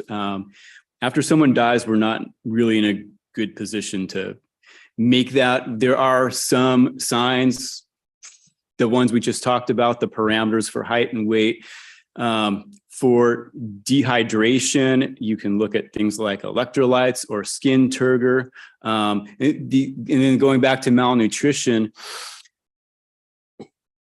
there's a certain stage of malnutrition that becomes actually very easy to recognize, such as all the ribs are showing, or that the abdomen is sunken way in. And really, Olivia does not have those characteristics. And one way to check for it chemically, certainly while she's alive, is to test the levels of albumin and pre-albumin, correct? Correct. And you did not test those levels in your blood screen that you ordered, correct? Yeah, that wouldn't be a typical autopsy test. Would it be a typical autopsy test if you had suspected malnutrition? I do not recall off the top of my head if albumin is valid in the postmortem setting. There are many chemical tests that can be done while alive that you can't interpret in the postmortem setting, and some you can, some you can't. I don't actually remember for this case if this were a thought process during the examination. What I would actually do is get out a laboratory book and see. Okay. What you said was there are some tests you can do when someone is alive that really aren't valid when they're dead. Is that what you just testified to? That is what I said, yes. And by the same token, there are also tests that you can do when someone is dead that you can't do when they're alive. That's correct. And because we'll get to one of those in just a second, but if Dr. Gebhardt from the University Hospital testified that he did in fact screen or test Olivia's albumin and pre-albumin levels and that they were well within normal, would you have any reason to argue with that? No. Okay. Have you reviewed the medical records in this case, by the way? So I have reviewed the terminal hospitalization records from UH in the context of preparing my own report. Those medical records are, not our product, and so they're not kept. Okay, but when you say the terminal records, you're talking about the records of her treatment between September 5th and September 6th of 2017, correct? Yes. So you have reviewed those records? Yes. Okay, and did you see it in there, in fact, Dr. The blood test that Dr. Gebhardt? I mean, I don't remember. Okay, that's fine. It's thick, right? Well, let me ask you, speaking of tests that you can do when someone is dead versus alive, did you see in this case any evidence of a diffuse axonal injury? So this is going to require some talking. Do you want a? No, it's Okay, it's fine. go ahead. All right, so axonal injury is damage to the nerve cells, and in particular, the axons are these long dangly tails that come out from the central part of the cell. They have a tendency to shear during trauma, during head trauma in particular. And the problem with axonal injury is that we can't see it under the microscope until about 1.5 or 2 days. At that point, the axonal tails will sort of contract and make a ball that we can actually see in the microscope. Prior to that, it is said that you can do, and this may be what you're getting at, you can do a special stain called beta amyloid, which can highlight those retraction balls before the regular microscope, but in reality, it would be very difficult to find a lab to do that. So I do not have that available. So, and I don't know if you're asking this, but if that was the test, theoretically, yes, but in practical terms, no, I can't do it. Well, and that was what I was getting at was DAI was the beta amyloid stain. But in general, what I'm getting at is that this is a pathology finding typically rather than a medical finding. I was gonna object to counsel testifying and you. All right, you can ask the question. I did. Just re-ask it, please. Oh, okay. So typically, this is a DAI is a pathology finding rather than a medical finding, correct? It's certainly a pathology finding. I feel uncomfortable speaking towards the medical aspect since I don't do that. And when I say pathology versus medical, this is one of those things that you guys, as having, you know, dead bodies there, can do a lot of tests again that doctors can't, right? Right. So, right. I know. So certainly, as a pathologist, I do have the luxury of just looking at an organ and putting it under the microscope. When someone is still alive, you can do that to an extent by taking a biopsy or resecting a tumor or something like that. But I don't have to be concerned with taking too much. I mean, for example, I can look at the entire brain and not worry about killing the patient because they're already dead. So yes. Does that answer the question? It does. So, and you've talked a lot about today about trauma, right? What do you mean when you use the word trauma? Trauma, what I'm referring to is any sort of injury to the body.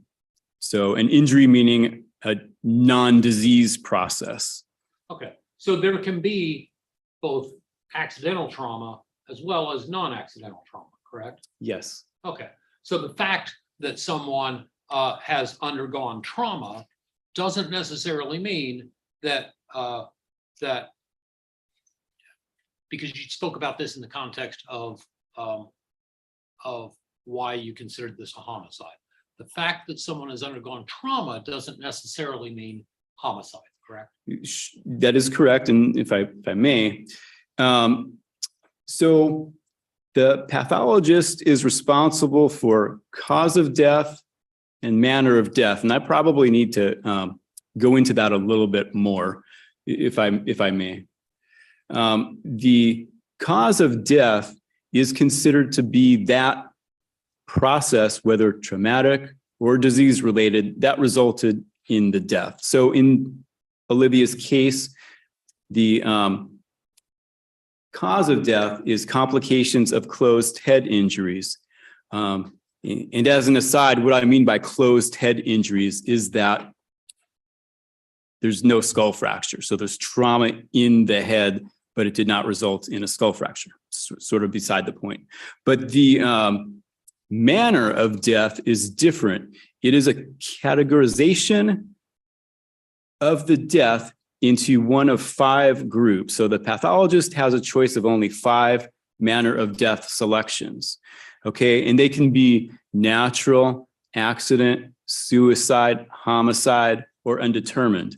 The thing that makes that is primarily based on investigative findings, what is known about the circumstances of the death. Okay, so I apologize. I spoke imprecisely. I said cause of death. I was referring, in fact, to the manner of death, right? So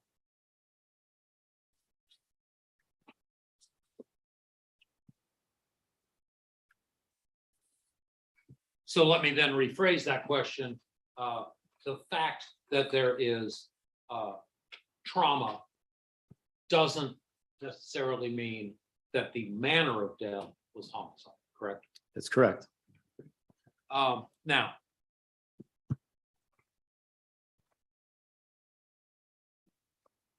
Showing you what's been marked, or what's been entered into evidence, that states exhibit 136. Do you see the scar with the two staples? I do. And is that one of the scars that y'all lined up, or that Detective Barnes lined up states 32 again?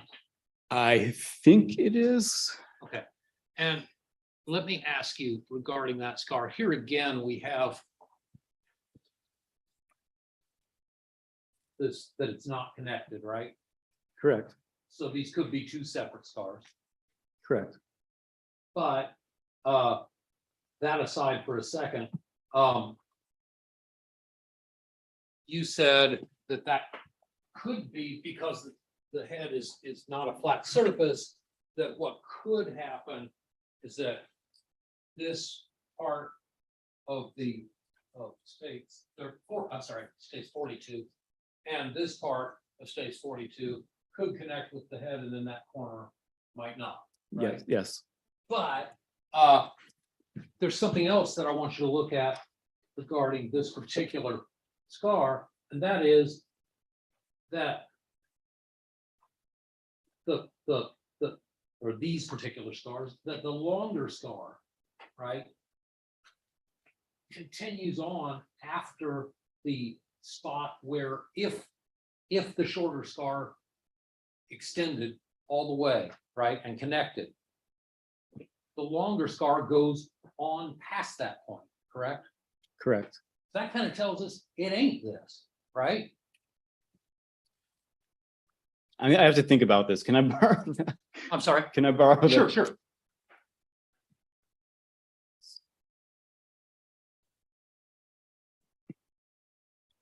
I'm gonna just use my own leg here.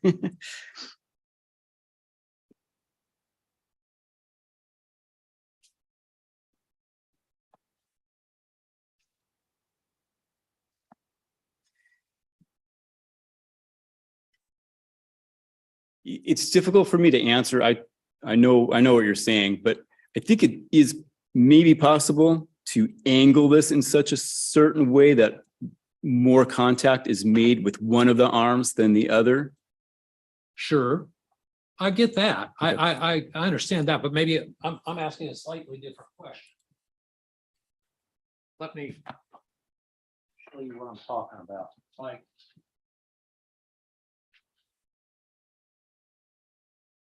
I think I do have a ruler. Hang on. I'm going to use a ruler as a straight edge, not as a measuring device, but.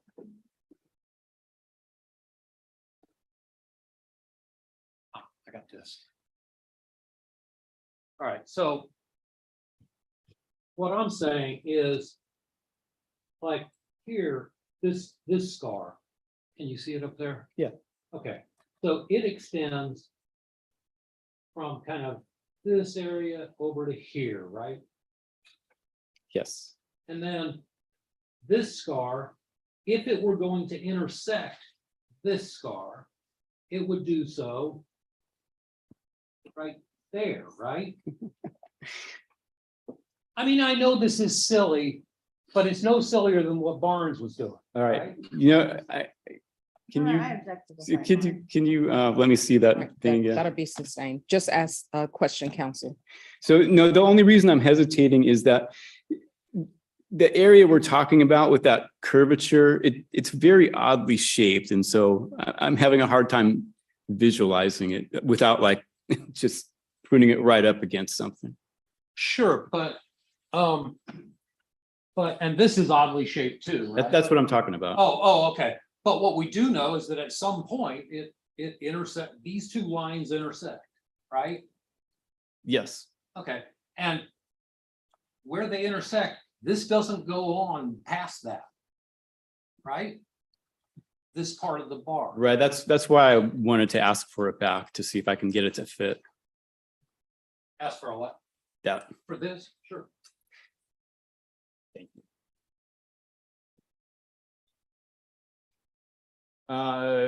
Could you take that the Oh, sure. month, yeah. All right, I'm sort of just thinking on my feet here, try and see.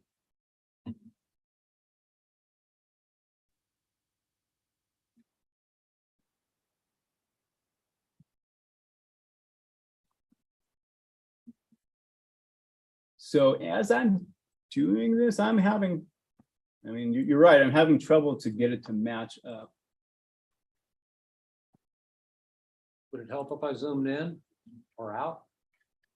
Zoom in just a little bit. I'll tell you when. Okay, that's good. Sorry, That's good. And then can you move the picture, the whole picture up? the whole picture upward Yeah, exactly. like that? Yeah. So it has to be this way.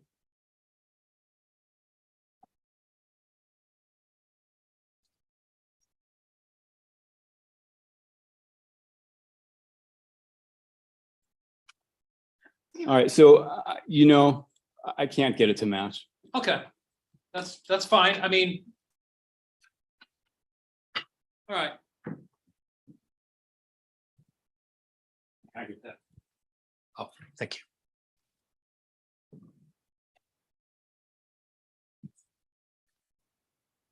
Now.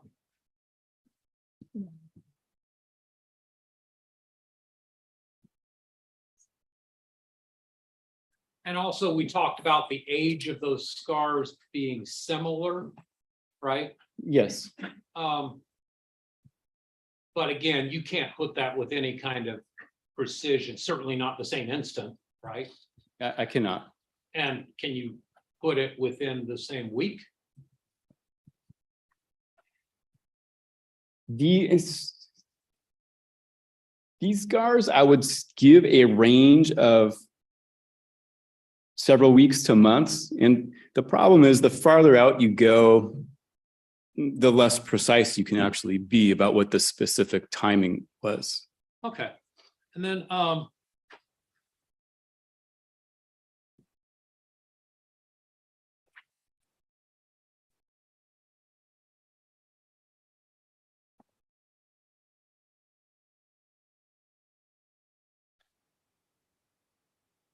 you said that the subgaleal, do you pronounce it subgaleal or subgaleal?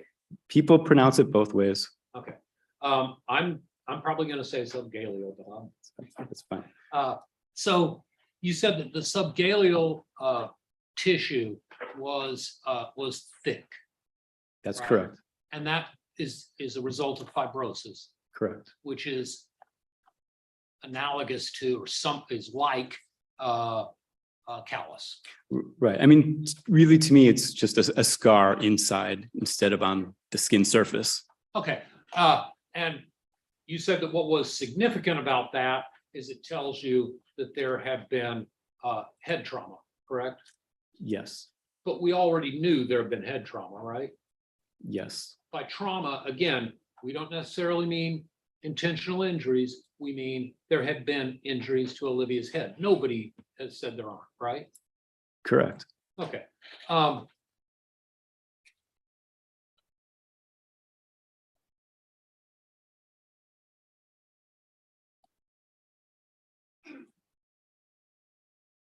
And there were no fractures of the skull, you said? Yes. Yeah, Correct. Correct. Yeah. So, and this is what I was getting at about trauma. You testified that that SDH is all in a child always represents trauma, correct? Correct. And but again, that could be accidental trauma, or that could be non-accidental trauma, correct? Correct. Okay. And then let's talk about the subarachnoid hemorrhage, because nobody else has testified about that. So can you show the jury, do you have the that skull up there? It is here. Oh, good. Is Can you show the jury what a subarachnoid hemorrhage is? Is there a brain in here? I'm sorry. Is there a brain inside? There is, although it may be in pieces, so let's check. Oh, it looks like put it back together. Good, good. So you can take this apart as you need to, you know. or take it out, take the whole thing out, take pieces out, whatever you need. Well, okay. That's fine. So subdural and subarachnoid hemorrhages often coexist with each other. This may be a sort of minor distinction, but so, you know, I had actually referenced before the outermost possible hemorrhage you can have that's still inside of the cranial cavity is called an epidural hemorrhage. So there is a tough membranous lining of the skull, and an epidural hemorrhage is between that lining and the skull bone itself. So Olivia does not have an epidural hemorrhage, so that one is eliminated. The subdural hemorrhage is referring to blood that is beneath the subdural or beneath the dural membrane along the surface of the brain. Even closer, like right on top of the brain, is another layer called the pia mater. And hemorrhage can happen there too. The difference is that hemorrhage, since it's actually in a layer of tissue, it goes with the brain, whereas the subdural hemorrhage does not. And that's why we could see it in the picture, because it's actually against the dural membrane. So the actual, so I don't know if that even makes any sense to you, but because it's a little complicated. But the thing is that in the process of trauma, there are little bridging veins that go from the surface of the brain to sinuses in the dura. And when there is an impact and sudden deceleration of the brain, those vessels can break. And that's actually what causes both the subdural and subarachnoid hemorrhage. And I don't think I've actually really even used the brain, but. All right. Does anyone need a break? Are you okay to continue with this witness? Okay. Defense? So, and then one other thing, which I don't have an answer for, but has been brought up, is that the subdural hemorrhage can be a marker for axonal injury as well. That may or may not be present because it is too early for me to see it yet, if it's there. Right, it was then too early for you to see. Okay. But so a subarachnoid, just to be clear, Okay. Subarachnoid hemorrhage is then between, instead of between the dura and the brain, it's between. It's on the surface of the brain itself. It's Okay. probably the best way to think of it, without actually being in the brain. Okay. All right. And the reason I'm asking that, there seem to be a number of brain injuries here, right? Or well, there's also the hemorrhage on the outside of the skull, correct? Correct. The hematoma that was on the left side, right? There is a deep scalp hemorrhage and hematoma underlying that. Yes. Okay. And well, yeah, a hematoma underlying that. There's also the edema, I'm sorry, what was that called? The herniation. Yeah. So the brain, I don't know if you're actually asking this, so stop me if you're not, but the brain responds to injury it doesn't really have much of a way of responding. So it just swells up. The problem is that in something like a subdural hemorrhage can be a direct irritant. In addition to, it can actually move the brain just because of the fact that the blood is taking up space. But regardless, the brain responds by swelling, and there's basically no place for it to go inside of the skull because it's such a closed, tight environment.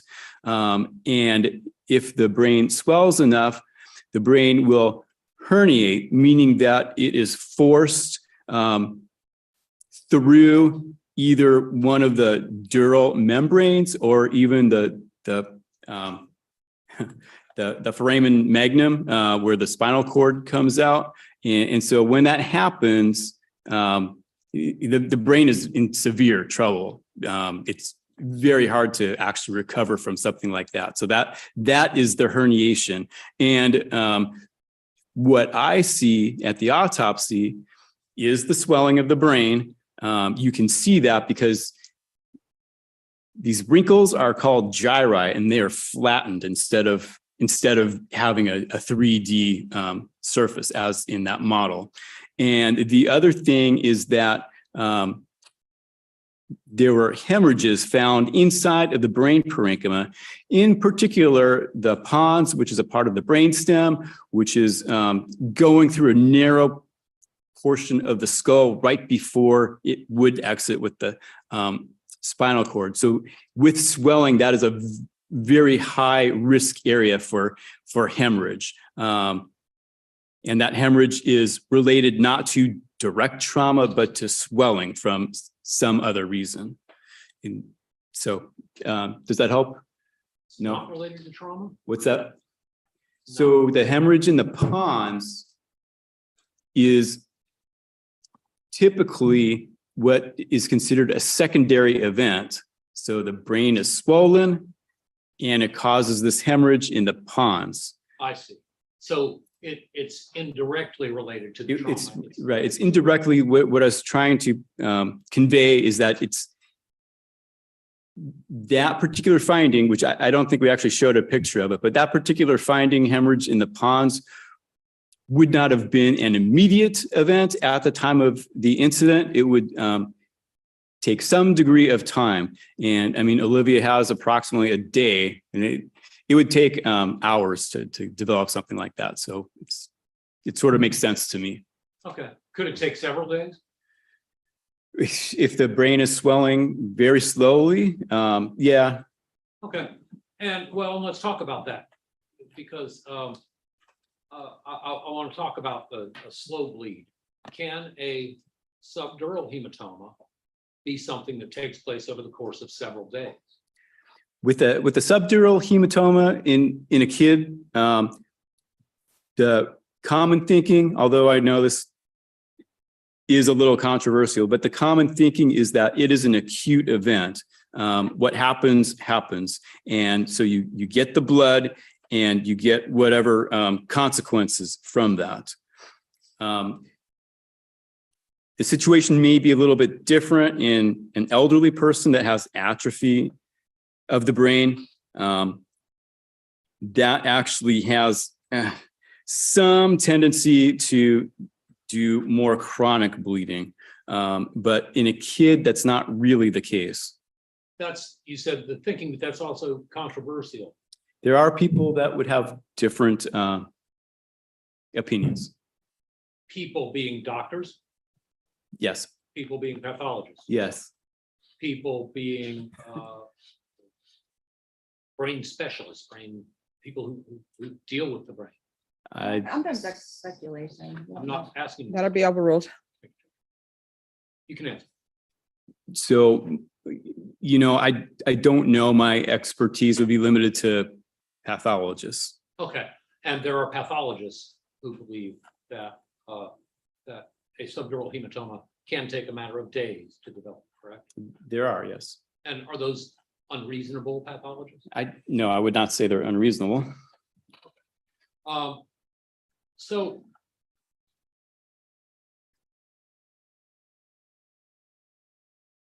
what I was getting at about the multiple brain injuries, and I started to list them, but then we got off track on the the edema or the herniation. But let's talk just a little bit about these multiple injuries. You got the herniation, you got the subdural hematoma, you got the subarachnoid hemorrhage, correct?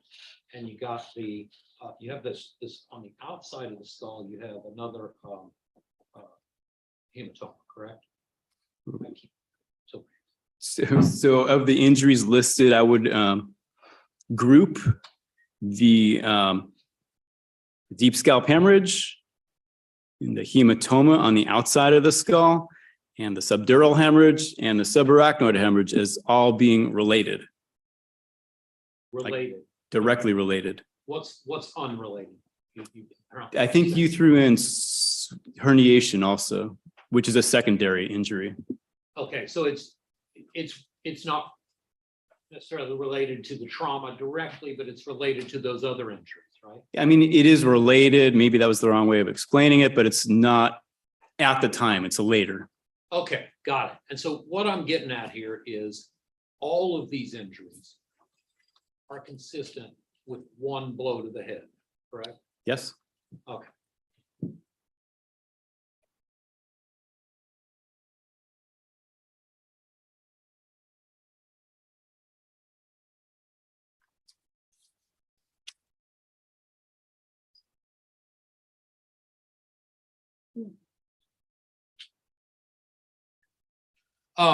And you said that the most common cause of SDH, of subdural hematoma, is car accidents? Yes. Now, if we were talking about a younger age group, like a true infant, the child abuse would be the main cause. But here we're getting, I mean, kids are not adults, but they're not quite babies either. And motor vehicle accidents do cause the types of forces, if the head is impacted, that will cause a subdural hemorrhage. So. Okay, and by if the head is impacted, so, and we talked a little bit about this, and you may have been here when I talked to Dr. Norride about this, but when we're talking about those, the forces that we're talking about are not the direct force of whatever is doing the hitting, right? It's the indirect, it's the like there's several collisions when your head gets hit, correct? So there's an impact. Right. The head will move and the brain moves also. And if what I mentioned earlier, the bridging veins are disrupted, that will cause bleeding onto the brain. Okay, and that, again, that when you say disrupted, that's from them either impacting the inside of the skull or shear forces that cause those blood vessels to shear. Yes. Correct? Yes. Okay.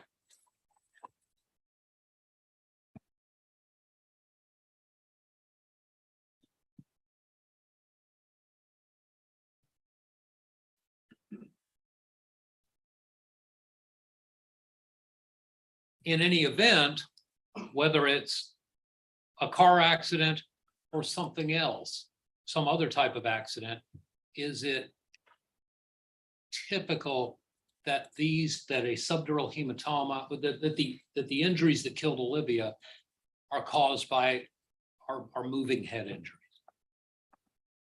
I would say yes. Okay.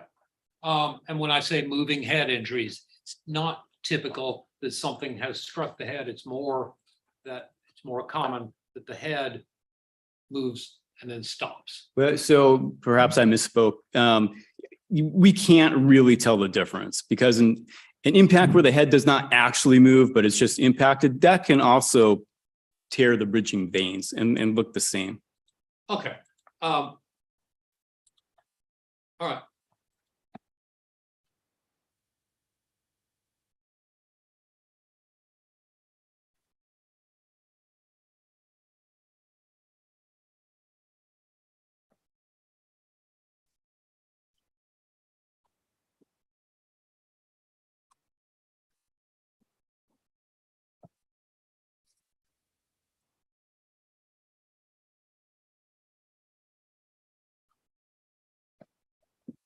Let's also talk for a second about aging. We aged some scars a minute ago and determined that they're not very ageable, right? I mean, they are, but not with much precision, correct? Yes. Yes. Now let's do that with injuries. We can get some idea of the age of injuries, correct? Yes. but not, again, not with precision, correct? Yes, that's correct. Um,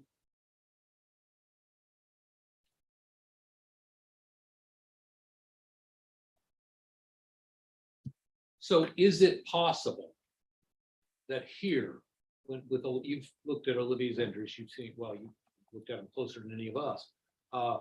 Is it possible that there were not two sets of injuries, chronic and sorry, what was the other one? The old Manu, hey, Yes. but there were in fact three sets of injuries. That is it possible that there was a set of the old injuries, that there were the head injuries, and that there was a third set of injuries, which would include that it could have come from a different accident, the nose, the hands, the bruising on the arms, or possibly even four, because it could be the bruising on the arms came from Jessica carrying her, shaking her.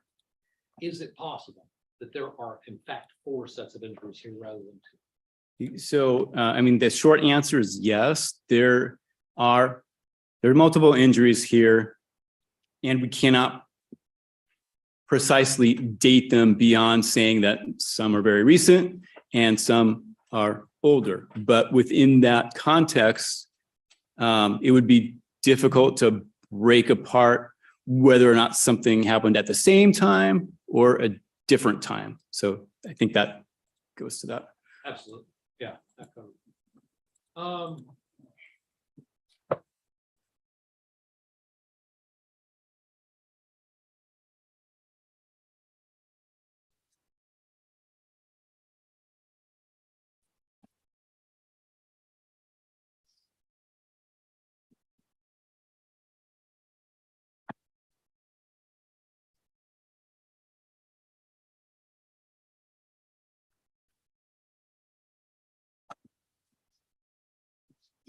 Dr.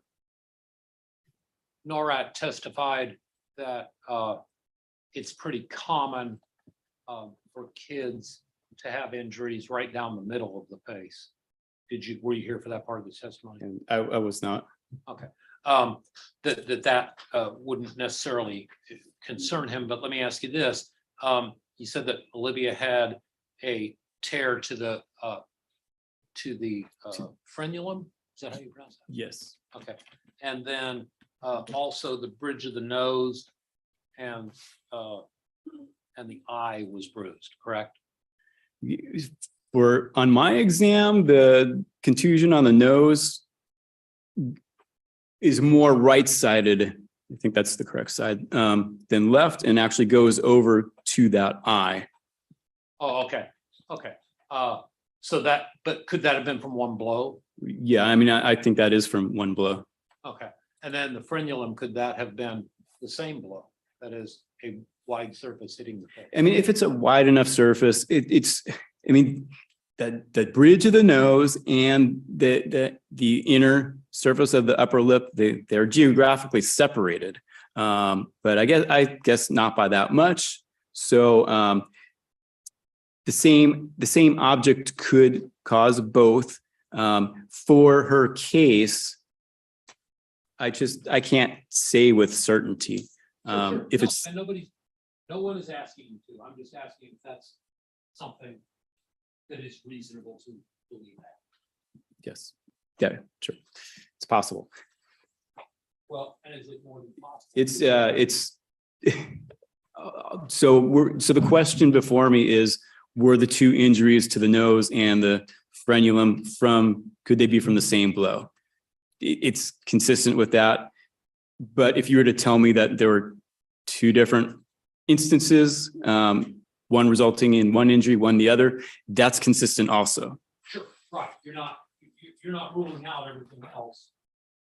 You're just saying that's one thing. When you say it's consistent with that, you say that's one thing, right? Yes. Okay. Do you? Can I talk for a second? And could parties approach? I'm sorry. Could parties approach? Oh, sure.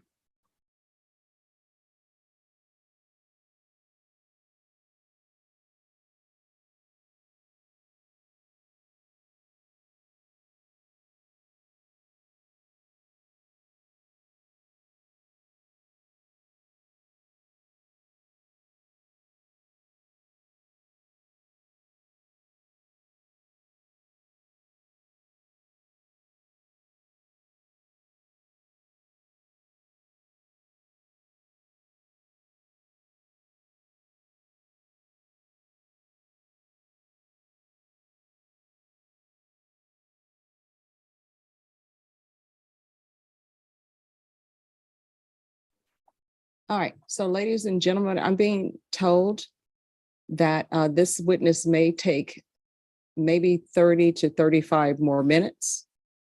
So are you all okay to continue, or you want him to come back for tomorrow? Oh, we have a break sign. All right. All right. So everyone, we're going to be back here tomorrow at 1:30.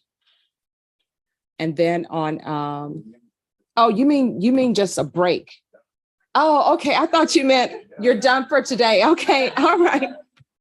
All right. Okay, when you did this, I thought you was like, yeah, I want a break for today.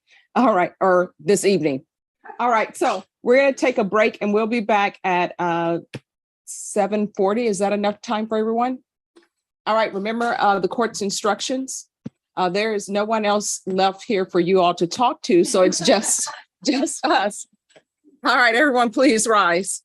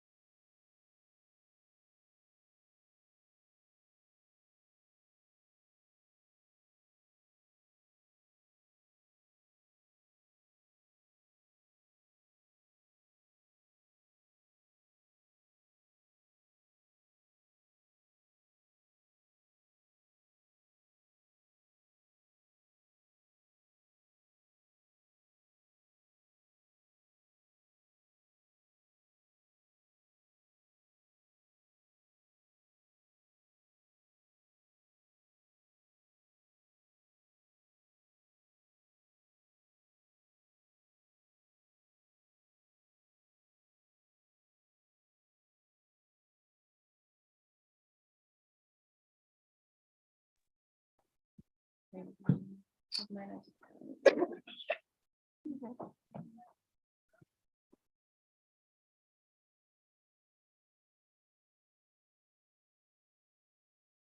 hope we don't get the rain till we're all home safely.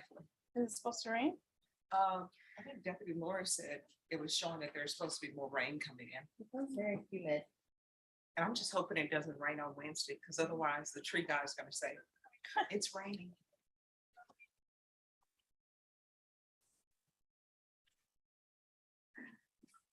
Thank you.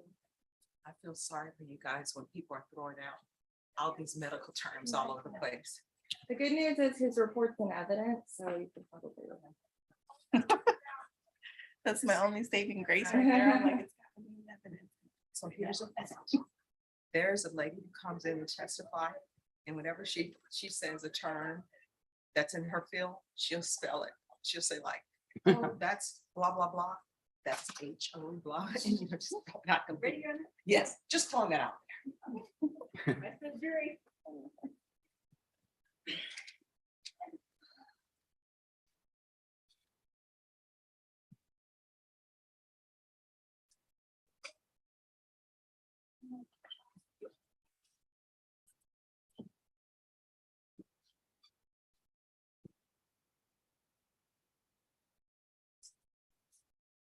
Right, everyone, please be seated. All right, defense. Unfortunately. Yes. So we talked before the break, a little bit about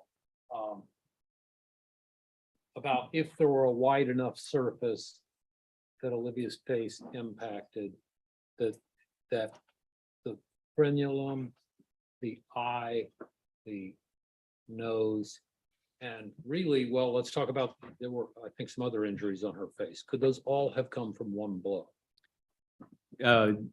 What are the other injuries? I think there were some other bruises. I don't know. You tell me, were there?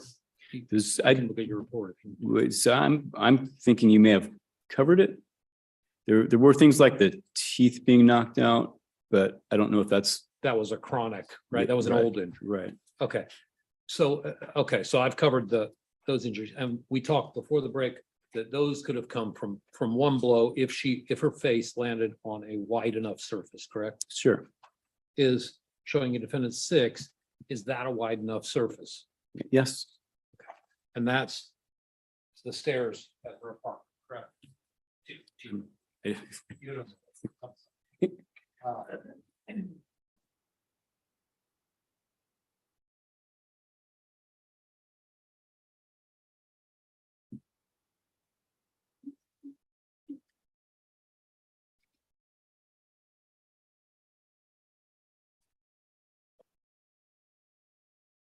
Similarly, Olivia had a number of new injuries, right?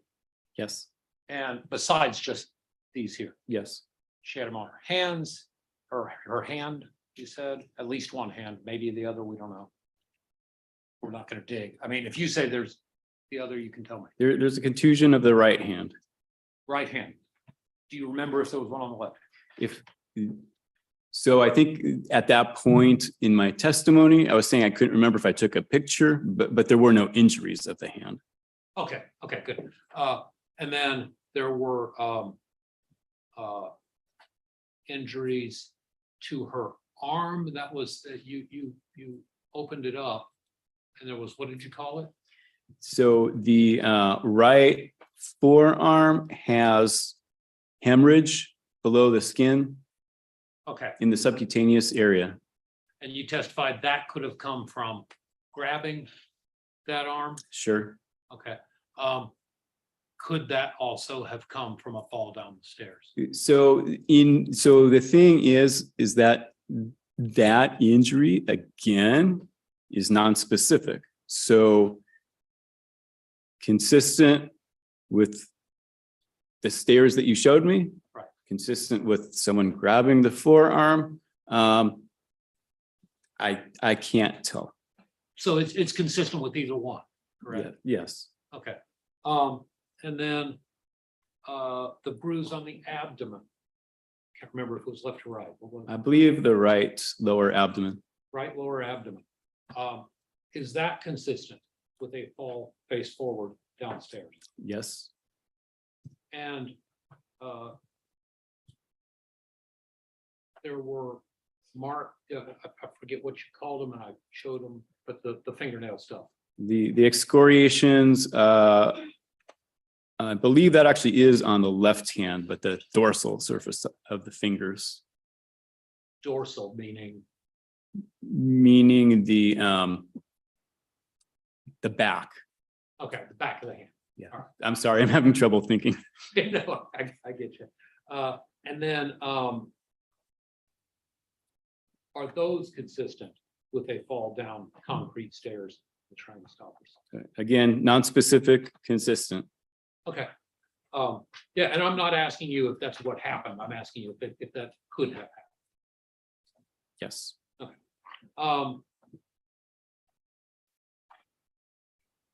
And then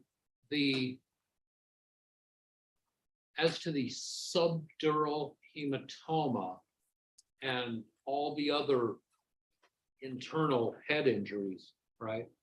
Well, as well as that. Sorry, the external, the hematoma that was outside the skull. Again, those all could have come from one blow, correct? Correct. And could that blow have been the impact with stairs? I believe that could be consistent. Again, I'm not asking you to say that's what happened. I'm asking you if it could have. Right. So, and may I just insert one thing here? Sure. So, and I know this is not the direct question, but household injuries that we think of in kids, they tend to be low velocity, low height sorts of affairs. And that really wouldn't produce the injuries that we are seeing. There's some sort of greater force involved that resulted in an impact with the tearing of the bridging veins and the subdural hemorrhage. So in something like being slammed against a surface, that's the sort of thing that would do it. Although I can't rule out something like because the stairs you showed me, they're concrete, I think. They're concrete with steel bullnose. So, and this is going to be a point where people may have different opinions. My opinion is, and this is really brand new information for me, I can't rule it out. Okay. I pass witness. Okay, Dr. Feig, in your, you stated that you had reviewed the medical history from the terminal hospitalization, I think is what you worded it. Correct? Yes. Okay. Anywhere in there were there stairs mentioned in the history? No. Okay. Yeah. And are there investigators assigned to the medical thought? What? I'm sorry. Investigators assigned to the medical examiner's office? So the answer is yes. We do employ investigators when a death is reported to our office. They will gather the preliminary information. So when a death occurs, the person reporting it is either going to be law enforcement, or it's going to be a family member saying, hey, my mom's dead, what do I do? Or it's going to be someone from the hospital. So for Olivia, she died in the hospital, and I don't recall who reported her death to our office. It could have been the hospital, it could have been law enforcement. But the reason I actually bring that up is because our investigator, if the death occurs outside of a hospital, they will actually go to the scene and take photographs. Due to the fact that Olivia was in the hospital for about a day, that would not take place. So, so one not unique, but different aspect about this case is that I don't have seen photographs of where the incident occurred. And I probably got off topic. So remind me of what the question is. Okay. Oh, investigators. So yes, we do have investigators. Okay. Been a long day. You mentioned that children injuries tend to have lower velocity injuries than adults. When you're talking about a fall down the stairs, does the height of the individual play a part in how much they're gonna fall? I mean, in theory, all the stuff would be taken into account, the overall distance traveled, the acceleration, the speed, the surface, what part of the body impacts. And there's probably other variables to put that together. I mean, I'm just going to tell you, I'm a pathologist. I'm not a physicist, so I don't have like a mathematical way of looking at this. It's sort of just the overall circumstances correlated with the findings at the examination.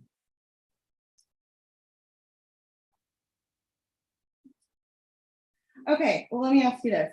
So, as a pathologist and someone who has performed autopsies,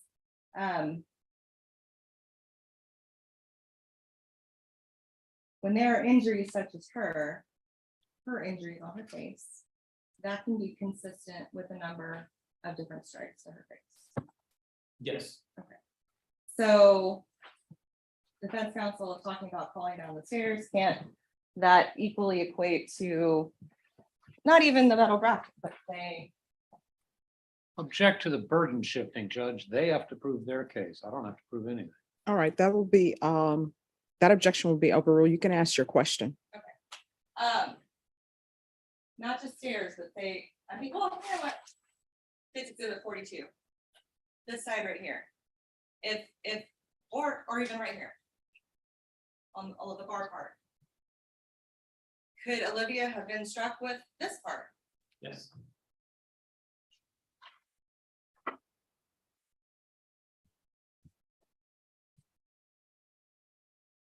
And the excoriations on the hands, Yes. would that also be consistent with her having been struck and then bracing herself with her hand? Yeah, and any contact that hand had with a surface, with a scrape involved would or could result in that injury. Okay. But what is it correct that what you are certain of is that there was a subdural hematoma on Olivia? Is that correct? Yeah, that's a fact. And it would have required a large force. Yes, so the force involved is greater than what we would think of for a typical child, just, falling at home. So when you're just looking at the force itself, is that consistent with an accidental simple fall? It is my training and experience, it's consistent with a forcible impact. So there are certain accident situations that can result in that. I've already brought up the motor vehicle accident that can certainly do it. Beyond that, the most commonly encountered reason would be, how do I say this? Inflicted injury from another. The whole thing about a possible fall down cement stairs, I admit I cannot rule that out. But again, I did not have that as part of my story. Okay.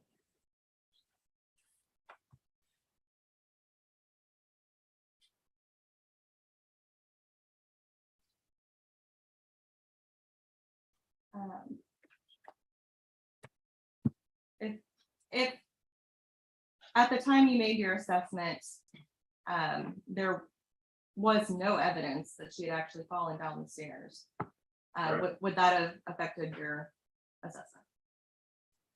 It would have caused, it would have affected, yes. We would do some further exploration. Okay, now,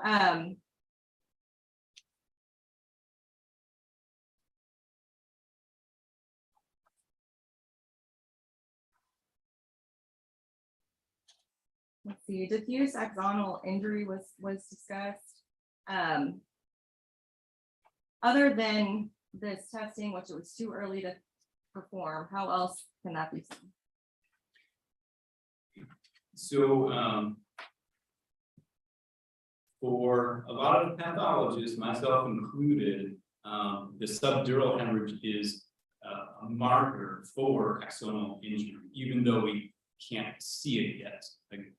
Again, if Olivia had lived for another day or so, I could actually look in the microscope and say one way or the other. So right now, unfortunately, it's speculative.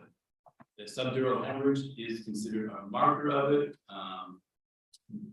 but I can't say it's definitive. And I don't really know of another way of diagnosing. Okay. In your career, have you performed autopsies on other children? Yes. Approximately how many? Maybe about, I'm sort of trying to quickly guesstimate, but maybe 100 or so. Have you seen the scarring such as you've seen on Olivia? Is that typical of children?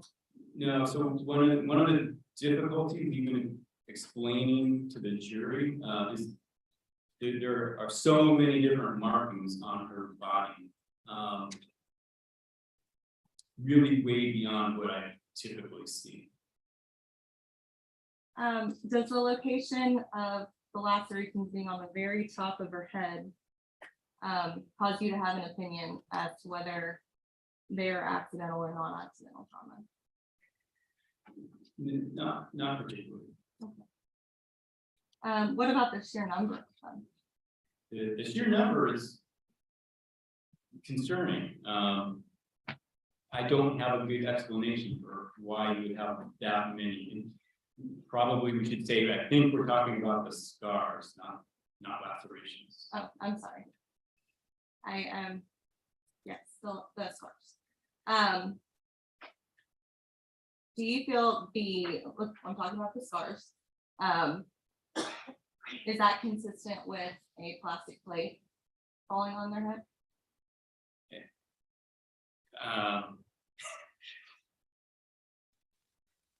I mean, you specified plastic. I don't know if that's really heavy enough to. Judge, I object as mischaracterizing the evidence that the testimony was that it was a melamine. Judge, there was. All right, so State, you can ask your question. Okay. Okay.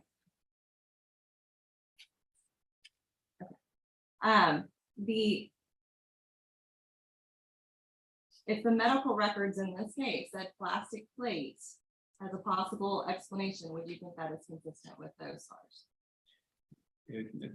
No. What about a plastic spoon? No. What about a disposable cup? No. What about metal hair barrettes that she may have fallen on? No. What about a laptop? So I can see a laptop creating some lasting scars. I just don't. I mean, I don't know how it would be so widespread.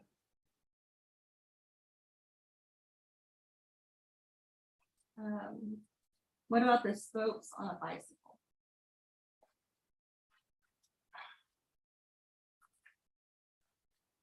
if the bike fell onto her head. I mean, honestly, I've never seen that before. Okay. And were there more than one scar or scars or abrasions on her head that was triangular shape? Yes.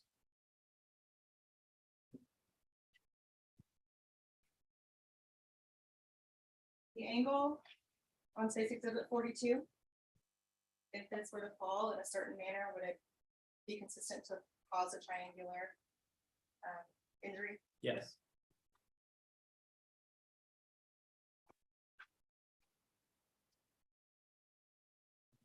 And those triangular injuries or abrasions that you saw, were they in the same healing pattern or were they different? Well, there are scars that look like they're in different stages of healing, if that's what you're asking. Would it be consistent that the same item caused this? I mean, it is consistent.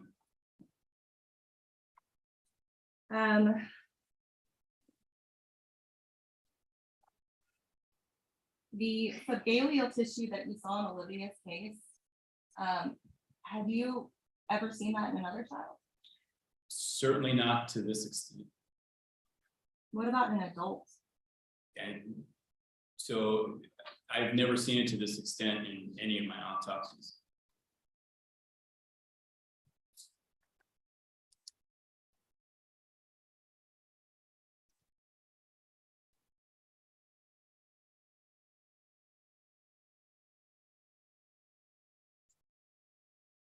So, I think defense counsel was asking about the one scar with the staples on it.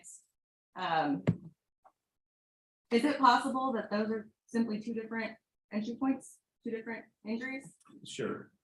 And is it also possible that Olivia was just getting beaten all the time? Yes.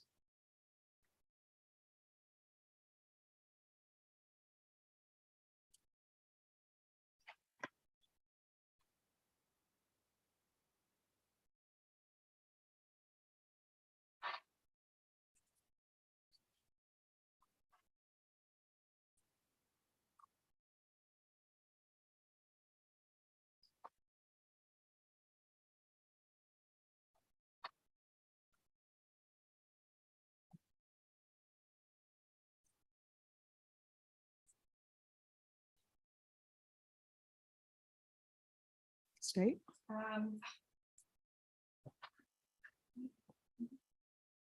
No further questions. Defense?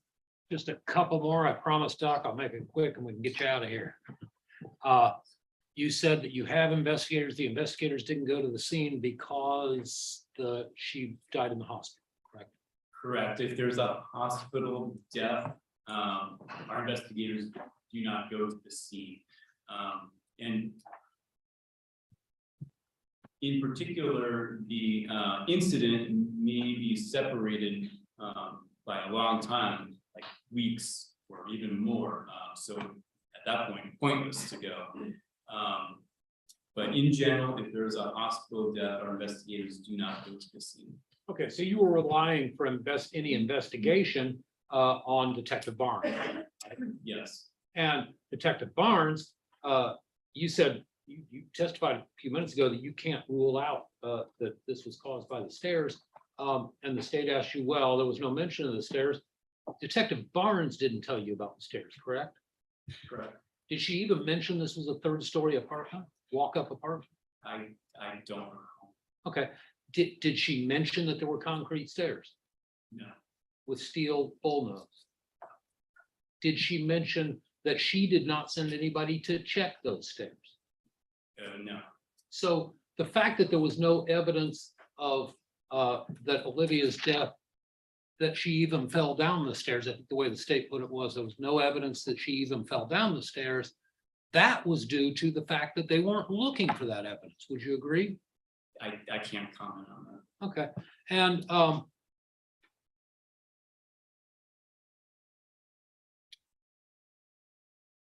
but what we do know is that Detective Barnes believed this was involved in Olivia's death, correct? Say the question again. I'm sorry. Can you just say the question again?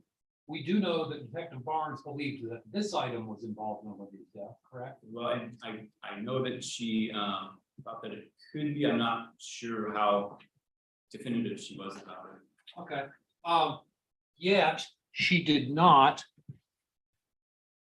The way you put it was, I did not have stairs as part of the story, correct? That's correct. Which, and the story was given to you by Detective Barnes. Correct.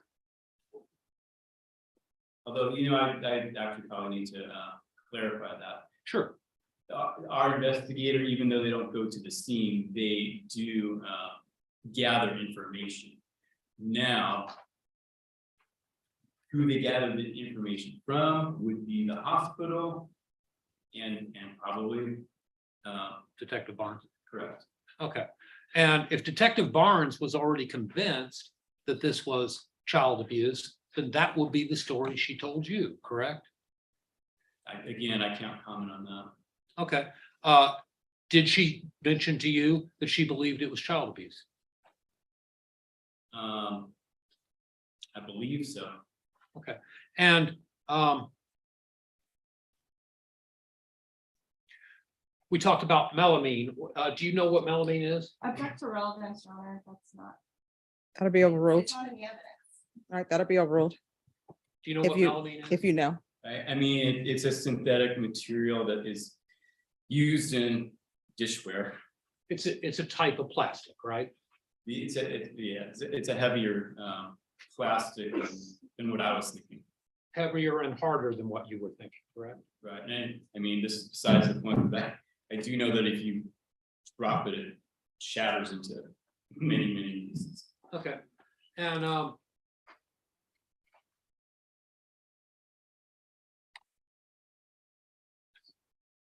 far as the barrettes, the state asked you, well, if she was wearing barrettes and fell and against those, that, did you say that would not cause any of the scarring on her head? I mean, if she had one or two scars, maybe. Okay, I'm not saying all of the scarring, I'm saying there, just so that you know, the defendant, there's been videos played of the defendant, and she has separate explanations for each of those scars. She's not saying that they all came from one incident. All right, so if one or two of those scars were caused, or could one or two of those scars have been caused by Olivia wearing metal barrettes and fall? I would have to say yes, although I would like to know if we have an example of one of the barrettes to see what the shape is. Okay, and you said that this could cause a triangular injury, right? I think the state asked you that. Yes. But it wasn't a triangular injury, as we took great pains to go through. None of those injuries, well, there was one injury that looked like a full triangle, correct? Correct. That's not this, right? That could be that. I'm sorry. I believe it could be that. Can I? Sure. This must be like the. So with the, if I'm thinking of the right one, if this part where there's this intersection, I can, and just this like point, I can see that causing a triangular injury. Right, except that the triangular injury was a full triangle. It had three sides to it. And this doesn't have anywhere that has that, correct? Okay, I can see. Okay. And then the other injuries that may or may not have been caused by the same, but there were scars at an angle to each other. Those we went through it, and you said you couldn't make that fit, right? That is correct. Okay, so that when you say it's consistent with that, in fact, it's not consistent with that, but you couldn't make it fit. Right, for the scars that we were looking at in that photo, yes. And the scars that we were looking at in that photo were at least some of the scars that Barnes, there were two sets of scars that Barnes looked at and held it up to, right? And that was one of those sets, and I didn't pull out the other one. We can do that. But what I'm saying is, it's not consistent with that set of scars, right? Yeah, so one other explanation is that there were two randomly placed impacts that happened to be adjacent to each other. Not quite adjacent. They happen to be near each other. I think that's what adjacent means. I think adjacent means Okay, touching, but let's, let's All not. right, just ask the question, please. That'll be sustained. Okay, so let's not quibble about terms. They're near each other. They're not touching each other, correct? Correct. Okay, then,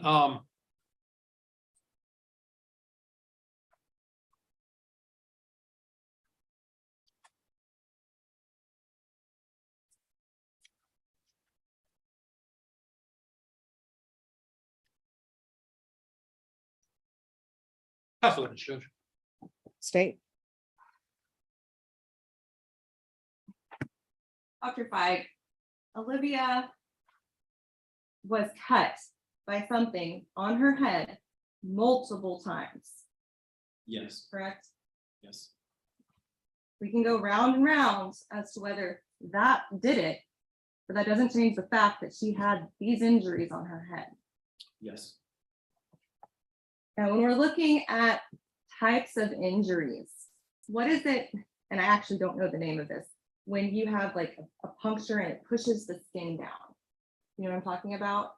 Like if I've had it from urgent care, it's I can't recall the term. Like it's a puncture injury. I mean, there are certain defects I do see on the body that I will call a puncture defect. Okay. When that happens, will it not?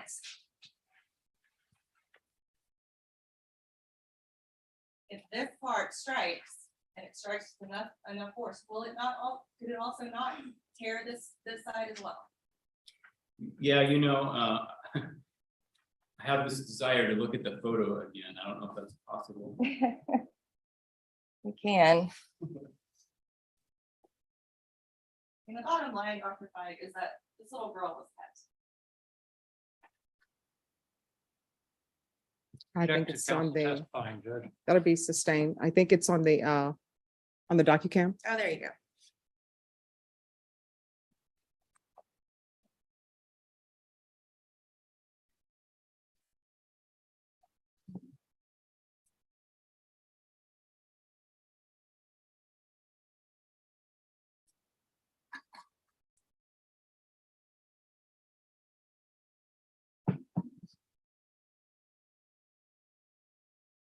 So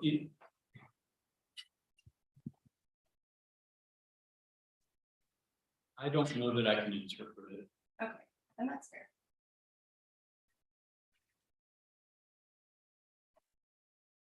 As for stairs and the history that you had, if the body camera doesn't show stairs, if the neighbors don't talk about hearing any kid falling down the stairs, if there's nothing in hours long of a defendant's statement mentioning stairs, would it be reasonable? I'm sorry. Would it cause you to suspect stairs? No, Would that be consistent with the evidence and the history presented with you? no, again, the stairs represent new information for me.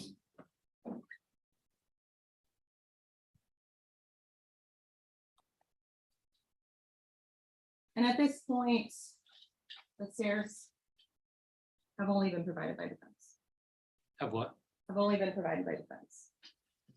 I can't really comment on that.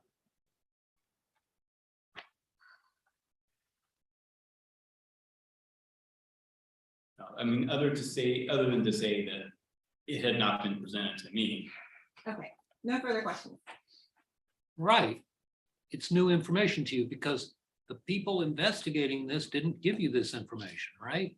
That's correct. What as scientists do we do when we get new information?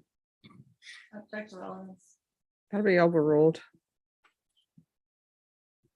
New information is looked at and incorporated. Okay, pass the witness, Judge. No further questions. All right, is this witness excused or subject for recall? Excuse from the state. Subject to recall, please, Judge.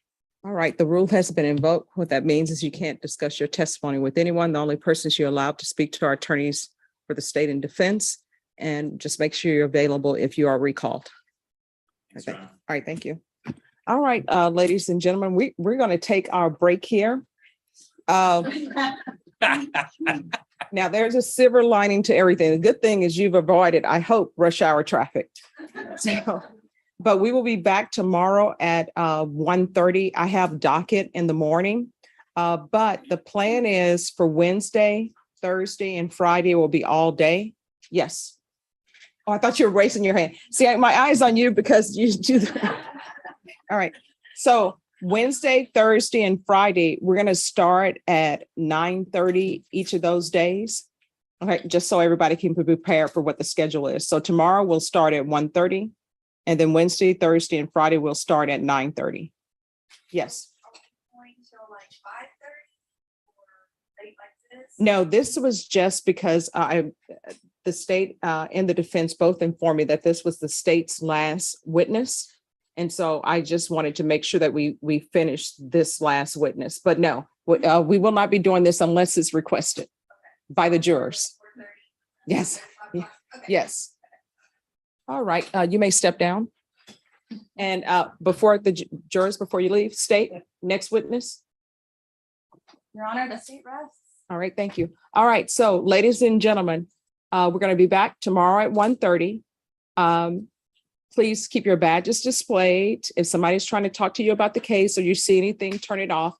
Don't do any of the investigation. Whatever you need will be heard from inside the courtroom, and no deliberating. All right, everyone, please rise. Thank you all. And the deputy will show you how to get out of the building. You're